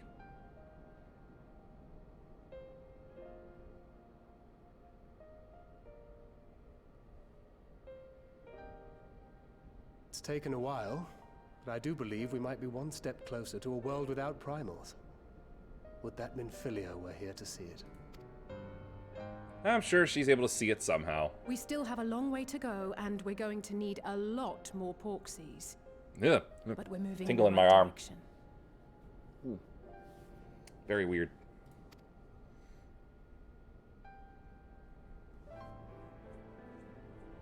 If I may have your attention, there is one other point I would like to raise. As we can all agree, freeing those held captive must take precedence over every other concern. But experience has taught us that none save those with the capacity to resist tempering can hope to enter the towers unscathed. And even once inside, a still greater threat may yet await them, that which we call a primal. Needless to say, if we are to succeed, engaging with such foes can only ever be considered a last resort. And so I move that we seek to prevent them from being summoned in the first place. And how are we going to do that without getting inside and taking them out? Yes! Both prayer and ether are needed for the ritual. Should either one be denied, the summoning would fail. Indeed. And so we must endeavor to discover the source of the ether on which the process depends. Do so, and it may present a way to halt the summonings, or perhaps even neutralize the towers entirely. A promising proposal. While you are conducting your investigations, however, we will need to remain vigilant, lest the Telophoroi commit further abductions and summon primals ere we have the means to prevent them.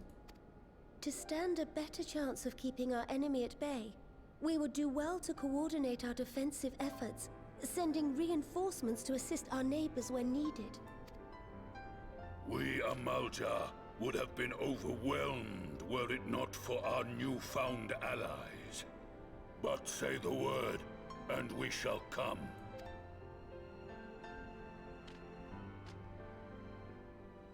I see we are all in accord. But what are we to call this proud fellowship of ours? I submit that the honor of naming it should go to the scion whose brave efforts have done so much to unite Eorzea. What say you, my friend? Don't put this evil on me.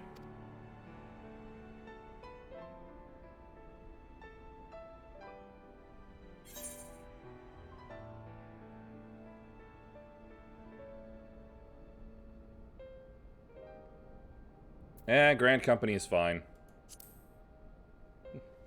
And come they shall. Gray, stop. But that's the name I... A fine choice, for there is none here who does not love Eorzea. Aye, in that we shall ever be united. You got one last little poke at Alphanod. Gratitude for the realm that gave us life. Then let it be recorded that on this day, the Grand Company of Eorzea was born.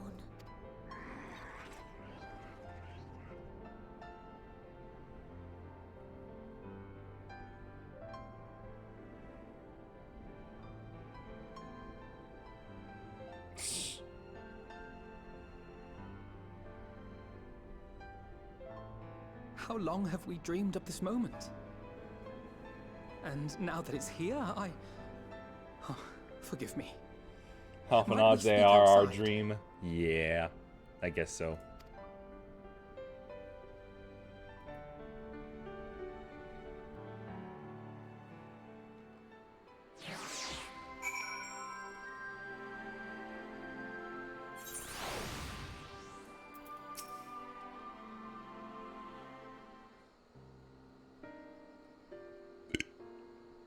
Well, now that we are out of earshot of the other delegates, I hope you will forgive me if I speak my mind.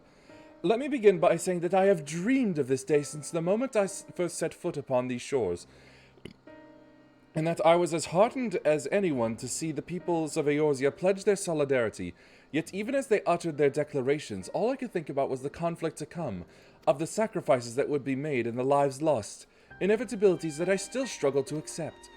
But at least now there is hope. The formation of the Grand Company of Eorzea is the first step, the first of many. Who's speaking? Oh. Elder Seatseer, how might we be of service? I seek Master Alphanod's assistance in a matter involving Gridania's neighbors, the Sylphs. I know that you and yours have long kept a weather eye upon the crystal trade, the better to predict the coming of primals, and so you will be familiar with the Sylphs of the Ash Crown Consortium. Through their dealings, they have cultivated relations not only with the city-states, but many other communities besides. Communities such as the Beast Tribes. Just so, it is our hope that we may make use of the Sylphs' established lines of communication to coordinate the efforts of our new fellowship. Yet there remain certain practical differences between a trade consortium and a grand company. If the Sylphs are to perform their task effectively, they will require the counsel of one versed in the operational aspects of an armed force. An armed force founded with the self-same goal in mind, no less.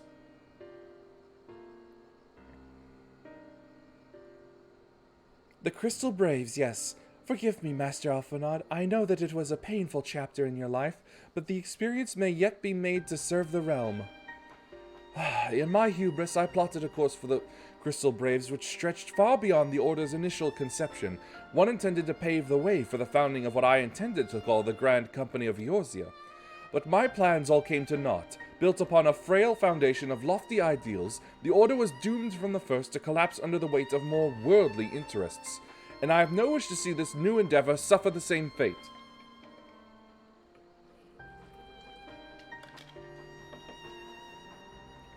Mayhaps I ask too much of you.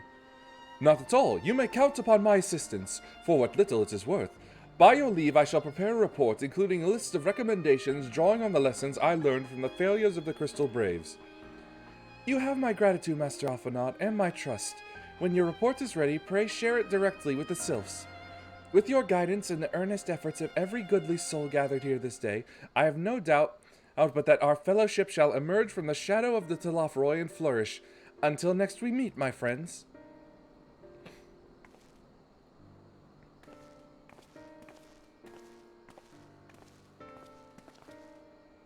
Before committing anything to writing, there are a number of people whose thoughts I should like to hear.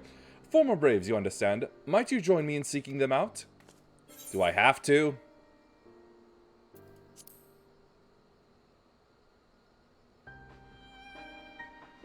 Thank you. As someone who witnessed the Order's rise and fall, yours would be a reassuring presence. I'll join you. If you're planning to canvass the opinions of your former comrades, it'll be a lot quicker if we share the task of questioning them. Then perhaps Graha can lend a hand. Blech. I shall accompany Thancred back to the Rising Stones. Between us, I dare say we should be able to provide an accurate enough account of the day's events. I'm dragging this cat boy everywhere. We should be glad of your company, Graha. I shall explain the details on the way.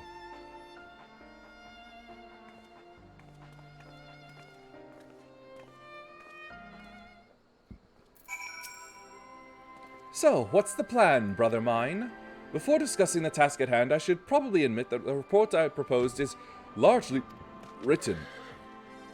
Not long after that fateful day in Ul'dah, I penned a detailed account of the organization's history, from the events that led to its inception to the failings that brought about its demise.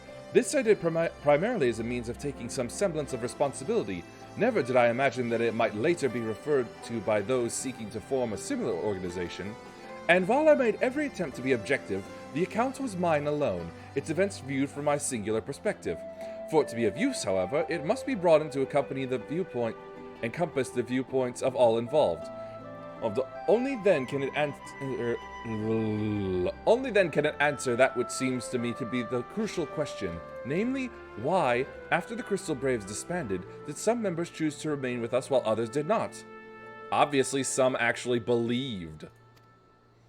I see. You think the answer will tell us something about the nature of the ties that bind our new Grand Company together, and that this knowledge might help us to prevent it from falling apart when the bonds are inevitably tested. That is my hope, yes, but the questions I would ask are uncomfortable to some. As the former commander of the Crystal Braves, I doubt that those who abandoned the cause would welcome my inquiries. Then Graha and I will just have to try. Meanwhile, the two of you can talk to the ones who kept the faith. A fine suggestion. Have care, however. Certain of my former comrades are of questionable character, like Yu Hase. So keep your wits about you, and let us reconvene in Gridania later on. If you have no objections, I have a mind to begin by speaking with Riol and Aliana. If memory serves, the two of them will be attending an intelligence briefing at Castrum Oriens. Let us seek them out there. I'm sort of starting to feel like the content is dragging again.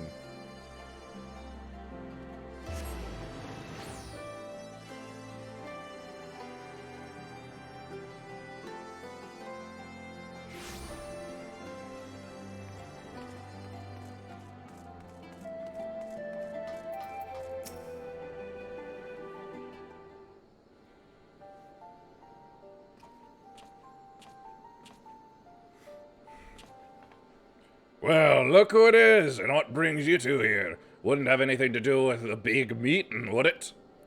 In a manner of speaking, I have been assigned a task, you see, for which I require the assistance of former members of the Crystal Braves.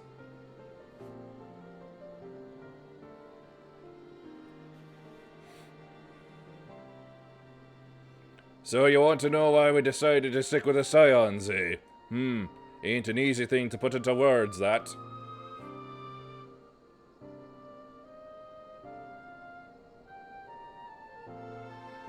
As I once explained to you, Hime, I spent a long time agonizing over my failure to alert you to the traitors in our midst. For my negligence, I was captured along with many others, and we were powerless to prevent the tragedies that ensued. Not a day goes by that I do not think back to those faithful events. By joining the Scions, I hope to redeem myself, and I will continue to serve the cause for as long as I am able. But that wasn't my only reason. When we were finally reunited at the Rising Stones, you refused to blame anyone but yourself for the fall of the Crystal Braves. And in spite of everything that had happened, everything you had suffered, you took us back without a moment's hesitation. We would not have blamed you had you turned us away, but when you gave us your trust instead, what else could we do but try to repay it?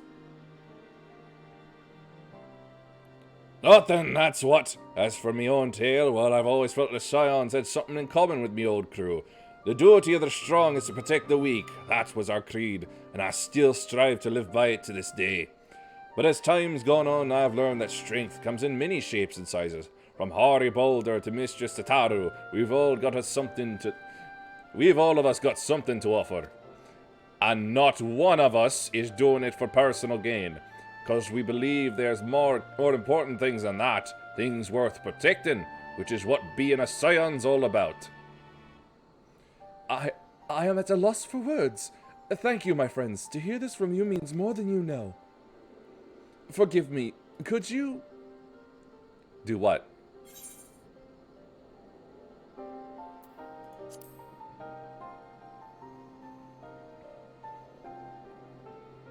Well, it's found in ideals were something to be proud of, but ideals alone didn't make a crew. For every swab who signed up with good intentions, there was another who was only in it for the coin, the glory, or both. Ours was quite a disparate band, and while I will never forgive Ilberd, the fact that we managed to function at all was thanks in large parts to his efforts. Just a pity he was doing it all for the wrong reasons, eh? Only takes one bad apple, they say, and the Braves had a barrel full of them. Not like the Scions. We might look like a ragtag band of misfits, but deep down, we've all got that shared sense of purpose. And why? Because Tataru shifted out all the glory hunters before they made it through the door.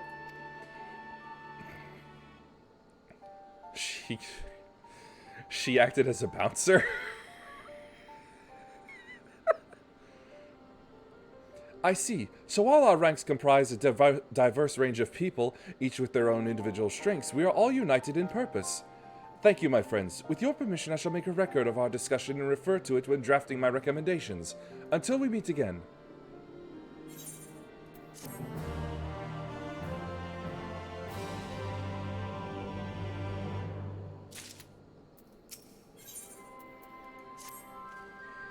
Well, I think we've taken up enough of our colleagues' time, and I am conscious that less life-affirming testimonies await. Let us make our way to Gridania and hear what the others have learned. Oh, thank goodness. I don't have to go talk to more people.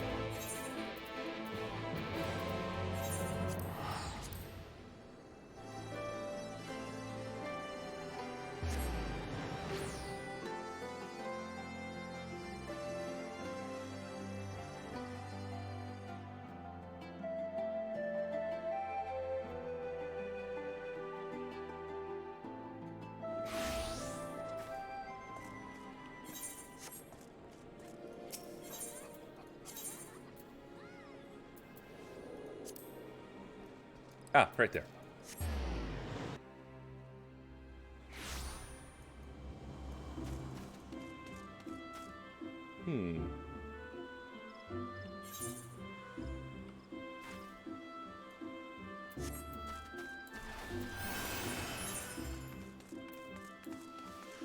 Just give me a moment.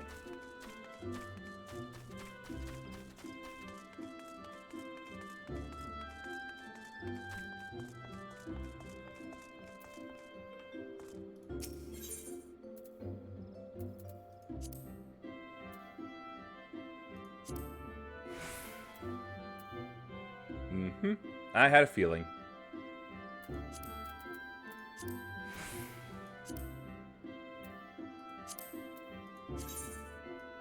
Already what I'm wearing. Excellent.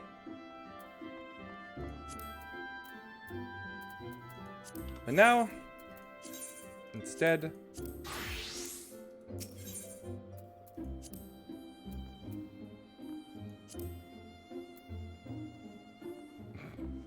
Yeah, I had a feeling.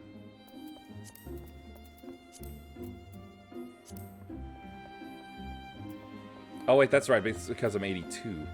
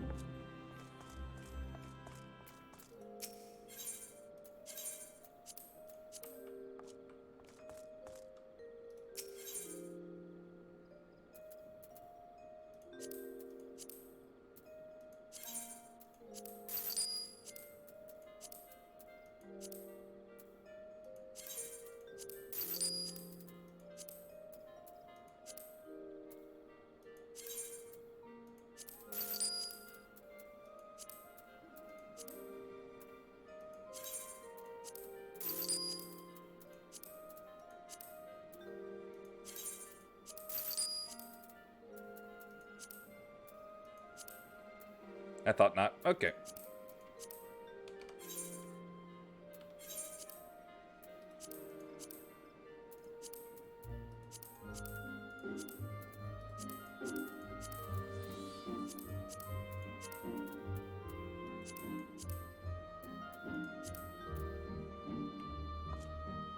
Hey, almost 30,000. Nice.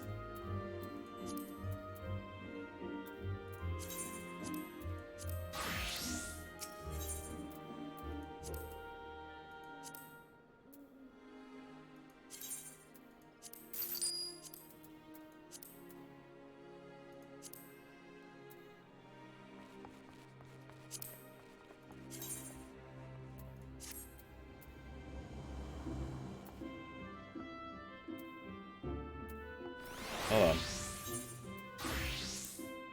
Yes, okay.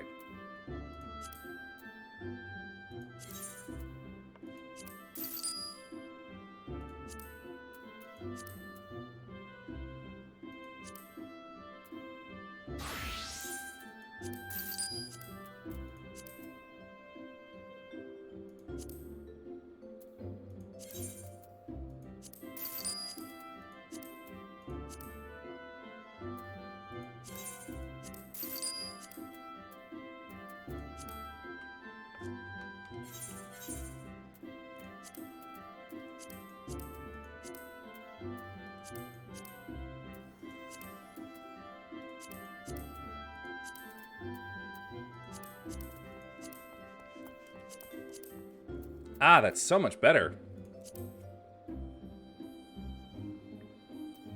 But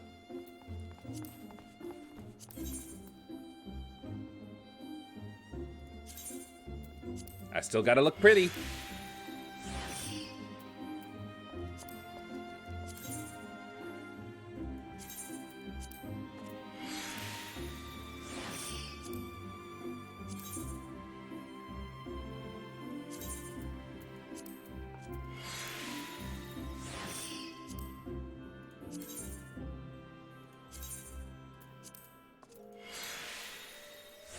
And there ain't nothing prettier than this.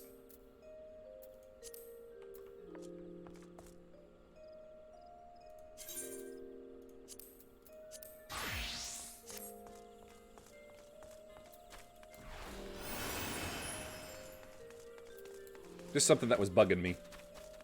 And then I finally had the chance to address.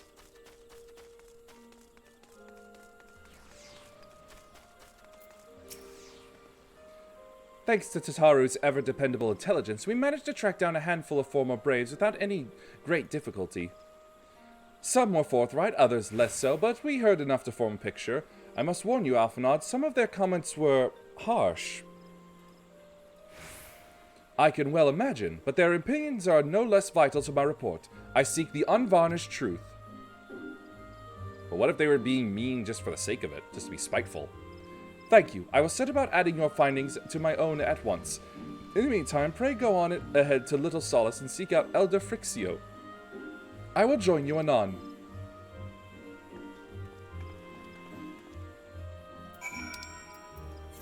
Feels like forever since I was last back in that neck of the woods.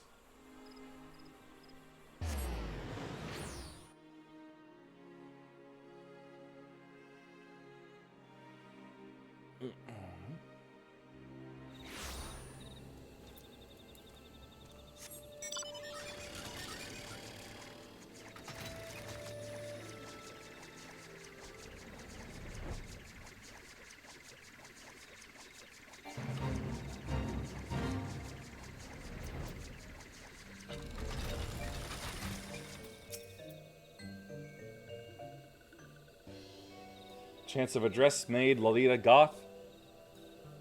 Believe me, I wish. I now at least know what the maid outfit is named.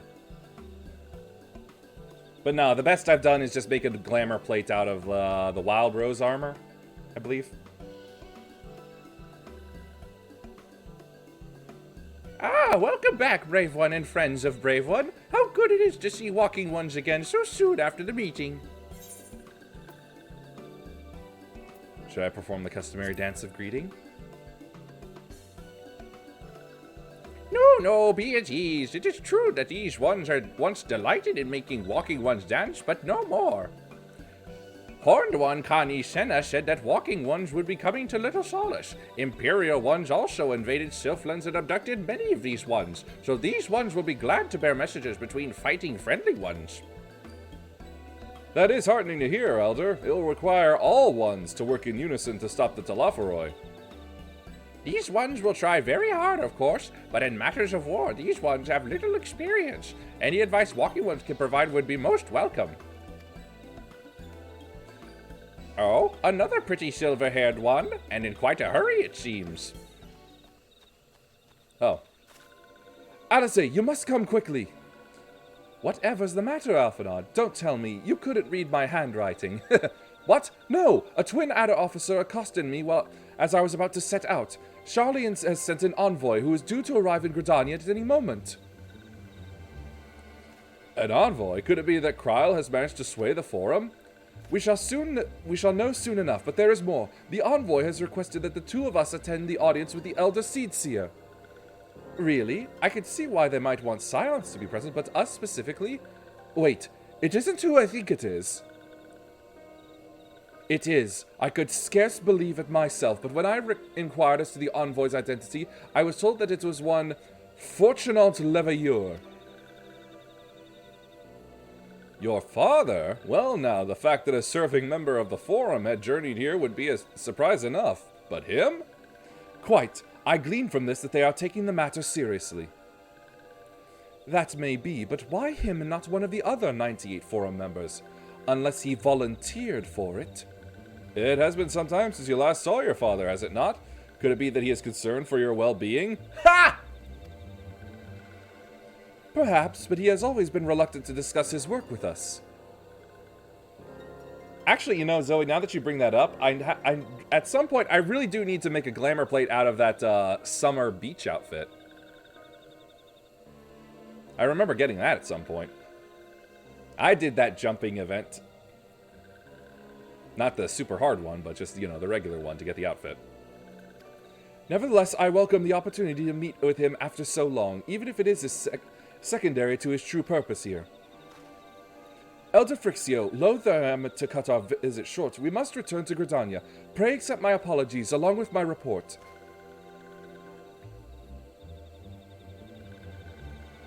Never mind, there will be time to talk later. This one won't keep walking ones for more urgent matters. Go!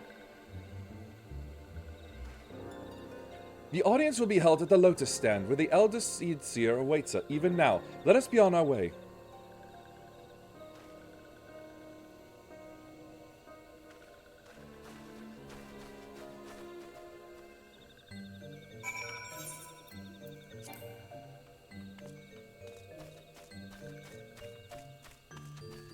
I'm willing to bet it's because I'm in the Fate. Or just being a dick about it. Okay, then fine.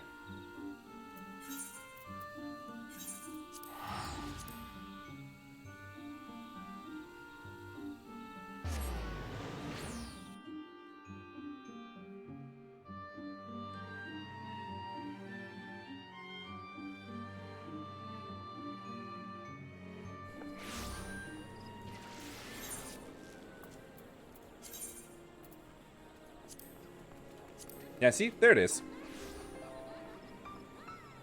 I got it as like a veteran subscriber reward or something like that.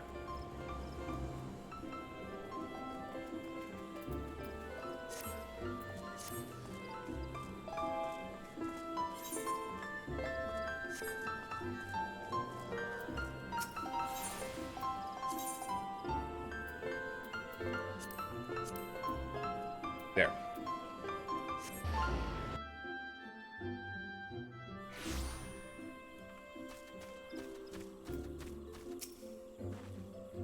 Welcome, Warrior of Light, yada yada yada. It's now time to trigger the parents in the audience.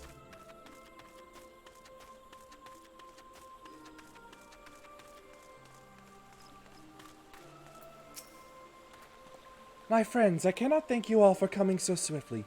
Word of Master Fortunault's visit took us quite by surprise. When the Alliance granted Mistress Kyle permission to request Charlian aid, we did not anticipate so prompt a reply, much less that it would be delivered by a member of the Forum. What the nature of that reply may be, we shall soon discover.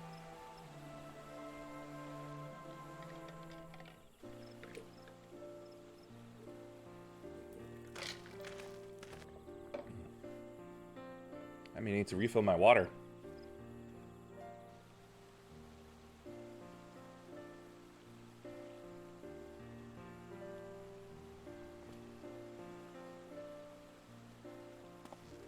And here he is.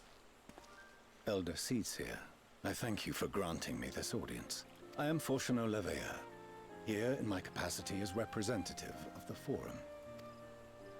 It is I who should thank you, Master Fortunault, for journeying so far and so swiftly. Would that our first meeting could have been under happier circumstances.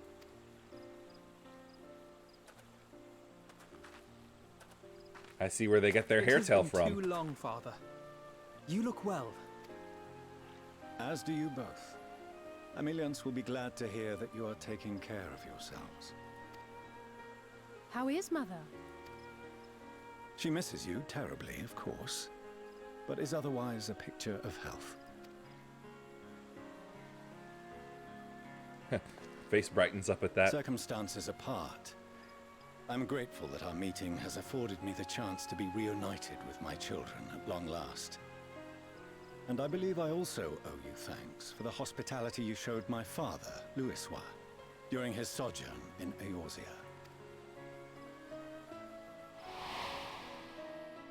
Oh, so that's what he Thanks looked we owe like. to him.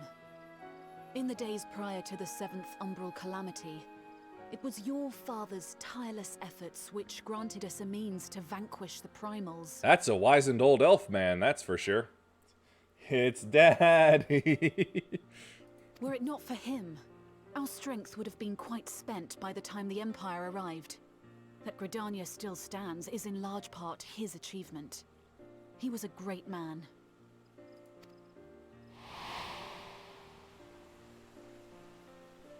He would doubtless have been moved to hear you say so. I must confess, however, that I opposed his decision to intervene. And here's where the shoe drops.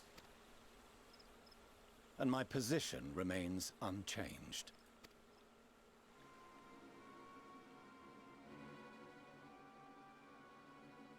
To chart the course of history, not to change it. I am familiar with the Charlian stance. It is more than that. It is our way of life. Who we are. Well, you've taken it way too far then. But I came here not to deliver a lecture, but the Forum's answer to your request. Charlian will under no circumstances intervene in the conflict between Eorzea and the Garlean Empire.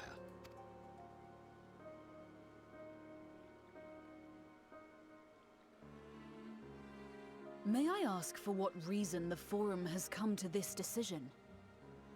The final days spell the end not only for Eorzea, but the entire world. The final days? Pray spare me your hyperbole.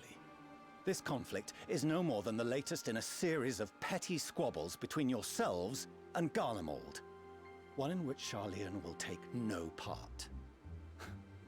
If the final days were truly upon us, we would know. You wouldn't know if it bit your ass and then slapped you in the face with its dick. Father, you must ask the Forum to reconsider. You may feel safe on your little island across the waves. But if you imagine the Telophoroi will leave you be, you are mistaken. They mean to kill us all, themselves included. Well, just one of them. Alphino is right. We have seen what the enemy is capable of, the lengths to which they'll go. This is no time to turn a blind eye. It's times like this where you kind of wish there were video cameras, huh? If Eorzea falls, so too will Sharlayan. So if you truly love our homeland, you will join us.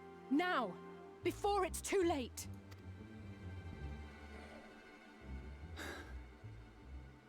I thought you knew better than to raise your voice to your elders.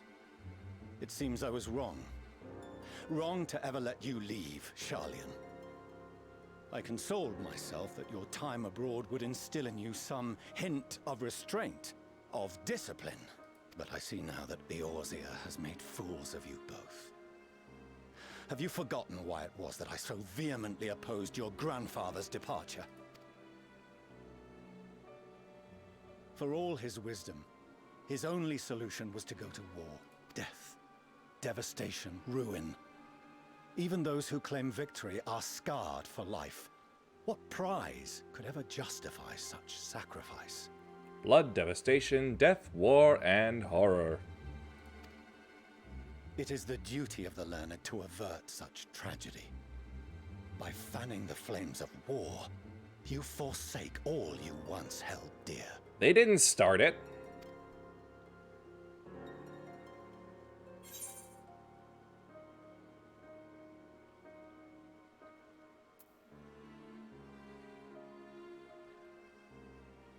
Yes, indolence.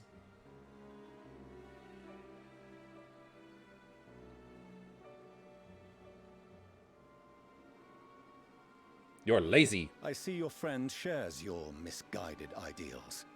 But unlike her, you should know better. By espousing such barbaric notions, you subvert the teachings of Sharlayan and place all we have worked for in jeopardy. Oh yes, there's such an existential threat to your precious little isolationist neutrality. Alphino, Alisaie, as of this moment, you shall no longer bear the name of Leveilleur. So you triggered yet? What? Father? How you choose to live your lives is no longer my concern. If you wish to walk the path of ruin, I will not stand in your way. Master Fourcheneau, while Sharlayan may have no intention of intervening in this conflict, we can still part as friends. Will you not stay and speak with us, that we might learn of Sharlayan's hopes for the morrow? I have said what I came here to say. Any further discussion would be meaningless.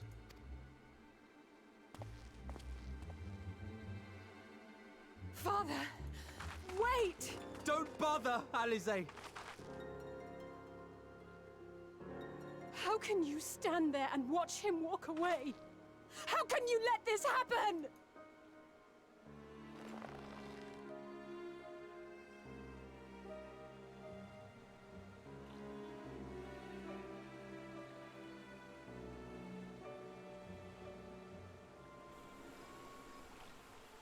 Because what would have changed?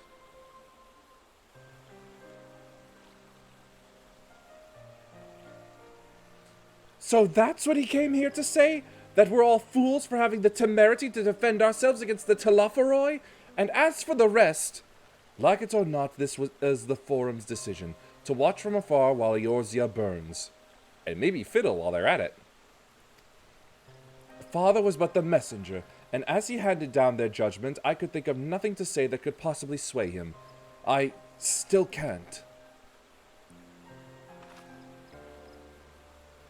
To have prolonged the discussion would have changed little, for it is not only Master Fortunault who must be persuaded, but the Forum as a whole. Their decision was made ere your father crossed the sea. Nor is it like to be changed, and so we shall face the Telophoroi without their aid. Forgive me, but if they had no intention of helping us, then why would they go to the trouble of sending an envoy in the first place? Why did they not simply keep their counsel as they are wont to do? Because they're dicks like that. Oh, excuse me, let me just touch my horn real quick. Has Master Fortunault arrived yet? Then it is as I feared. My efforts were in vain. I pleaded our case to as many Forum members as I could, but they flatly refused to discuss the matter. No, that's not exactly true. I should rather say that they ignored every word I said on the subject without exception. It was almost unnerving. Could it be that they are hiding something from us? That might go some way to explain Master Fortunault's performance. And when he said that they would know if the final days were truly upon us, I dismissed it as pride. But what if they genuinely believe that they know how the world will end and simply disagree with us about the circumstances? That I don't know, but something tells me they are not as unconcerned about the Telophoroi as they claim. If the threat weren't real, why else would they be so standoffish and secretive? I would very much like to delve deeper into this, but I'm afraid I've exhausted every avenue of inquiry. Nor have I fared any better with my other mission, researching Hydaelyn in the Ethereal Sea. I tried enlisting the help of experts in the field, but it appears the Forum has forbidden anyone from cooperating with us. Sheesh. Obstructed at every turn. So it would seem, but don't lose heart just yet. With all the knowledge and acquaintances we have between us, we can still find a way forward. To that end, I would like you all to join me here, when the time is right, of course. I am aware that matters in Eorzea stand on a knife edge, but with your permission, I can at least start making the necessary arrangements. Yeah, sure, go ahead.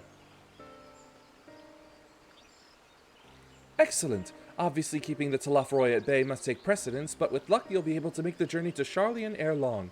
It may take a while to secure entry for you all, but I'll let you know when everything is in order. Look after yourselves in the meantime, won't you? Your speculations give me cause to hope. Yet if these seeds will bear fruit, I cannot say. While it is possible the Sharlayans hide some secret truth from us, there can be no certainty that its exposure will prompt in them a change of heart.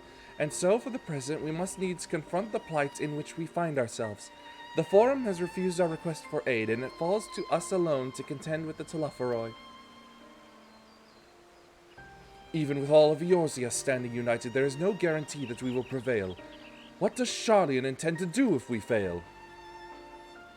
Stay where they are, I'm willing to bet. Let's see here. Zephyr, chicken fettuccine, golden pineapple juice. Oh wait, hold on. Lemon muffin. Lemon!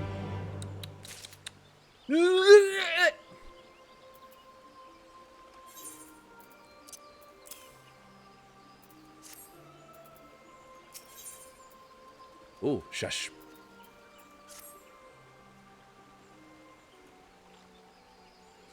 While Sharlayan's stance is indeed disappointing, we cannot allow ourselves to be distracted from the challenge before us. There is much and more to be done. I shall begin by sharing the Forum's response with my counterparts in the Alliance. Meanwhile, I would ask that the Scions... Hello? Calm yourself, my gentle friend. What has occurred? These ones who went to see Feathered Ones sent terrible news. Destroying Ones have appeared in Zelphatal. The medication? Destroying Ones had captured Ones, and even frightfully godly Ones. And Feathered Ones didn't stand a chance and were sent flapping and squawking. When did this happen? Is it too late to help them? Too late, yes, much too late. But luckily, Destroying Ones were only passing through and continued on west. Feathered Ones who did not fight were left unharmed. West. That would be Korthus.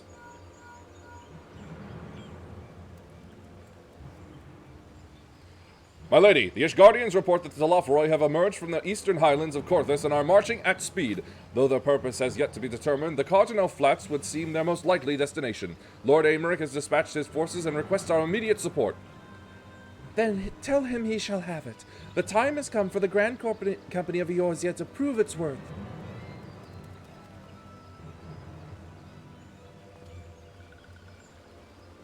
Well, mayhap it is a mercy that we do not have time to stew upon our misfortunes. Come, my friends, let us make haste for Carteneau. Wait, this one almost forgot. Destroying ones were said to be led by cackling robed one. This one must see that all waking ones know. Farewell. Ah, Fandaniel then. Daniel of the fans. Fandaniel? Who else? It was only a matter of time before that grinning maniac showed himself again. I shall have an airship ready to bear you to Carteneau. Pray see to your preparations and report to the landing with all haste. At once, my lady. Let us away. We got a fight on our hands.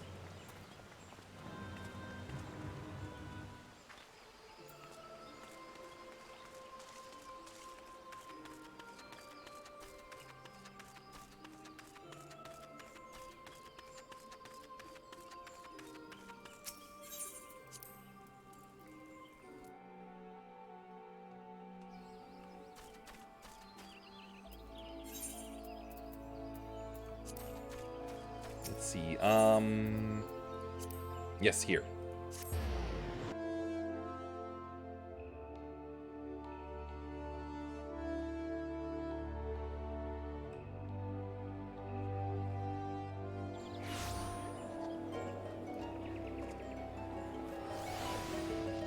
Ah, they're still going.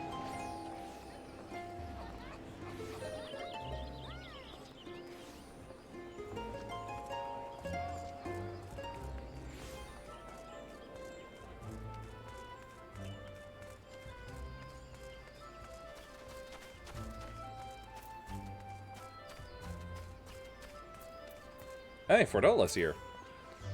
It would seem Fordola here has come all the way to Gridania to find us. I have explained the situation, but she insists her business is urgent. Aye, and it'll be over sooner if you shut up and come with me. Well then.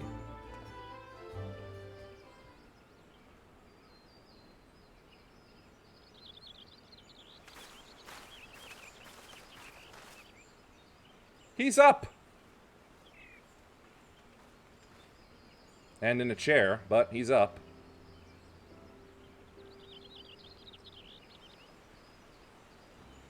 Arenvold! I can't tell you how good it is to see you.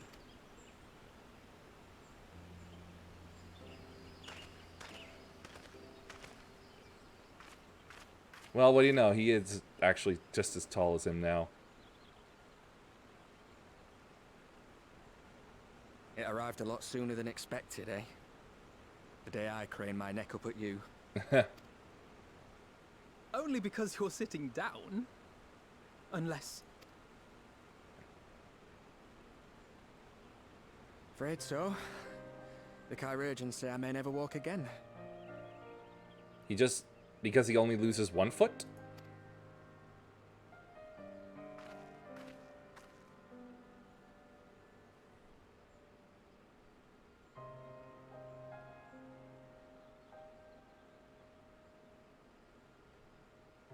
Come on, Alfino, it could be worse.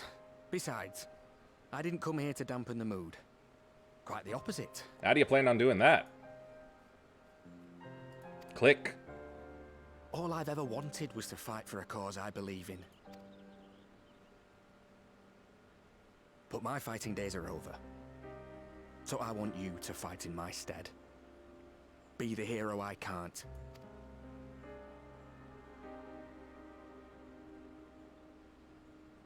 I am no hero. These kinds of moments always hit me hard. That's what they all say, though. No one ever calls themselves a hero. Even the ones who eat primals for breakfast. It's for others to decide. Contrary to popular belief, primals do not taste very good. Alfino, you already are a hero. To me and countless others. We see you doing your damnedest to protect us all. And you're not alone, are you? There are people who believe in you, just as you believe in them.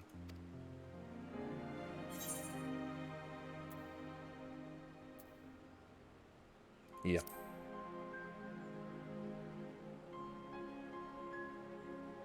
It's almost like my scales help with the mask.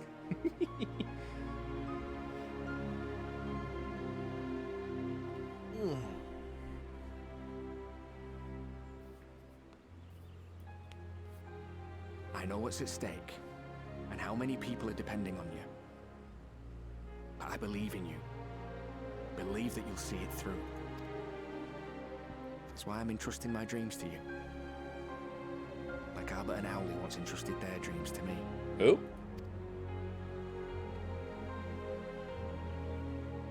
There was a time when I would have borne the weight of such expectations without a second thought. But now you understand them. But now, I know just how heavy that burden can be.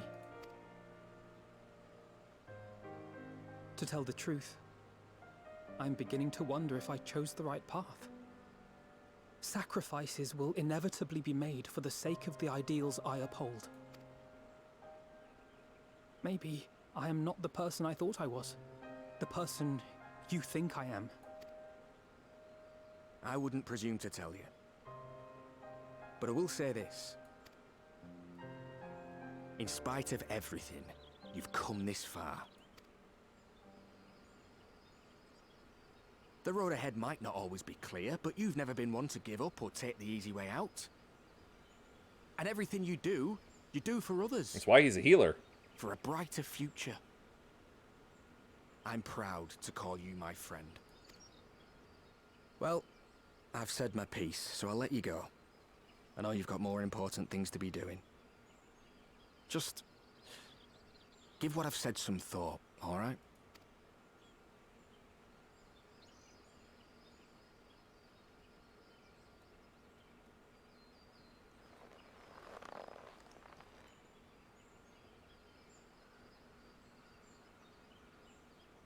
I shall, my friend. And we will meet again soon, I promise.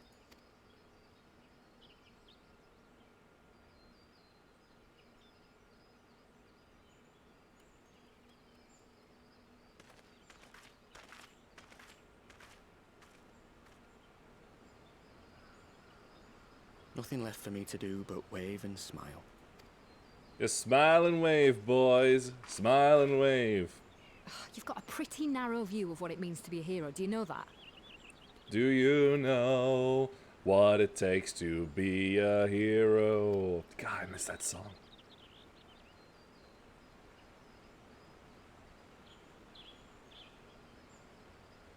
You think they're all forged in the fires of battle?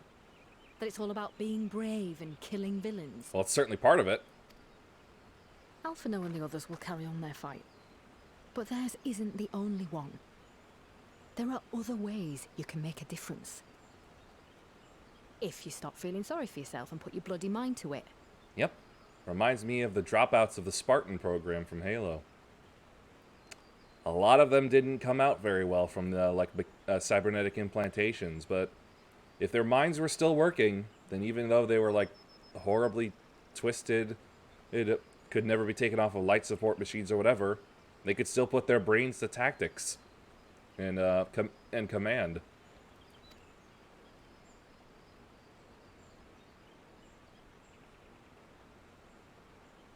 There's not much chance of me living the quiet life with you around, is there?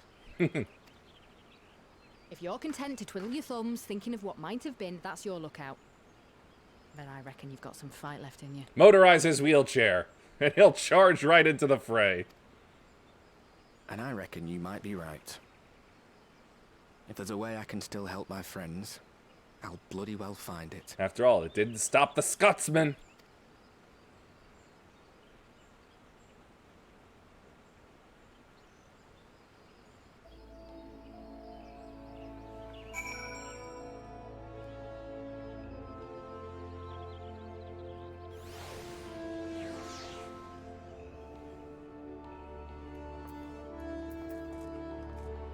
Going into a fight, I'm gonna go in with my Sunday best. You could tell me later what that was all about, but judging by the set of Alphina's jaw, it appears to have done him some good. Thancred and the others have already left the Rising Stones, and according to the communications officer, Amalja and Kobold forces are also bound for Cartano as we speak. They mean to keep the promise they made in Alamigo, and we must do the same by saving as many of their tempered kin as possible. Anyway, the airship is ready to depart. We should get going. Upon joining the battle, several cutscenes will play in sequence. Yep, I've got around an hour left. Progress through the battle will be saved at certain points. In the event that you are beaten, and you will be able to try again from the most recent. If enter battles associated with other quests or log out from the game, this progress will be lost.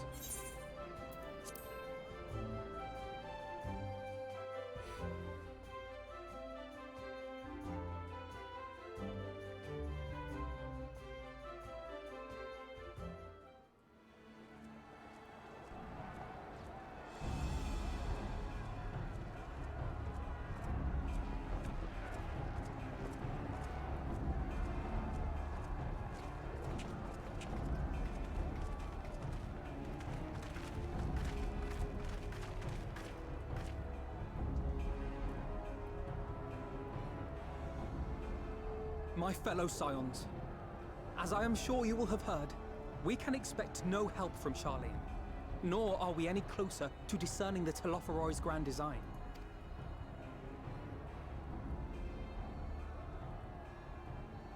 And now, our adversary moves against us in unprecedented numbers, compelling us to answer in kind. The outlook, in short, is bleak. Yet though our foes are many, and we but few, we may still tip the balance in Eorzea's favor.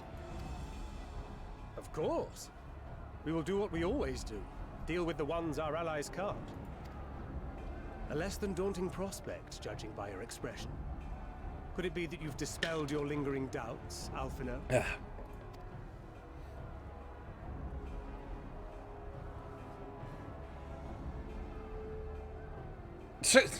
Shit-eating grin. Oh, I doubt I ever will. But as my friends have kindly reminded me, I have come this far, and that must count for something. It counts for 1, 2, 3, 4. That's what we've been trying to tell you all along. For one so bright, you can be remarkably dim at times. There is such a thing as overthinking, you know. Portal taught me that. Might I suggest that we continue this conversation after the battle? It would appear that Telophoroi have already arrived. I'll do what I can to cure the Tempered, but they'll have to be incapacitated first. No promises. Have care, my friends, for none can say wherefore our foe did choose this fateful field to be our battleground. Whatever may transpire, pray grant him not the pleasure of deterring you.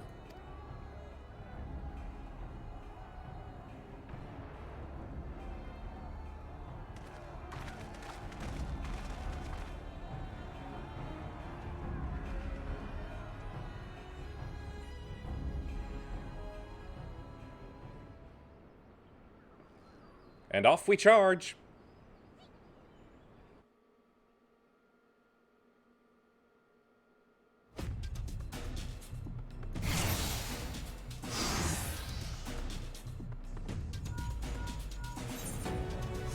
The Telophoroi are sweeping across Cartanal. As for the Ascian, he was briefly sighted above the battlefield, but has since vanished. He likely intends to watch events unfold from afar. Thus far, the movements of the lunar primals have proven difficult to predict. Even when poised to ambush, they instead withdraw for some unknown reason. Whatever the Telophoroi's plan may be, the primals are our primary targets. Understood, they will not elude the Scions for long. Prepare yourself! Let's give it our all!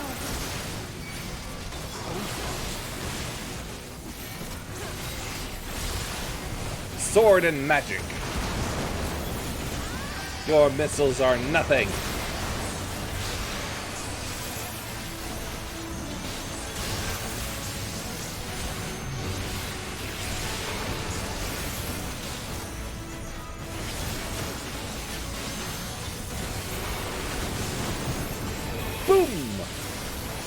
And a bunk.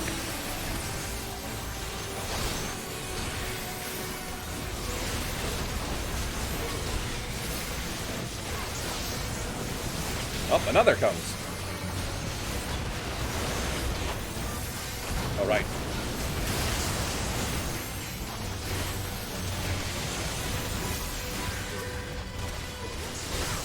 Somehow it moved out of my range. What?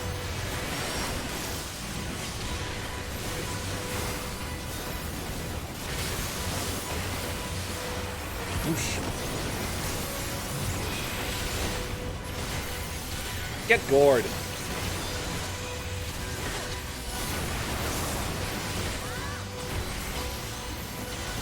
Fuck.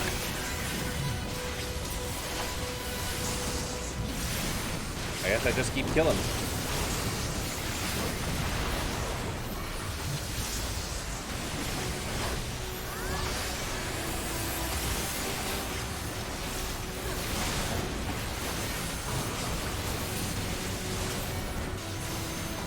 Yep, as I thought, just kill.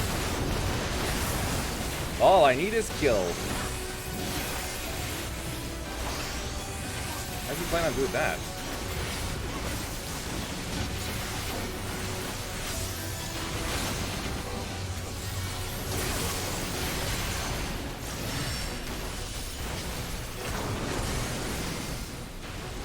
Okay. Now what? Okay, with you.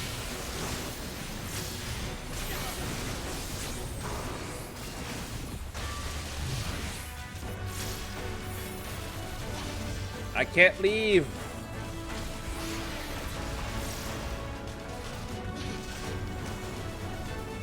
Oh, wait. Wrong person, I think.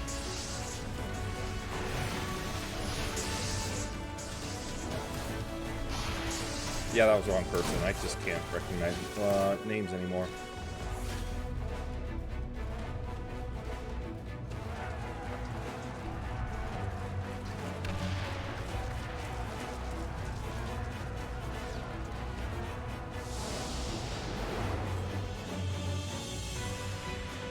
As the Scions spread out across the field, Alizé and Graha take the fight to the Telophoroi.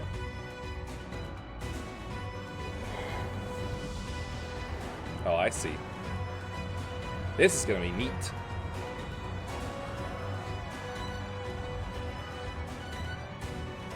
He is so totally copying me.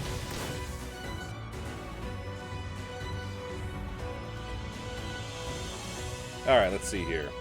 Flare combo. Spells in succession. Scorch combo. Following actions in sequence. Crimson Savior. Flesh. Contra Sixt. And Vercure.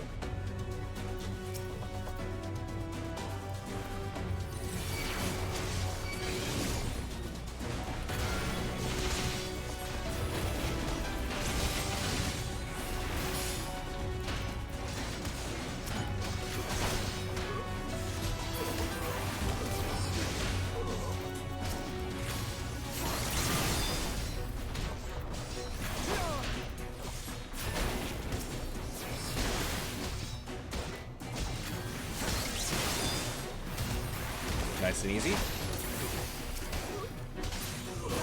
Allow me. Yeah, they're just walking up like zombies.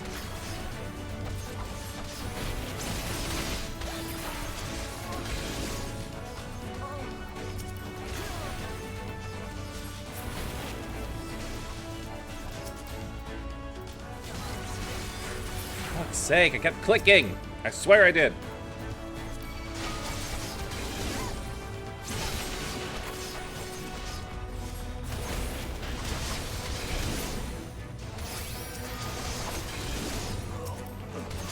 This is a pretty killer move.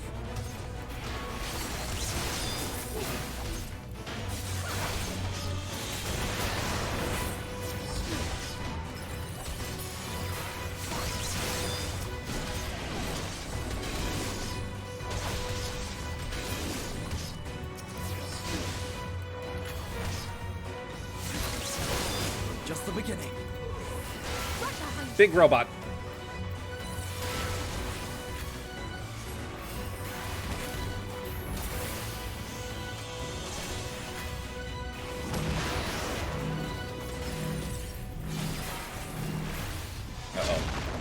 Uh-oh.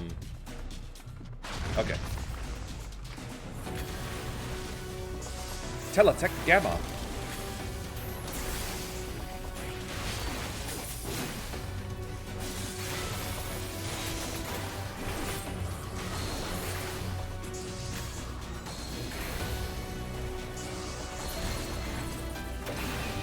Big booms. What you doing, pig? Take this opportunity to cure the tempered.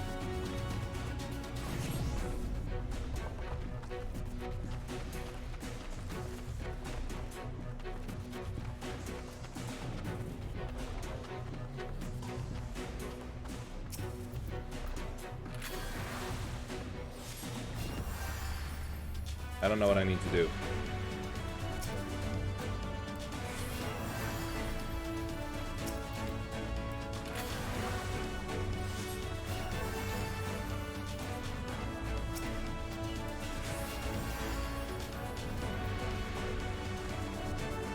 Pig!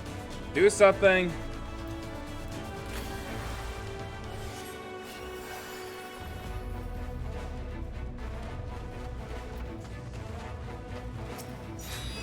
Oh.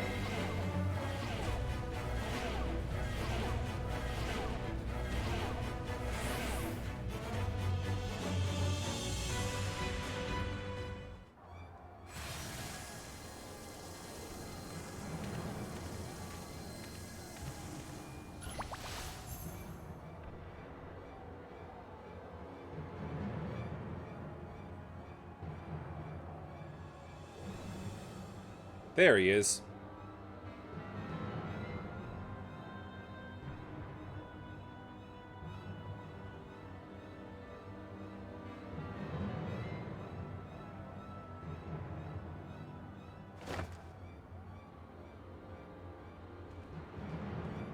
Oh boy, what's he gonna do next?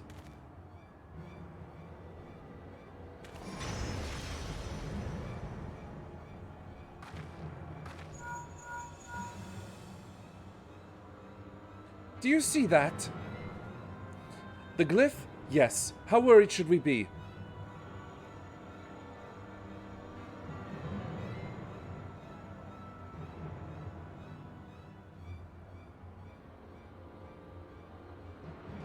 Listen well and judge for yourself. Though I can see ethereal currents, I had not thoroughly examined those that flow through the heart of Cartanel, but now that I am here, things have become clear. The flats conceal an etheric confluence like the pillars of the Azim Step, but greater in scale. Far greater. He's gonna blow the entire place up? The glyphs the Fandaniel has conjured react to into its very midst. And I believe I know their purpose. Should the lunar primals destroy them, it would spark a chain reaction with the potential to obliterate the confluence entirely. The resultant disruption to the flow of aether would sow chaos among the elements, prompting earthquakes, floods, and tempests large enough to lay waste to the realm.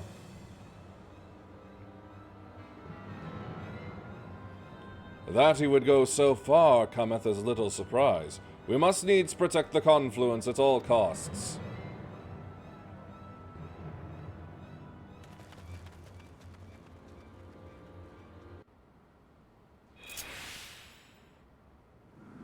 Beats Lunar Odin. Let's see. Unexpected damage. Destiny Drawn. Leave everything to Fady to draw a card. Additional effect restores 10% of HP. Deal unexpected damage. Destiny Sleeve. Draw a card. Let's see. Damage dealt is increased, while weapon skill cast time and recast time, spell cast time and recast time, and auto attack delay are reduced for yourself and all nearby party members. Heal. Its own HP and all HP of nearby party members. Fixed Sign. Centered around the caster, reducing damage taken by 10% for self. That's the shield. Okay. Not the confluence, but Odin.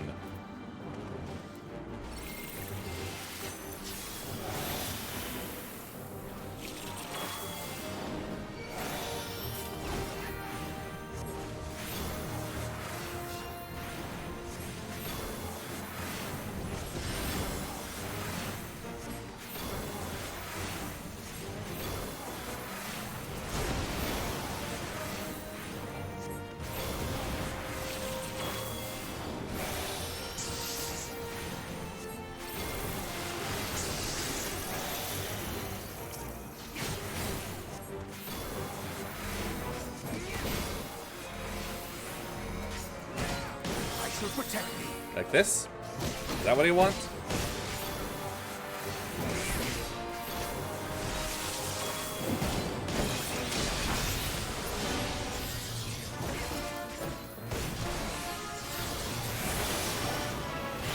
Oh, let's see. Okay. Wait, no. Aspected Helios.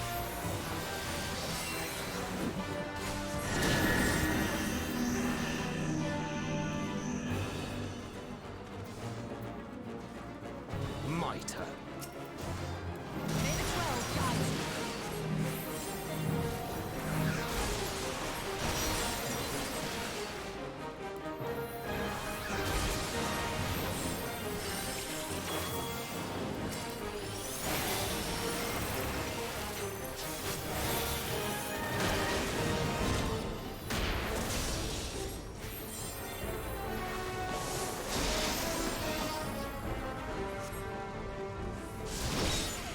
What?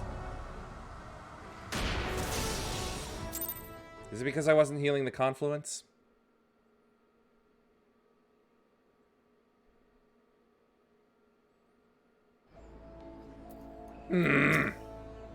Just let me restart again.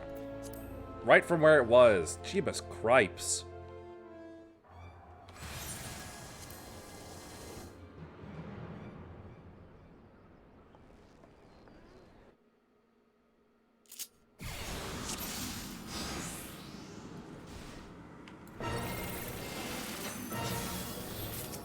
Alright, the confluence does have health. Got it.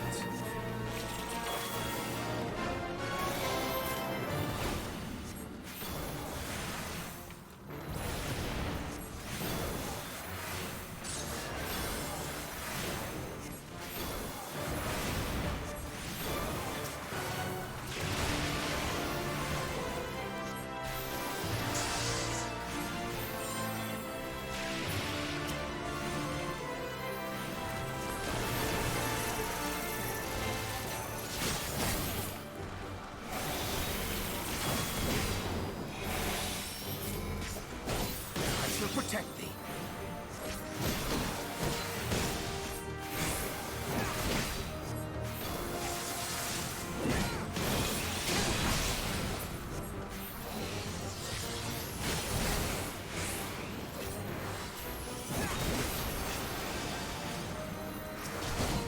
Why was the hitbox all the way down there?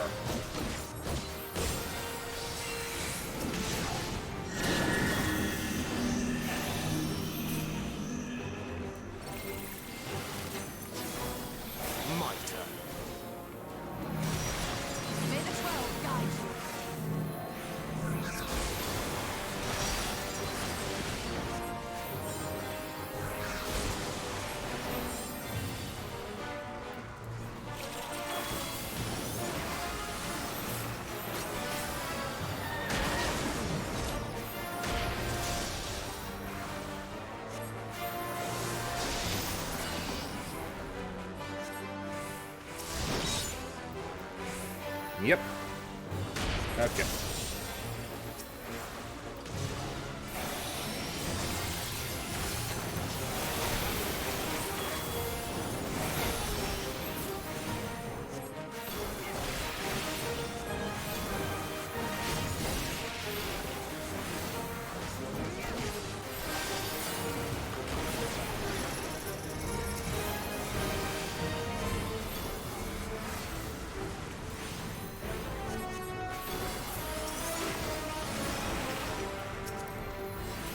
Away with you!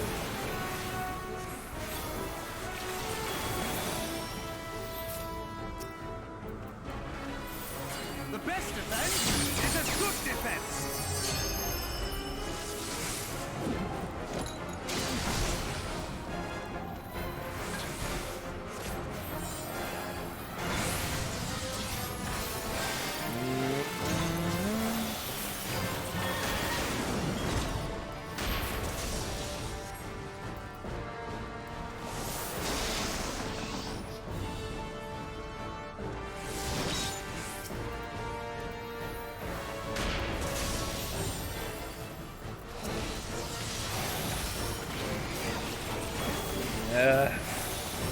I just have a globe.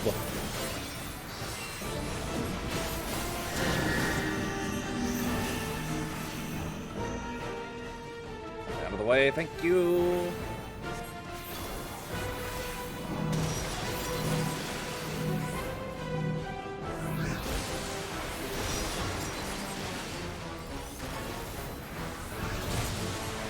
Fix that up.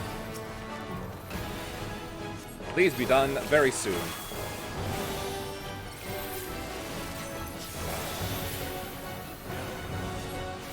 Stop him from the Zantetsuken!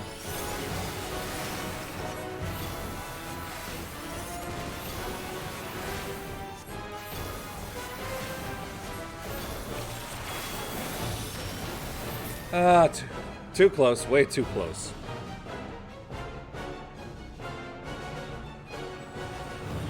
Oh, that's certainly a class I never want to play.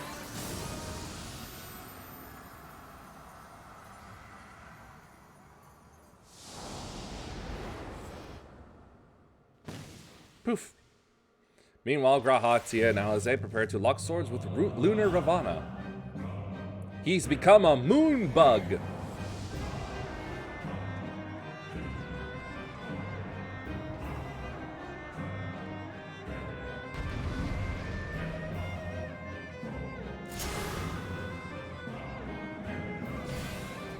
Oh no, more defending? Fuck. Alright, let's see here. Let's see, combo. Fire, fire, fire, foul. Elegant Blizzard, ice damage restores up to 40% of MP. Thunder, lightning damage over time. Cure, Medica, and Break.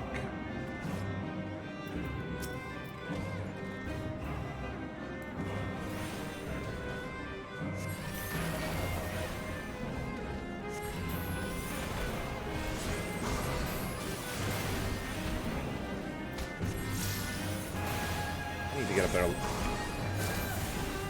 handle on it. There we go.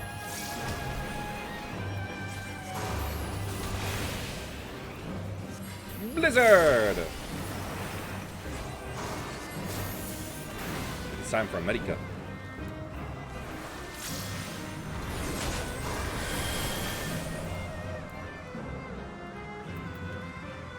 Uh-oh.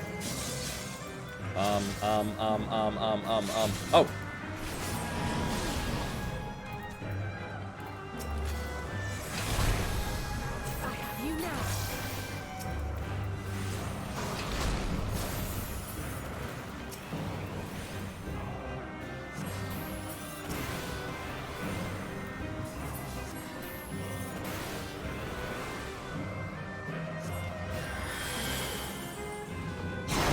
Uh-oh. He's doing this thing again.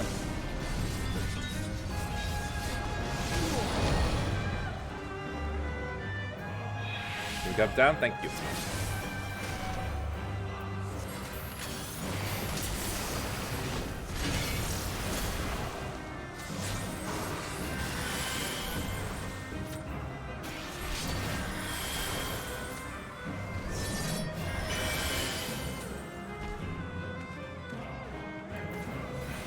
Was that it?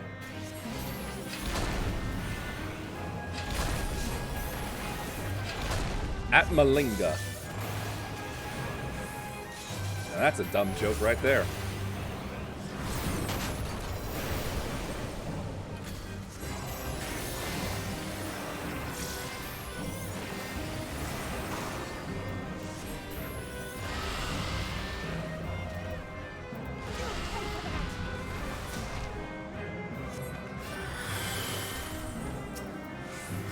Nope, she needs the focused healing.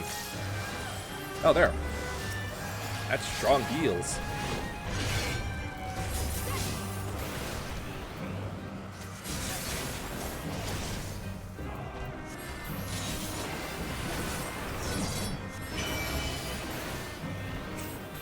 Is he bringing in the butterflies again? Nope. He's just using Metal Gear Solid game. I mean, Metal Gear game. Better heal self.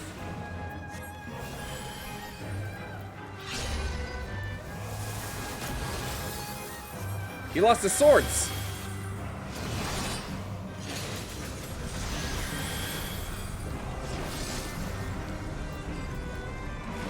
Breaking!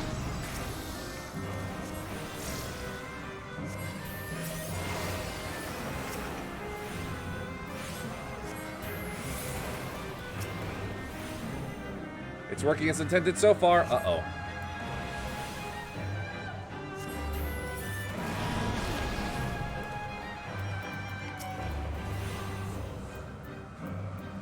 Dadgummit. Stop.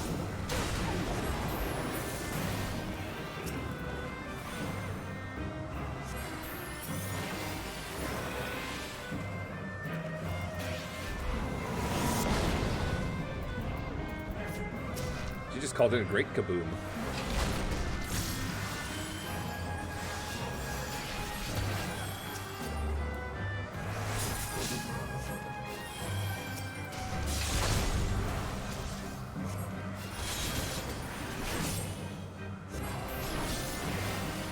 And lightning.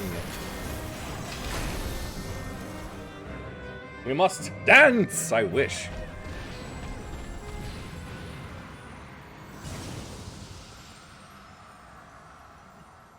That Sahagin back there wasn't really impressive.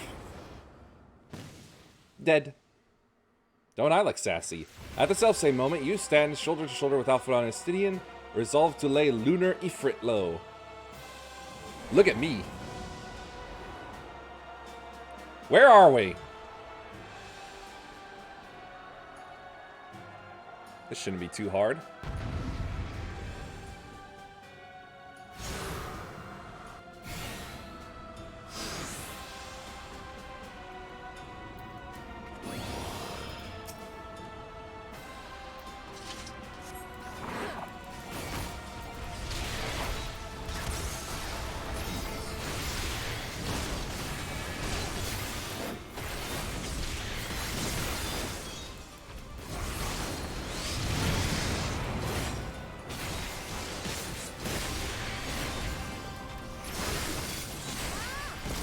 Eat magic, loser!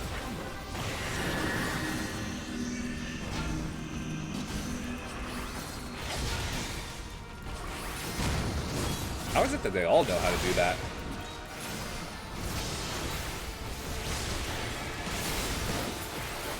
Where's he going? Oh. Oh no, not these nails again.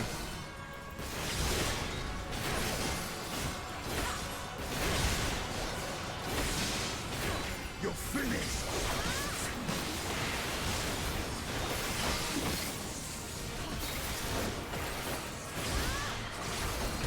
Help! Please!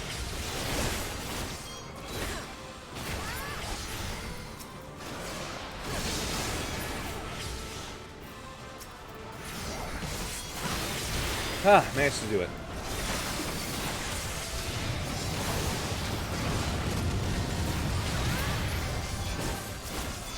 We must fight on.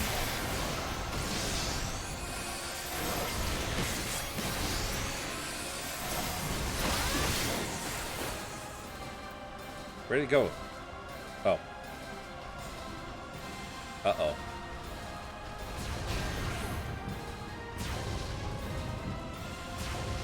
He's zooming.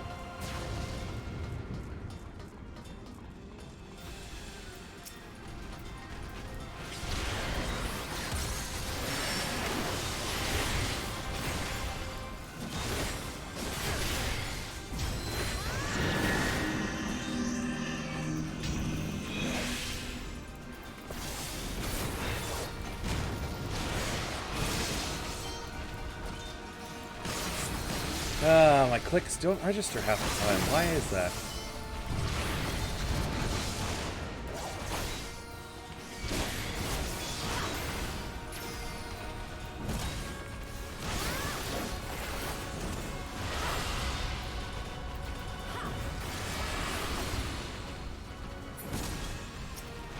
Confluence needs healing.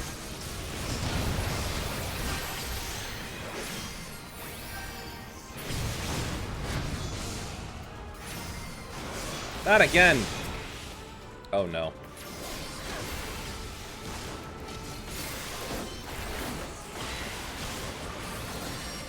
You got something to do with Stydian? Roar! Zabimaru!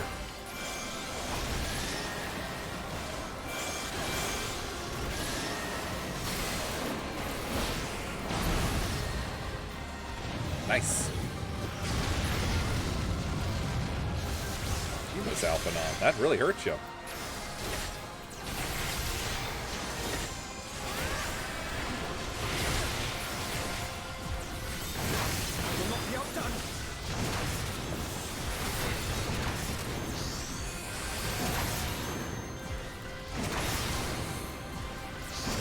Watch the confluence. Would you stop?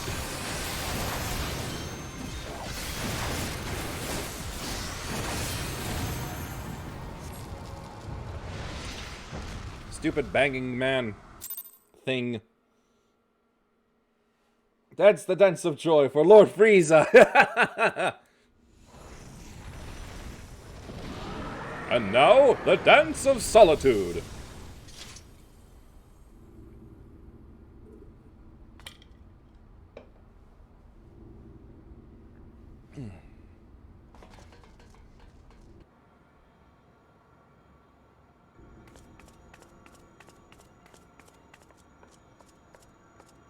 One last one, apparently, maybe.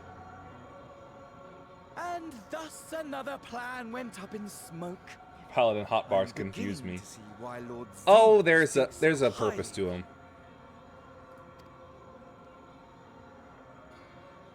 Not that this changes anything, you understand. You have It's a bit like merely Tetris earned how I have yourself them a stay arranged. of execution. I will when I have a chance to show them off. I gotta do it visually.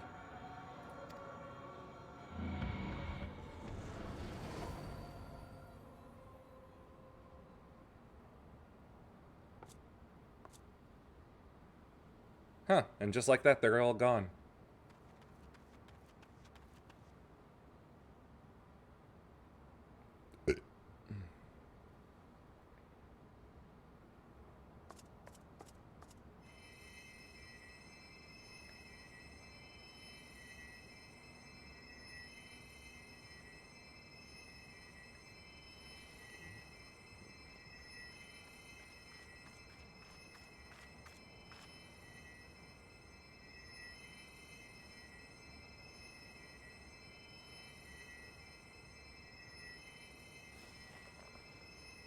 Glory be to Garlemald.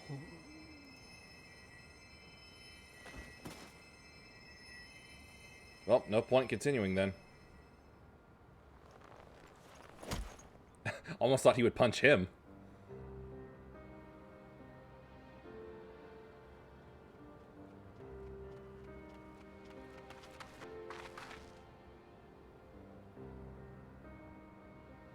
How fare the tempered?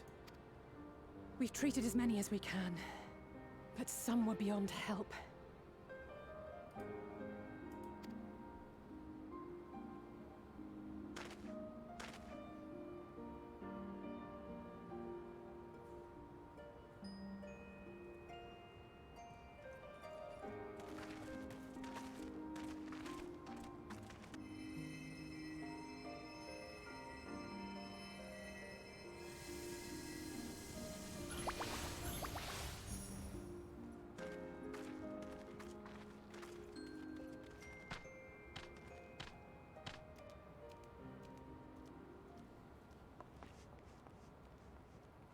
What's this Amalja gotta say to us?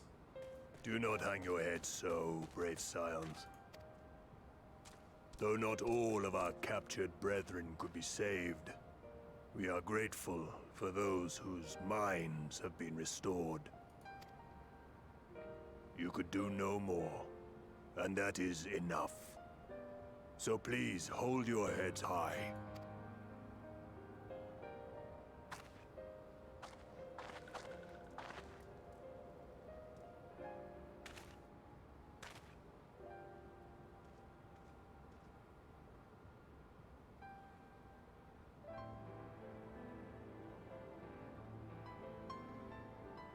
Should have been quicker, but I'll do better next time. Thank you for your kind words. They mean a lot.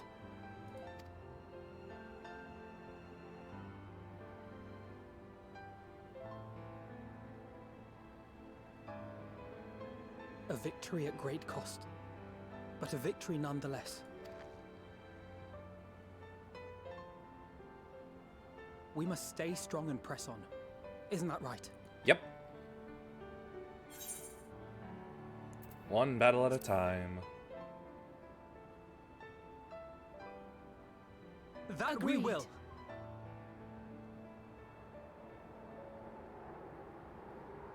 Hey, a moon.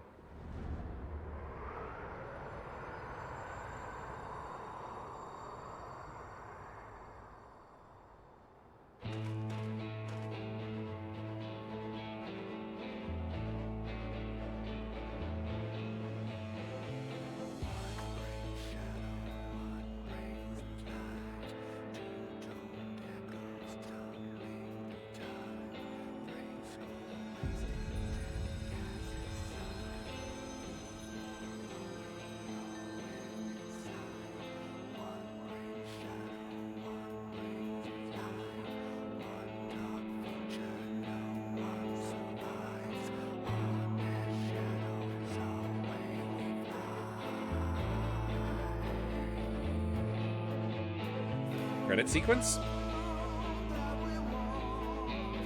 Yep, credit sequence. What is this, the third time that Shadowbringers has ended? Come on!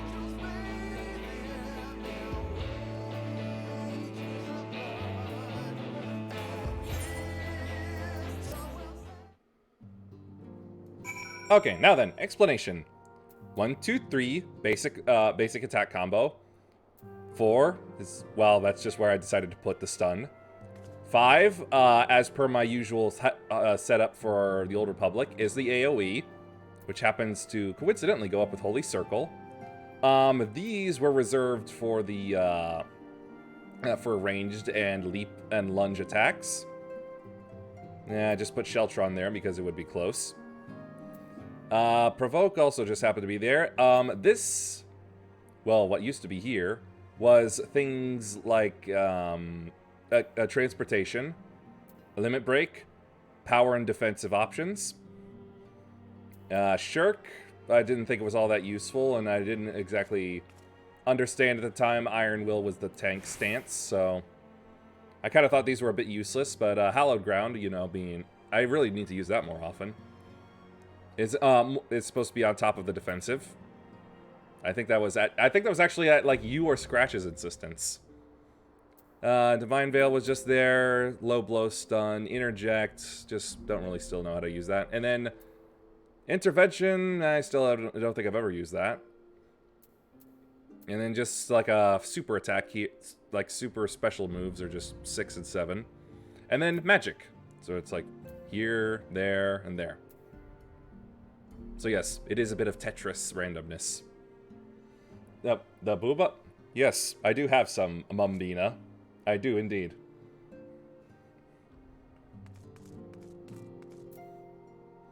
It's a bit hard to bounce them.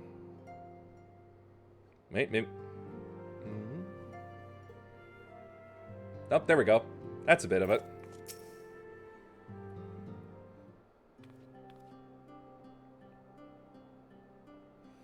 I trust you all enjoyed a comfortable flight aboard the Pride of the Ishgardian fleet. Lest you worry, the Bonanza has been towed to a nearby location to be retrieved at your convenience. They not big enough? Well, I suppose they could be bigger, but I'm just fine with them as they are. They're already sort of outside the reach of the model maker I use.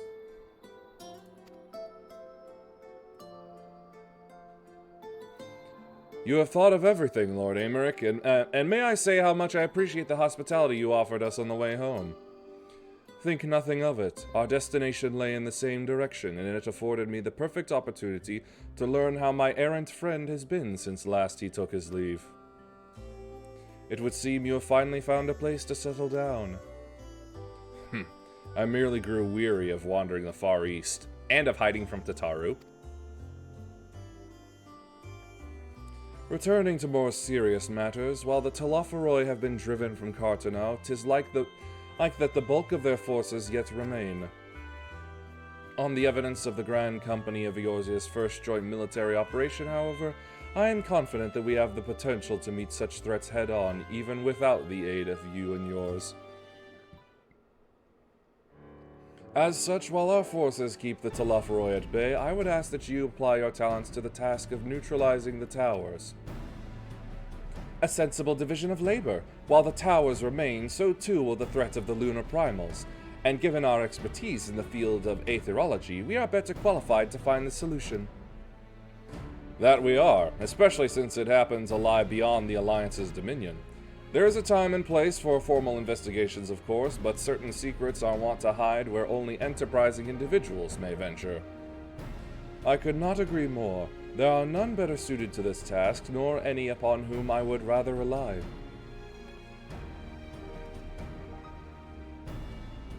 On behalf of the Alliance, I thank you. We look forward to receiving any information you are able to uncover. And with that, I must take my leave. Should you have need of assistance, pray do not hesitate to ask. Fare you well, my friends. I love how his sword is just blue.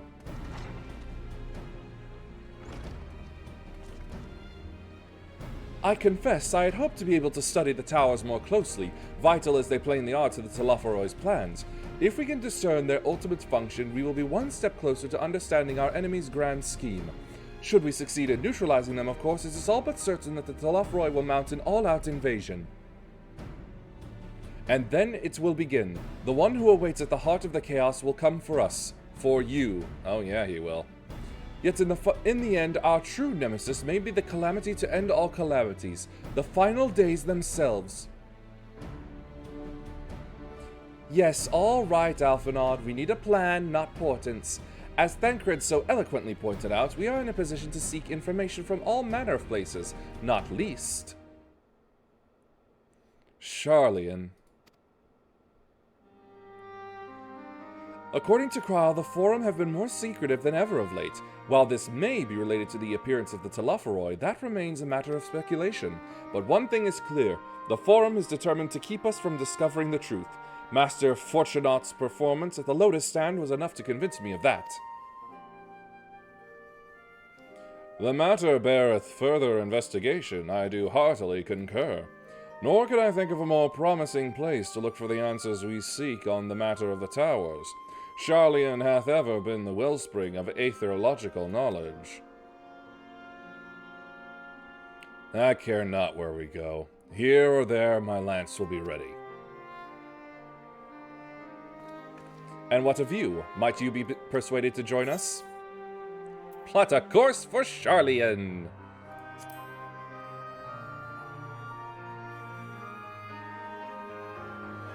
Hear, hear! It is time we laid bare the Telophoroi's dark designs. It appears we are in agreement. We have but to wait for Krile to secure the necessary permissions. In the meantime, there's a matter I would investigate. Ah, there's always a meantime. Does it involve tall structures? By strange coincidence, it does. At present, I have only a creeping suspicion, but with your help, I will soon find out whether my fears are warranted.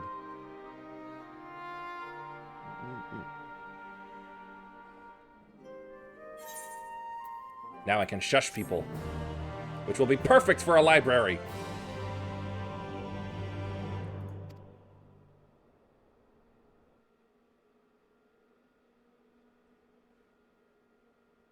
Meanwhile, in the Garlean capital, again.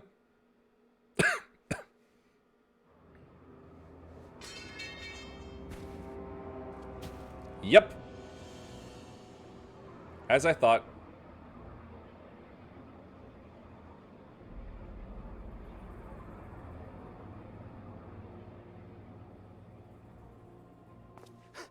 Those Eorzeans certainly are a stubborn bunch. Though I suppose you knew that already. My plan to redirect the ether from Cartano came to a rather less than satisfactory conclusion. It was, in many respects, an abject failure. I just caused a whistle by inhaling on my glass. What the hell? Which does, of course, raise the question of where we are going to procure the requisite amount. The obvious solution would be to draw on resources a little closer to home, though that would require our dreamer to dream a trifle more deeply. Inception. So be it. The dreamer will not complain. Are you the dreamer? Then let us begin the preparations at once. With the gateway of the gods complete, all that remains is to gather the necessary ether, and our prize shall be within reach. Looking very sharp back there.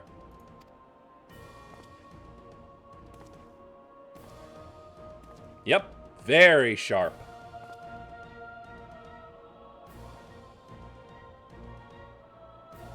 The time has come to fulfill your heart's desire. My desire! Oh, don't tell me you want to fight me too.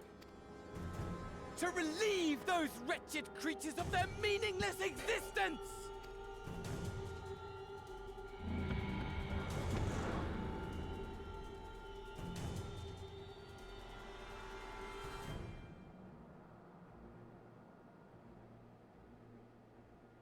While I await you, I shall drink a sea of souls and gorge myself upon the darkened moon. Apparently, we see two different colors.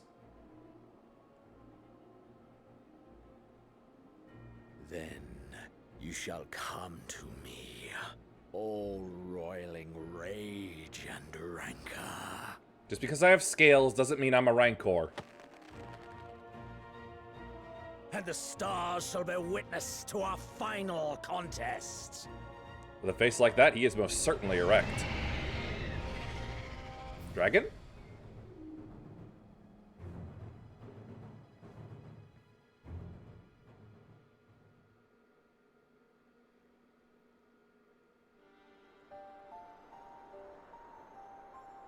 Why are we out here?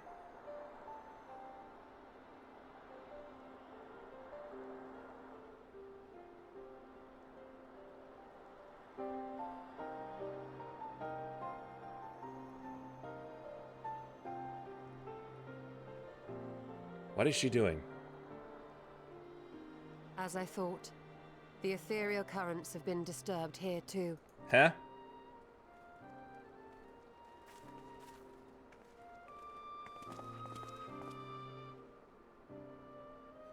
It was the same in Thanalan. Make that every location we surveyed. And the strength of each current has diminished dramatically, far more than could be attributed to a natural occurrence.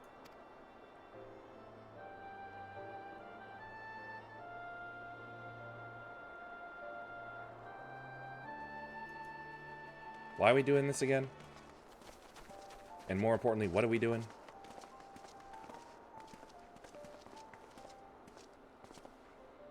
What tidings bringest thou from Dravania? We took a number of readings, and noticed that the closer we were to the tower, the lower the etheric density became. In short... Ah, they don't need crystals because they're leeching it right out of the ground. Sure, I'll take a look at those when the stream's over. The towers are drawing upon the land's ether, which would explain how they were able to carry out the summonings. Don't need no crystals no more.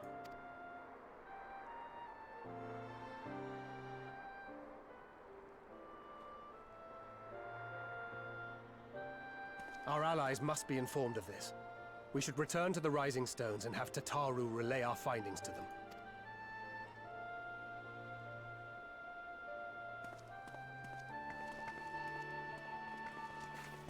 I mean, that's not exactly my name, but sure. Hear me. Go ahead and sleep if you need to. Hear me. Oh wait, now I hear her. Darkness comes, and with it, the end. The fate of the star is in your hands. Sorry, lady, but I don't trust anybody wearing long robes and a mask.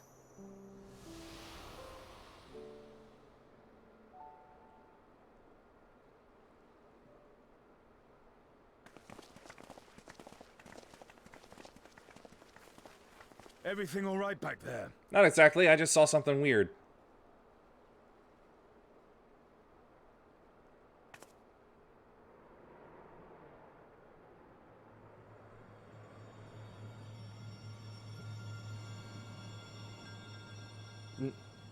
Sleep well, Nat. At solemn dawn, grim purpose shines, in gazes cast towards moonlit sky. Thus does our final curtain rise, your steps to guide what end betides. Final curtains. Ha! This series doesn't get to use that word.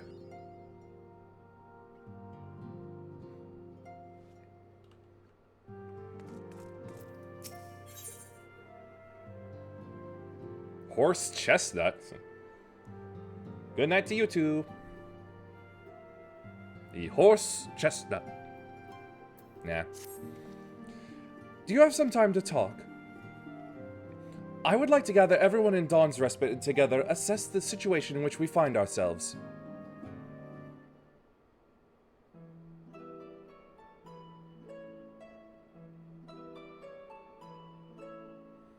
Let us take stock of the facts, shall we? The crisis at hand began with the sudden appearance of Omnibus. What?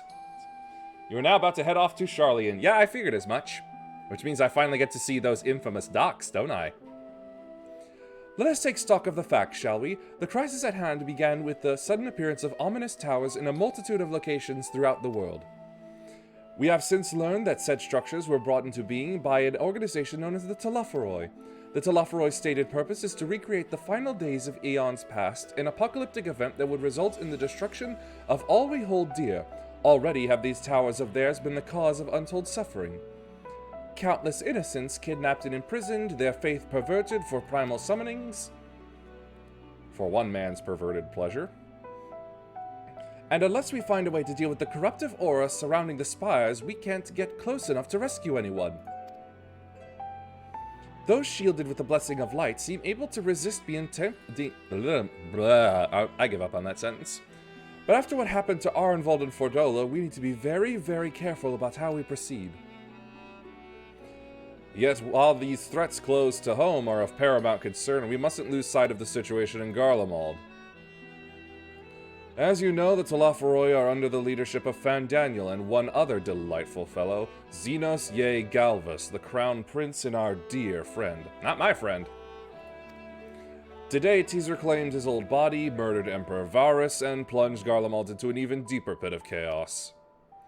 The capital has probably seen the worst of it. For a good while there, it saw the bloodiest fighting in the War of Succession, but that has since changed, and in troubling ways.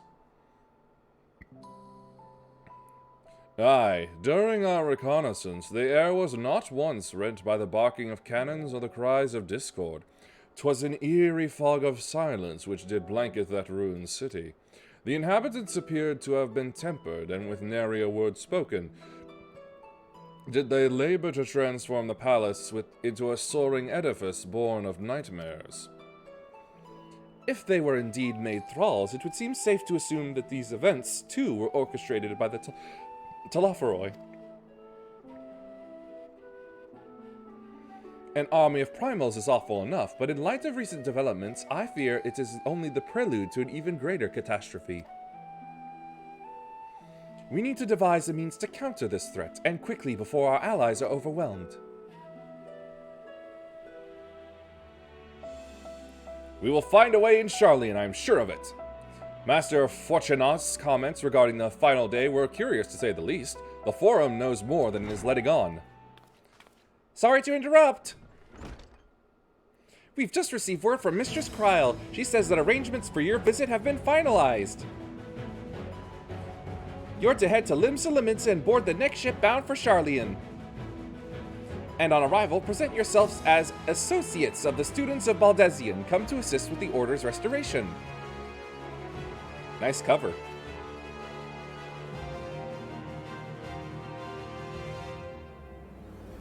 The arrangements may be settled, but what of your thoughts? They must race at the prospect of returning home after so long. I am eager to see it, of course. We should set off at once.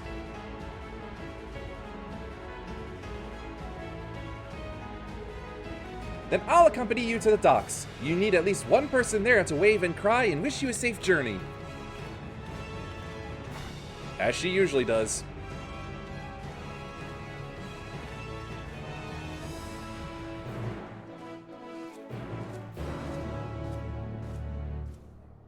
That reminds me.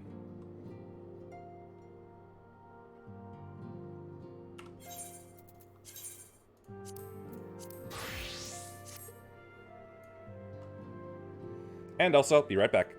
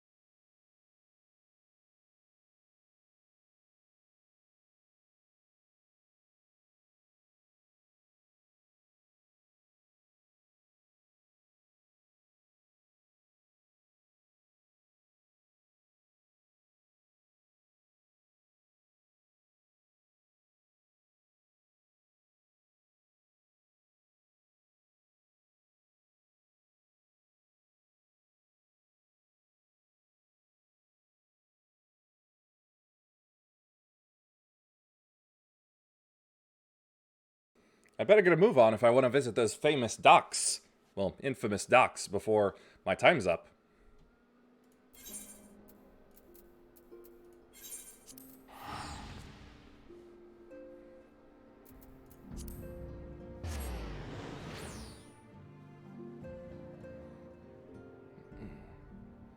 Actually, hold on a moment. I will need to check something real quick. Quick.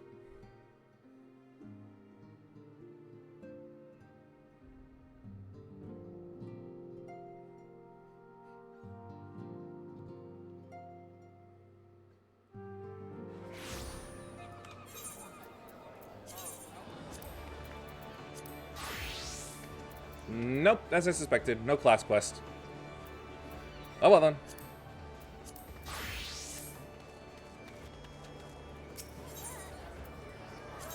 They're just looking just as naughty as ever.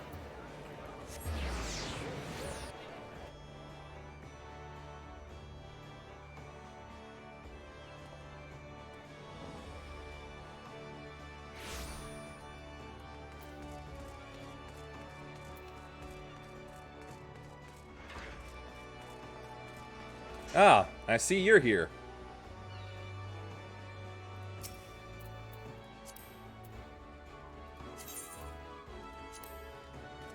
Point.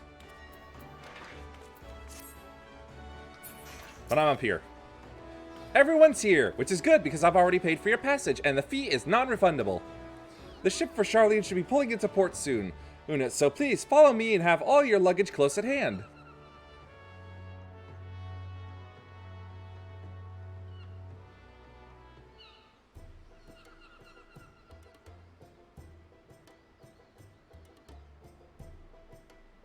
What is this tune?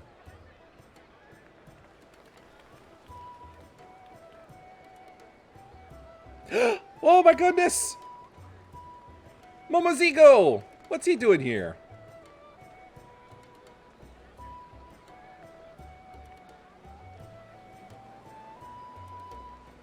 They've almost finished loading our cargo.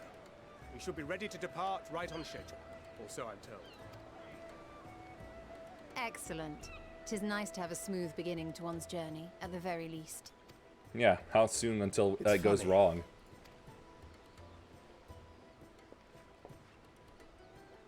Master Louis Soir came here on a ship very much like this one.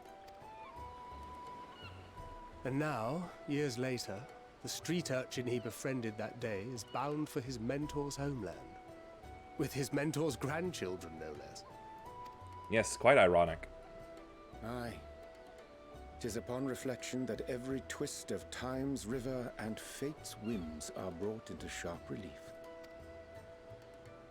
Thou hast matured much in the intervening years. Wert thou not caught attempting to relieve Master Louis Soir of his purse scant moments after he made landfall upon this dock? What a ragamuffin. Oh, really? Now that's a tale I'd like to hear.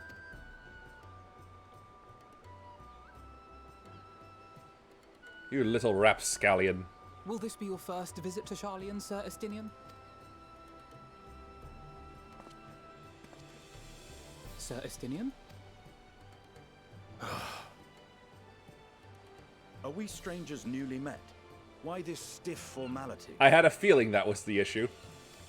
I, merely meant it as a professional courtesy, since we are now colleagues in an official sense. I'd rather you dispense with the sirs, especially in private company. Or I'll be forced to respond in kind, little Lord Alphino. You've made your point, Estinian. Painfully well. Better. Oh, she's already going to start crying? Are you all right, Tataru?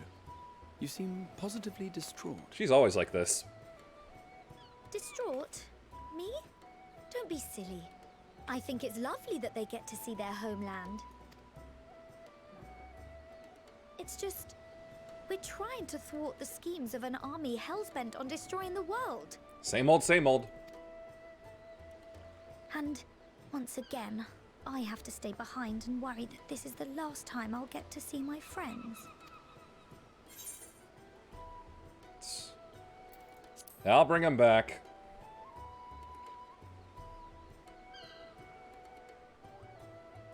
I'll hold you to that. Just don't touch me. Ah, good. You're still here. Hori! Coulternay! What brings you all this way? Would you stop dropping T's? We're to assist the Maelstrom and the Kobolds with a lunar primal operation, so we thought we'd see you off before heading to the tower. Flamine and the others wish you all a safe journey, and promise that they'll look after things here until you return. Flamine. We will too, of course. Aye. We, your fellow Scions of the Seventh Dawn, will do our part to ensure the end of the world won't happen on our watch. There's more water on the outside of my cup than there is inside. We set the sail! All aboard for Charlian!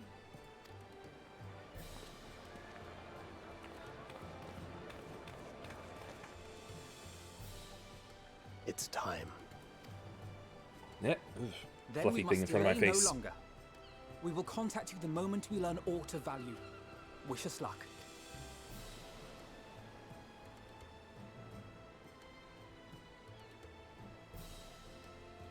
Have a safe journey, and please, please, be careful.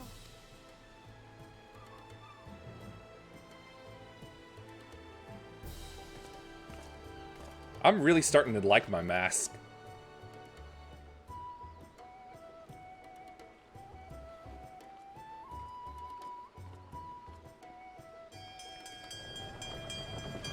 Ding, ding, ding, ding, ding.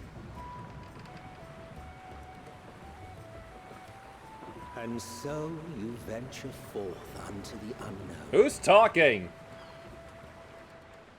A fate beyond the horizon that cannot be divined. A future undefined and in flux. In uncertain times, naught but the simplest words of wisdom will suffice.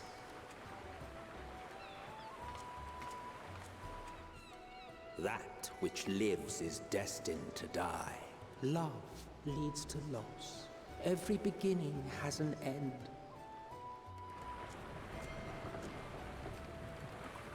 Treasure every moment, every step of your descent.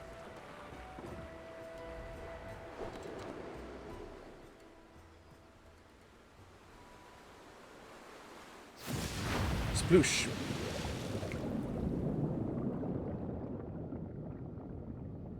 And there, in the depths where souls and stars rest, find your truth.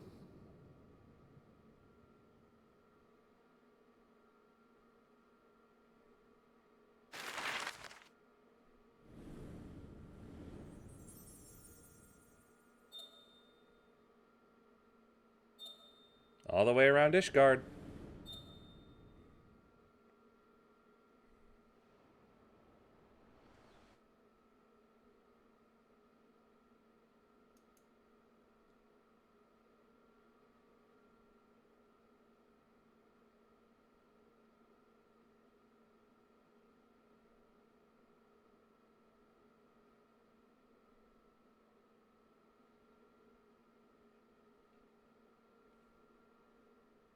Thought I heard something.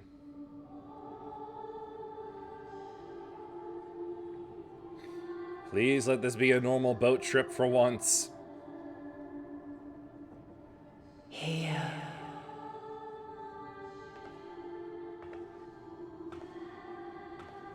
Feel.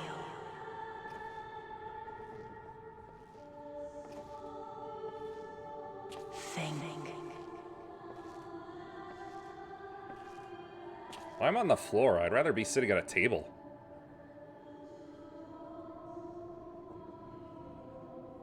The day has barely dawned, my fellow earlier risers. Why are we all on the floor? Did Tataru not spring for seat tickets?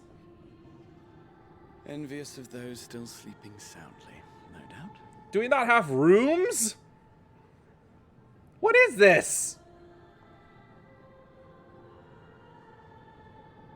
Nothing about this seems right. Tataru is cheap. I've heard nothing myself.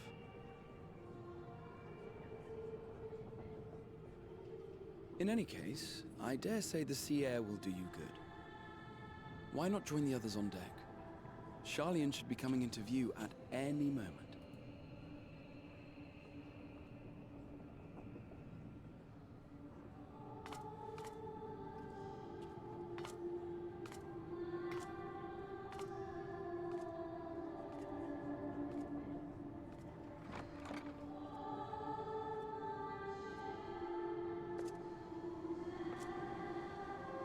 Where'd my gun go?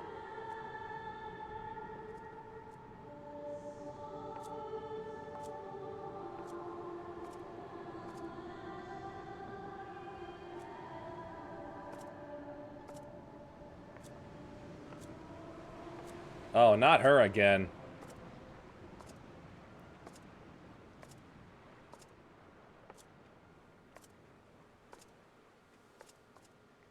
What is this? Am I going mad at sea? Have I caught the cabin fever? My voice yet reaches you. I am glad. Hear, feel, think. And thus do we meet face to face at last. my warrior of light, guided by the crystal. Is it just me, or are your pupils divided up? Well, not the pupils, but the cornea? Why now?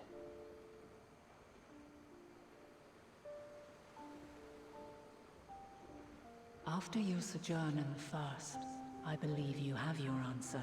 No, you don't. I don't. Somebody doesn't! You have gained an understanding of what I truly am, what Eidolon has always been, a primal.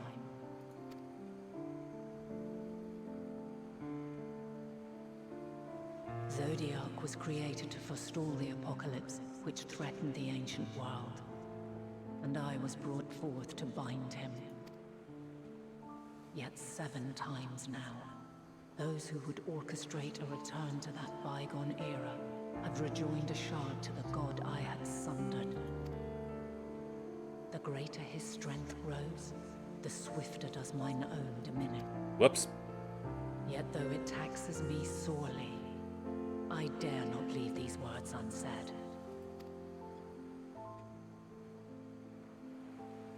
Even bereft of my guidance, you and your companions have accepted the burden of this star's troubled past. A conjunction has begun to form, an intertwining of your time and mine. Wheels shudder and turn. Conflict looms, monumental, which will decide the fate of this world and all life upon it. Your neck is incredibly long. When you truly understand what is at stake, and your journey has prepared you to surmount the insurmountable, then shall I honor the promise made in another time, another age. What? Cast your peepers to the fore, folks. Sharlayan's just over yonder. Can't you just say land ho? I will not keep you further. Your traveler's heart must yearn to behold this unfamiliar land. I'm a little excited, yeah. We shall meet again, and soon.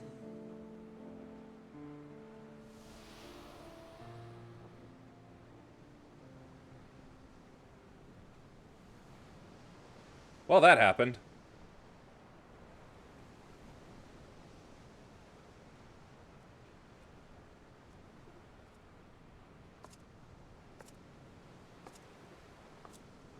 I wonder if that happened to Kryl too, or if it was just me. Oh, what a fine morning. Oh, still a bit stiff though. Well, that's what you get for sleeping on the ground. And a good morning to you too. What a nice lady. Look at the sights. Then let's go. Let's go.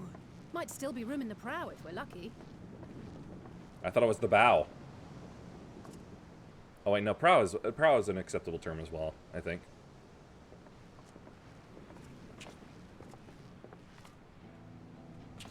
Ah, the sleepers have arisen. Is that man supposed to be standing up on that?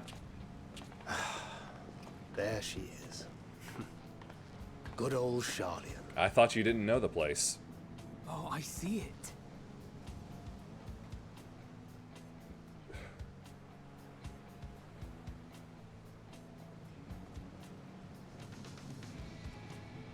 Home. Home at last. Well, maybe not in Father's eyes, but we'll manage on our own, if we must. And you must. You do know you're not alone in this, don't you? Indeed. 'Tis as Sir Estinian said. Forget not the comrades who boarded this ship at your side, I prithee.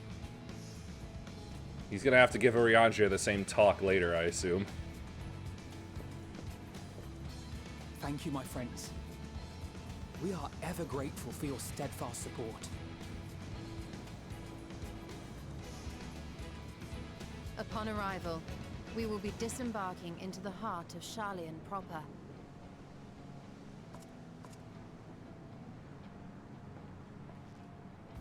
There is no greater concentration of wisdom in all the world. I am confident that somewhere within that center of knowledge and learning, we will find the answers we seek. And snooty people. Lots and lots of people who look down their nose.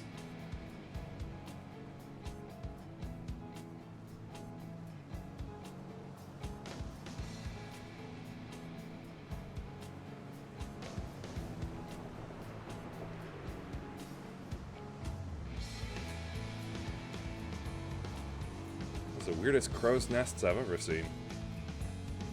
Ah, moon visible during the day. Biggest group of degenerates too, exactly. Oh! It started! Finally, I've reached it. Feels like it took forever.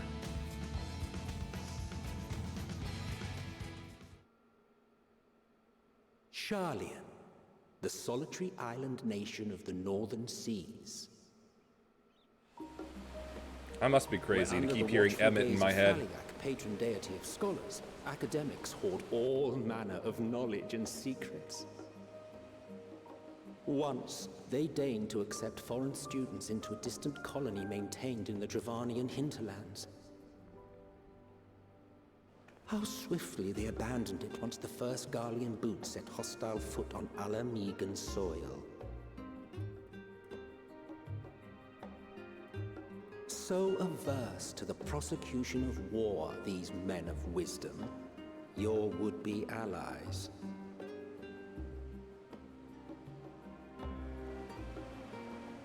The Northern Empty, Old Sharlian.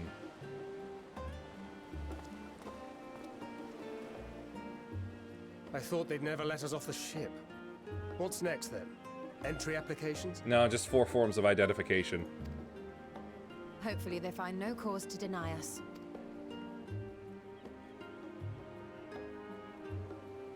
Hasn't Sharlian all but severed relations with foreign powers? Those of us without direct ties, myself included, may be refused outright. 'Tis true that, as a nation, Sharlian only forms trade agreements with a select few neutral countries. But from a practical standpoint, an island cannot afford to be overly strict with its borders. Especially not if that island's people are wholly devoted to the accumulation of knowledge. They're all thinkers, none of them are workers. If one submits the proper paperwork, with satisfactory evidence of identity and intent, then foreigners may be granted entry. May. Quite. So let us be absolutely clear on these points before we proceed. June. The immigration officer will ask for your affiliation and your purpose of visit. Considering Sharlian's views on intervention, I strongly suggest we avoid any mention of the Scions. July. Kral has laid the groundwork for us to act as associates of the students of Baldessian, and our ostensible reason for being here is to aid in their order's restoration.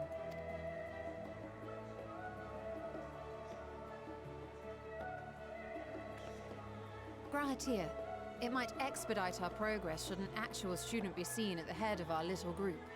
Would you mind leading the way? Of course.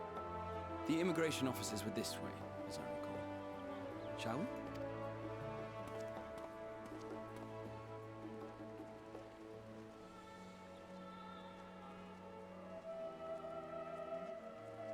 Why am I not surprised? Greetings. We've just arrived and are eager to make our way into the city. Would you be so kind as to process our entry applications? Certainly. I see by your mark you are an Archon. Uh-oh, should have covered that up. I am. Grahatir of the Students of Baldessian at your service. Oh, never mind. I was assigned to an Eorzean survey team, but have returned to assist with the reformation of my order. My associates here will provide additional support. Very good. I have paperwork detailing your group and its scheduled arrival for today. And it seems some few of your companions are also Archons. If you'll step forward, we can process those applications first.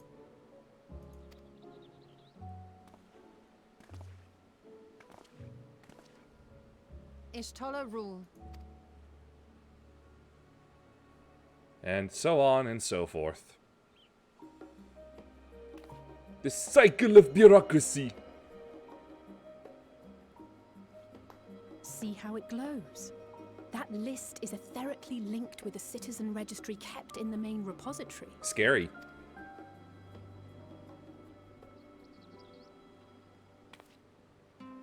I've confirmed your status as Archons and amended your travel records accordingly.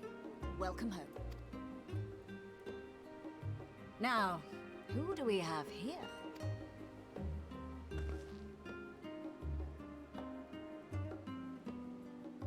Will they use their actual names? I wonder. Alphino Leveilleur. Yep, they are. And Alize Leveilleur.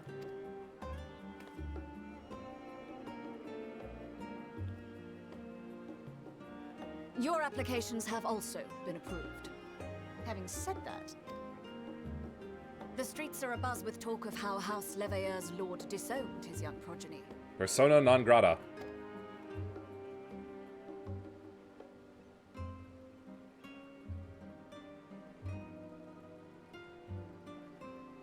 And while such personal circumstances constitute no reason to deny you entry, I urge you to avoid exacerbating your present situation. Times are quite troubled enough already. Very pinchable cheeks.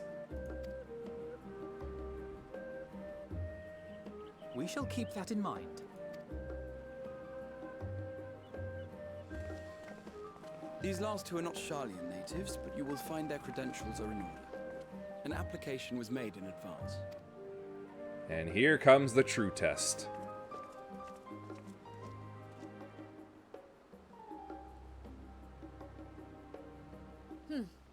Name and occupation?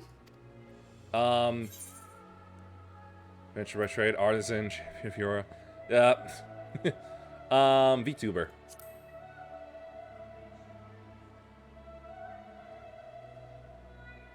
An adventurer. Well, I suppose that is considered a valid calling in your native Eorzea. And it does indeed match the profile provided.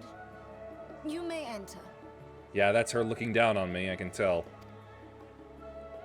And you, sir? This will be difficult. Justinian Valino, formerly of the Order of the Knights Dragoon in Ishgard. Formally, at least. And what, pray tell, is your profession now? Uh-oh, he's freezing up. He don't know what to say. He's got stage fright!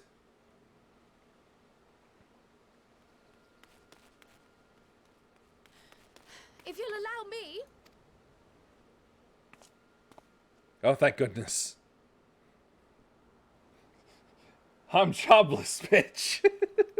My associate is a mercenary, hired for his strength at arms. Also, Archon Mark Surely is you are basically aware of the doctorate level dangers we often graduation. I face see. on our forays into the wilderness. Mistress Baldessian, if you insist on sponsoring his entry, then so be it. But while I appreciate that desperate times call for desperate measures, I find your choice of company concerning. Be advised that even a single misstep may have severe repercussions for your organization. Lala felt infighting. I have every confidence in my chosen company, dear and trusted comrades that they are. But I thank you for your concern.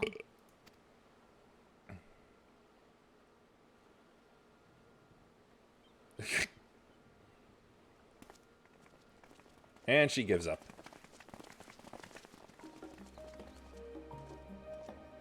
Croyle, it is good to see you. Likewise. Long voyage notwithstanding, you will seem none the worse for wear. There is much to discuss, but this is hardly the place. Let's be on our way, shall we? Let's.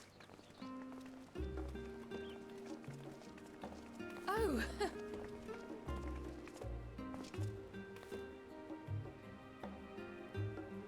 Welcome, friends, to Sharlayan. To Jurassic Park. As your mercenary, I should hope my welcome includes a generous salary. I had to say something, Sir Taciturn.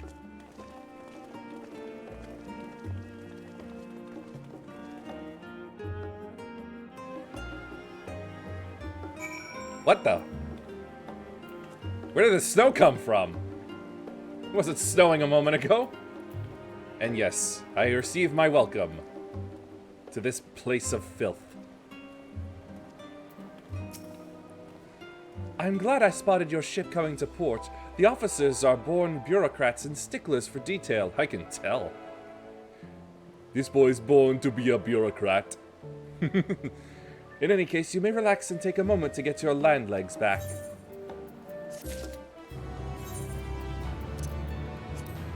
Put that away, and now that I've arrived, it's time to end it. Well, this is the northern seas during winter. I see, I see. Just looked a whole lot sunnier earlier is all. So yes, I've made it to the legendary Degenerate Docks.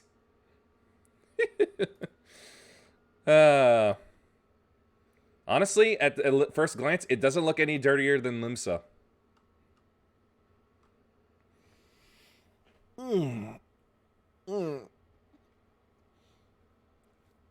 Who to see?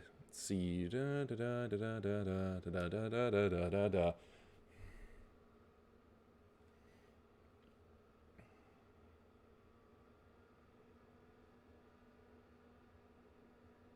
Yep. We'll see the bun.